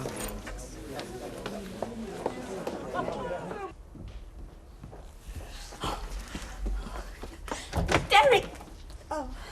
you? Derek's in the Rovers. Did he tell you? Yes, he did. Is it true? Now, what did he tell you? That he found you and Victor here together? Yes. Well, how did he manage that when he's supposed to be in Bedford? Do you know, I never thought to ask him. Anyway, the $64 question is, what was Victor doing here? Well, he was just trying to cure my headache. How was he, With reflexology. Interesting. I mean, he was only rubbing my foot for me, Rita. Rubbing your foot? And Derek walked in on all this foot rubbing? He was very angry. He threw Victor out. Derek did? He must have been angry. Well, he thinks there's something going on between Victor and me. Well, it must have come as a shock to him, Mavis, walking in and finding Victor rubbing your foot. There isn't anything, is there, going on? No, of course there isn't. Hey, come on, Mavis, you've had these two dangling from the same peg before. I'm married to Derek now. Yeah, of course you are. How was Derek in the Rovers? Drinking double whiskies and looking very sombre. Oh. Hey, Mavis, how do you do it? I mean, you of all people. How do you get yourself in these situations? You're better at it than Zaza Gabor. He called me a Jezebel. Talked about divorce. Well, when he cools down, he'll see how daft he's been. Oh, do you think so, Rita? Because I don't want to lose him. I love him. Of course you do. And you won't lose him. You and Derek were made for each other, like a cup and its handle. I'll have a pint, please. Well, go on, I'll have a pop for a change, I'll have please. an orange juice, ma'am. You'll have a gin in it. No, have you got that, Alfred? Oh, I'll have another cool. Yes, I heard. So, is Alf resigning himself then to this mini-market opening? Oh, don't talk about it. Honestly, it's a very touchy subject, mind you. It was just a big daft joke. I could have swore I heard a story about another off-licence opening in that shop. Don't you dare bolt it. What's that about an off-licence? Off-licence? Oh, nothing, I think you must be hearing things. right. So you've definitely been moving to Grasmere Drive then? Oh, yes, and just see me in the conservatory now. I didn't know it had a conservatory. Well, it hasn't yet. Cheers, Alf. What's this? Cheers, lovely. Cheers. Oh, cheers. Cheers. Cheers. Hey, All the no best. snags after I'd left the cafe. No? Right, see you in the morning. Night, yes? Out of work then, Ivy? Yes, why? I was just wondering why, when there was so much work in the rag trade, you were finding it difficult, Leslie. Well, there's one job I won't be applying for, that's with you. I wouldn't go making rash statements, Ivy. You never know when you may have to come crawling to me for one. Come on. I'd rather starve than work in a rabbit hutch. You don't like you appropriate, girl. I don't want I'm to. getting to the end of me tether. Oh, come on. Now, this is supposed to be a celebration, not a break. Honestly, cheers. That's all. It's a classmate. No, not now. It's a classmate. How was she? Well, you can imagine. Is it true? Was she with Victor? Well, strange as it may seem, she was. But it was all very innocent. It's just Derek making a tack into a 6-inch nail, as usual. I don't think he's moved an eyelid since you left. He's just stared into space. Well, I promised Mavis I'd go and try and talk some sense into him. You wouldn't like to go, would you? No, no. Well, wish me luck.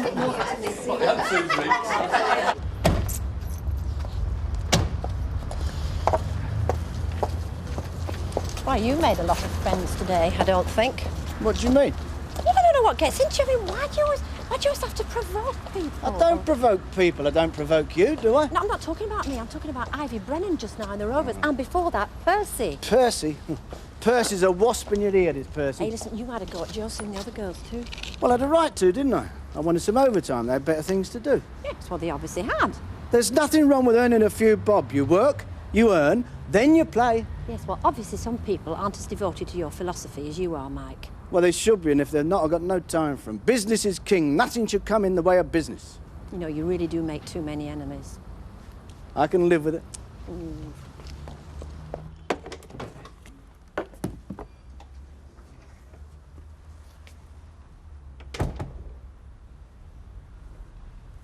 You were very naive, Mavis. Pardon? Said you were very naive. Naive? I don't... Inviting Victor up here, whatever the reason. Well, it was done in all innocence, Derek. Honestly, it Well, was. that's exactly it, Mavis. You are an innocent abroad. Am I? The wiles, the subterfuges, the appetites of men like Victor Pendlebury. They're a foreign language to you. Well, I wouldn't quite say I can that. see that now, having talked to... Having considered the facts of the matter very carefully, I see that you were indeed the innocent party. Oh, I was, Derek, I was. I bet it never for one moment occurred to you, did it? What was in that man's mind? He said he just wanted to cure my headache. And you believed him, implicitly. Of course I did. That says it all, Mavis. Says it all.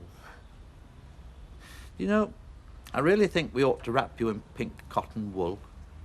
You're too delicate, too innocent a creature to be allowed to roam at will in this nasty, brutish world. Oh, Derek. But there is one criticism I must make. One stricture I must level at you, Mavis. Oh. You have a lot in common with Marilyn Monroe. Marilyn Monroe? You are not aware of the power of your sexuality, Mavis, over lonely, pathetic creatures like Victor Pendlebury. So if you just remember that in future, a smile, a twinkle in your blue eyes, Greyish blue. and passions are aroused, Mavis. All right? Yes, Derek. Good. Is that it? Is that what? The end of the matter?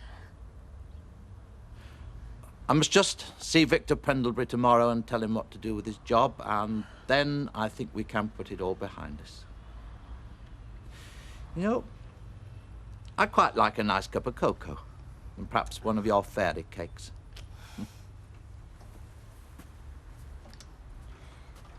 Derek, Yes, maybe. did you mean it when you called me a Jezebel? You are a Jezebel, Mavis, definitely. Albeit unwittingly.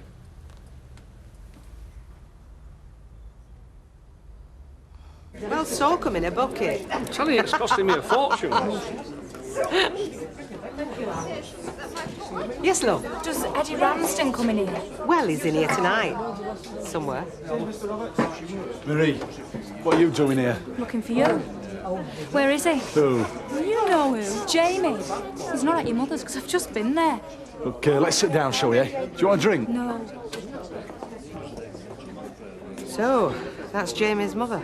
Do you think a brother and his mates are Here we outside? go, here we go, here we go.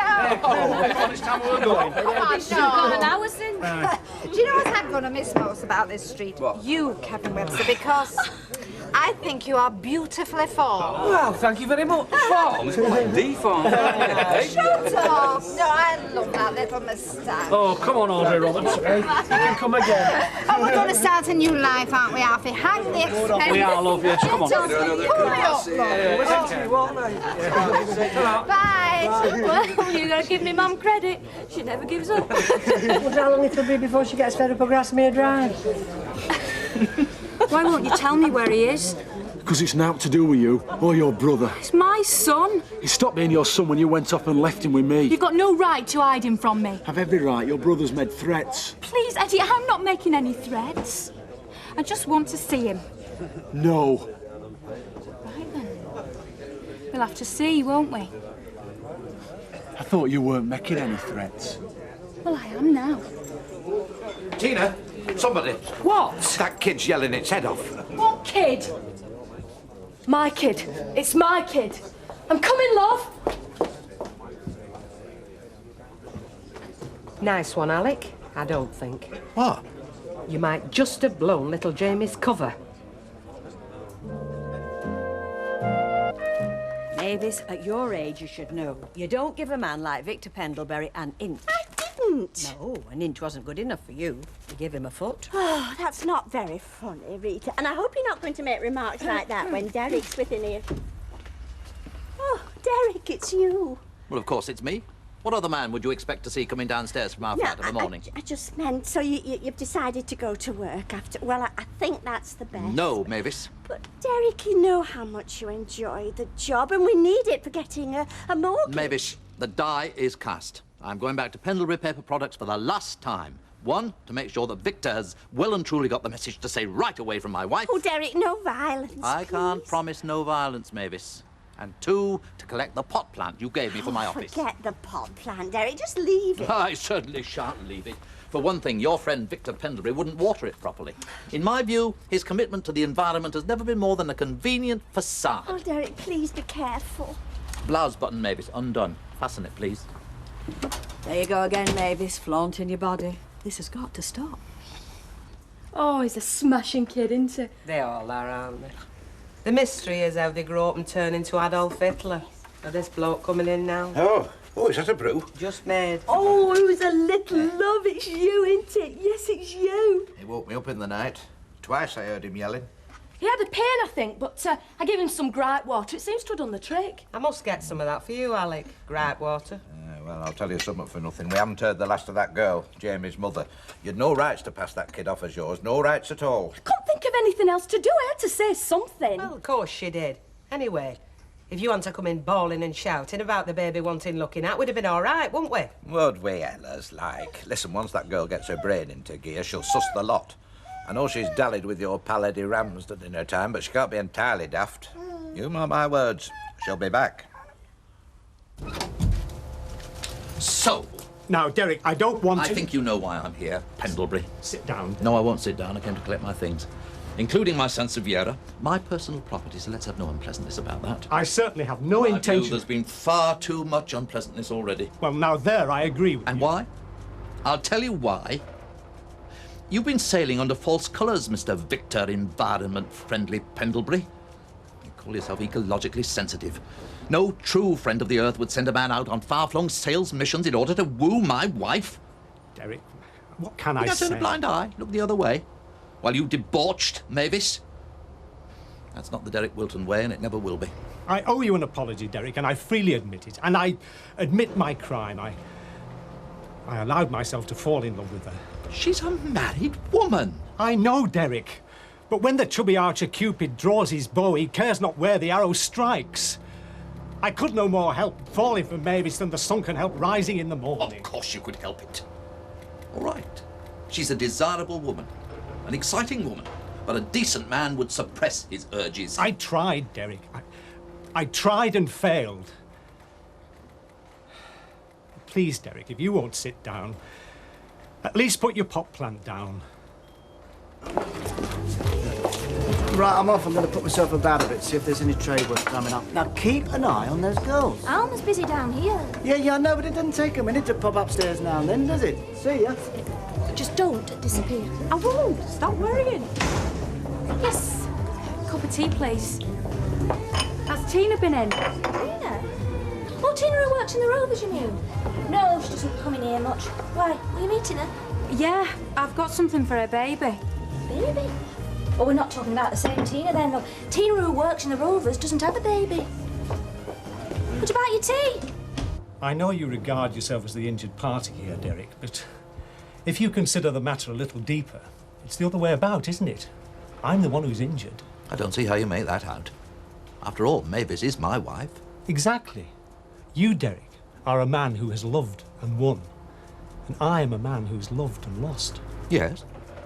Yes, well, that's true. But the fact remains that in England we have a cast-iron rule. The man who loses in a contest must accept defeat gracefully. He doesn't go sneaking round trying to snatch the silver cup from the winner's sideboard. Touché. I acknowledge your thrust, and I fully admit that my behaviour has been unforgivable. Well, at least you're facing up to that. In my defence, no, not defence, there is no defence. In my plea of mitigation, Derek, may I remind you of the provocation, the perfectly innocent provocation on her part that Mavis arouses in me. My word, you're a very lucky blighter, Derek. I only hope you know what you've got there in Mavis. What? Well, yes. Yes, I do, of course, certainly. And I'd just like to say this. If Mavis cannot rightfully be mine, she could be in no more fitting hands than yours. I mean that. Oh, thank you. I suppose your mind's quite made up. You're determined to leave Pendlebury Paper Products. Well, after what's happened, I believe I have no alternative. Yes, well, perhaps it's best. Let us part, if not friends, at least with courtesy. Will you take a glass of wine? Well, I don't... Yes, all right. There's something rather special. A vintage elderberry. I laid it down 7 years ago, just after meeting Mavis, actually. Oh, well.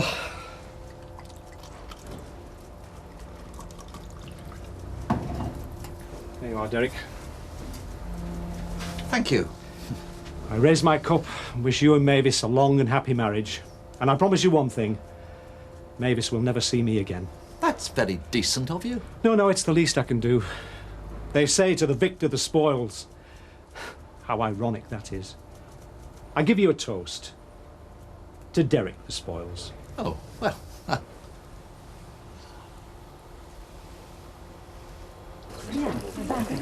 Scotch over here when you got a minute, please, Alec. Be right when you... Morning, Ivy. Fancy a drink? I've got one, thank you. Dom. You're joking, aren't you? I wouldn't drink with you if I was dying of thirst. Please yourself, free country. Right, I'm with you. Scotch, wasn't it? How's business? All can't grumble. In fact, I'd say it's doing very nicely. Yeah, except for them who's do the work, I bet. Don't start any of that, Dom. No, let him have his say. I tell you what, those girls of mine aren't grumbling. Do you know why? Before I found them, those jobs ever on the dole. Yeah, well, you're damaging our girls' business, I'll tell you that. That sweatshop of yours is doing her cafe no good at all. Oh, come on, give over. Excuse me, he's quite right. It's those machines you've got up there. There's bits dropping off the ceiling onto your grub. I've stopped going in. Oh, I am sorry. You got some miserable customers in here, innkeeper? Yes, I don't understand it, you know. I always set a jovial, good-natured tone myself. Tina, come on, shave yourself. Hey, I can't be in two places at once. Betty! I've got hot pots to see to. Well, what the hell's Bet playing at? Tell her we're short-handed. Well, I will when she gets back, but she's just taking that babby for a bit of an airing. Oh.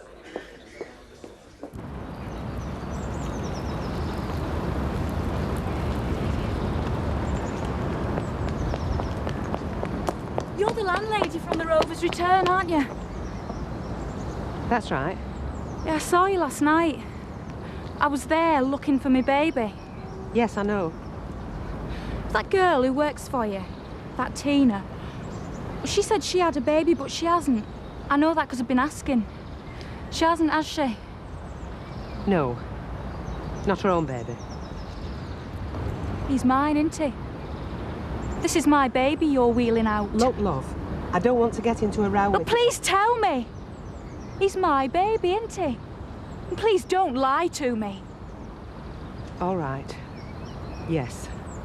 You're his mother. I want to hold him. Will you let me hold him, please? Oh, come on, love, I can't.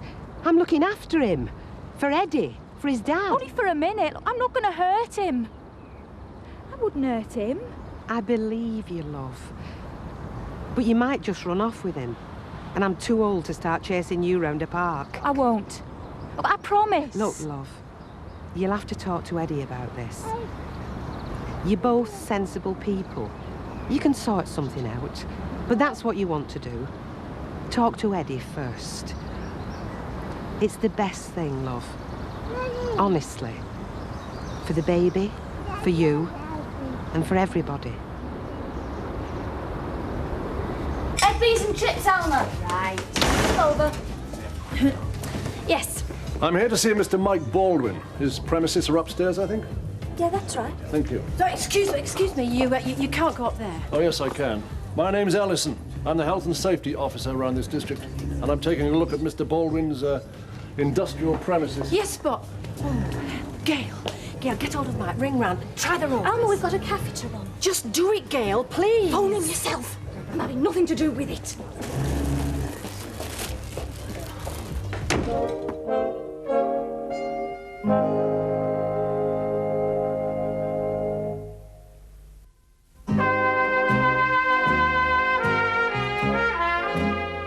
How did she know for sure Jamie wasn't mine? Who told her? I've no idea. It doesn't much matter. Anyway, it was obvious to me. There was no point trying to pretend to her anymore. Even if I'd have felt like trying. Well, did she try and grab him? No. She asked me if she could hold him. I wouldn't let her. Well, you did right. Did I? I don't know. I felt a right hard cow, I can tell you. Standing there, telling the girl she couldn't give her own kid a cuddle. Oh, come on, Bet. She abandoned him. She didn't want to know him. Some women go a bit funny when they have a baby. It's hardly surprising, is it? There's your body quietly getting on with its own business, catering for one, and suddenly, bingo! You've got a passenger on board, sharing your life support system. All right. But Eddie's looked after Jamie all his life. He loves that kid. I know, Tina, I do know. All I'm saying is, I know how Marie must have been feeling. I'd have felt the same if I'd been her. Whose side are you on, Bet? Oh? I have to be on somebody's side, do Yes, I? you do. All right. If you're forcing me, I'm on Jamie's side. You're stopping us working, mate. Yeah, come on, let's have the power back on, eh? You're costing me money. All right, Mrs. Cedric, you can turn the main switch on again whenever you like. About time and all. You're still the owner of this flat, are you, Mrs. Cedric? Yes. You're in the electoral register as the only occupant. Well, I am. I mean, these girls don't live here, you know. Right, come on, you, out. When I've finished, and I wouldn't try anything physical if I were you. There's enough laws being broken around here as it is. What do you mean? Who are you, anyway? The name's Allison, Health and Safety Officer. Oh. Oh, well, that's all right then, isn't it? You can ask me anything you want. Name's Baldwin. Well known in the rag trade round here. What I want to know, Mr. Baldwin, I have to see for myself. Oh, I definitely prefer this parsnip to the elderberry. Oh, do you? I think the elderberry has more resonance. Yes, yes. But then, I've always been an elderberry man. The great Wilson always attributed his stamina to an elderberry effusion. Don't mind me, Derek. Just nostalgia. When you say the great Wilson, you don't mean that chap in The Wizard? The world's greatest athlete? The mysterious man in the black suit? You were a fan? No. But I would, yes. Oh, when I was a boy, I used to devour those stories. I read that comic over and over. Well, I've still got some of them. Really? Including practically all the series where Wilson averted the Zulu uprising Yes. that almost conquered the world. Oh, yes. Well, fancy you being a Wilson man. You know, Derek, we're very similar, you and I. We go for the same things. Yes. Yes. Well, that's the trouble, isn't it, Victor? That is it, precisely. Mavis. Mavis. Yes, but for that, you and I could have been good friends. Perhaps we still can. No. Sorry, Victor, out of the question. It's just not on. I think the great Wilson would have understood that. Yes. And so do I. This whole episode has made me understand. I shall clear out. I shall go a long way away from here and try to forget. Abroad? Well, as good as Darlington. Ah. Far enough away from you and Mavis to make sure that I can't damage your lives any further. I'm going to open a new recycling plant. They've got a very enlightened local authority up there. So you'll be closing this place down, then? Well, not if I can help it. Not if I can find the right man to run it for me. I had hoped, Eric, until this tragic business, that you were that man. Like I said, it's just a stopgap. I'm looking at factory space right now. Oh, yes? Where? Hey, oh, well, that's confidential. Couldn't tell you, so you might prejudice the outcome. And in the meantime, I couldn't let those girls be out of work, could I? Can we sit down, Mr. Baldwin? Yeah, of course. Yeah. Do you want a cup of coffee? I'm sorry, we're not serving today. We're short-staffed. I'll get you 2 coffees. Well, where to start? Passing over the lack of planning permission. Oh, that's in the post. Of course it is. Anyway, that's not my concern. What does concern me is hopelessly inadequate toilet facilities, lighting, ventilation. It can be put right. All you got to do, Miss Ellison, is mark my card and it's as good as done. But the worst thing, what you've got up there is a fire trap with a fire just waiting to happen. It's the wiring. That flat is wired for domestic loads, not the kind of loads your machines are carrying. Yeah, but like I said, it's strictly temporary. More temporary than you know. I shall have a prohibition order within the week. Oh, no, just a minute. But if you see reason, you'll shut up shop right now. Now, hang on a minute. Goodbye, Mr. Baldwin. Well, isn't he stopping? He's stopping, all right. Stopping me flaming business. You all right? Why bother asking? Are you supposing I said I wasn't? What are you proposing to do about it? I see. That's the way it's going to be, is it? Right, well, I'll come straight to the point. Tracy, do you have any objections to me seeing her, taking her out and so on? Well, as I recall it, Tracy's got plenty of objections of her own to seeing you these days. Yeah, well, I had hoped the dust might have settled a bit by now. Don't count on it. I want to see her for my unselfish reasons, of course. But I also happen to believe it would be better for Tracy if we could get our relationship back to being a good one. Don't you think so? I don't know what I think, Ken, about a lot of things. Of course, if she thinks that you don't want her to see me, she might follow that line out of loyalty to you. OK, Ken, enough circling around. What exactly do you want from me? Would you talk to Tracy? On my behalf? You know, about us having meetings, outings and so on. What, plead for you? Counsel for the defence? My God, Ken. You know what I'm saying, Deirdre. I'll leave you to think about it.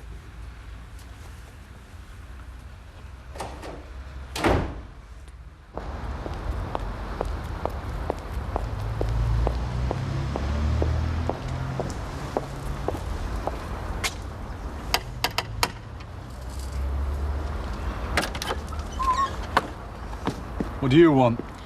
I want to talk to you. Well, there's naught to say, so you're wasting your time. And if you brought your car with you, the baby's not here. But I've brought nobody with me, and I know the baby's not here. Oh, come on, Eddie. I've been hanging around out here waiting for you to get home from work so that we could talk. Come on. What do you want? You know what I want. Why won't you let me see Jamie? Why won't you let me hold him and touch him? Because I know you. And you'd be off. And that'd be the last I'd see of him. Aye. It's right, Marie. And you know it. I want him, Eddie. It's a bit late now, isn't it? You never wanted him before. I know. But I admit that. What's she doing here? You shouldn't be talking to her. Have you no sense? Don't start, ma'am. I'm just telling Eddie I want Jamie. I have a right to him. I'm his You've mum. no right, Shue. Not anymore. Me and Eddie, we've looked after him since the day he was born. And we give him a good home, which he'd not get if you had him. He would. And anyway, you don't give him a proper home. Oh, you cheeky madam. Well, it's right. Eddie's working all day and you're poorly. I know that for a fact. And anyway, he's not in his home, is he? You've stuck him in a pub. A pub. Well, my friend says the mother's entitled to her baby by law, and it's right. And you can say what you like, but I'm going to a solicitor and I'm going to get him. Peter, just look at the time. I mean, we're going to be closing in a couple of minutes. Where is he? What's happened to him? Well, he's probably gone job hunting. Oh, I hope. I'm home, Mavis. Derek, you've been drinking. Oh, don't be hard on him, Mavis. I mean, fair enough drowning your sorrows every once in a Not while. sorrows, Rita. Joy, and let it be unconfined. Better come upstairs. Derek. Yes, best place for unconfined joy, It's upstairs. all right, Mavis. It's all right. Upstairs, Derek. After you, Mavis.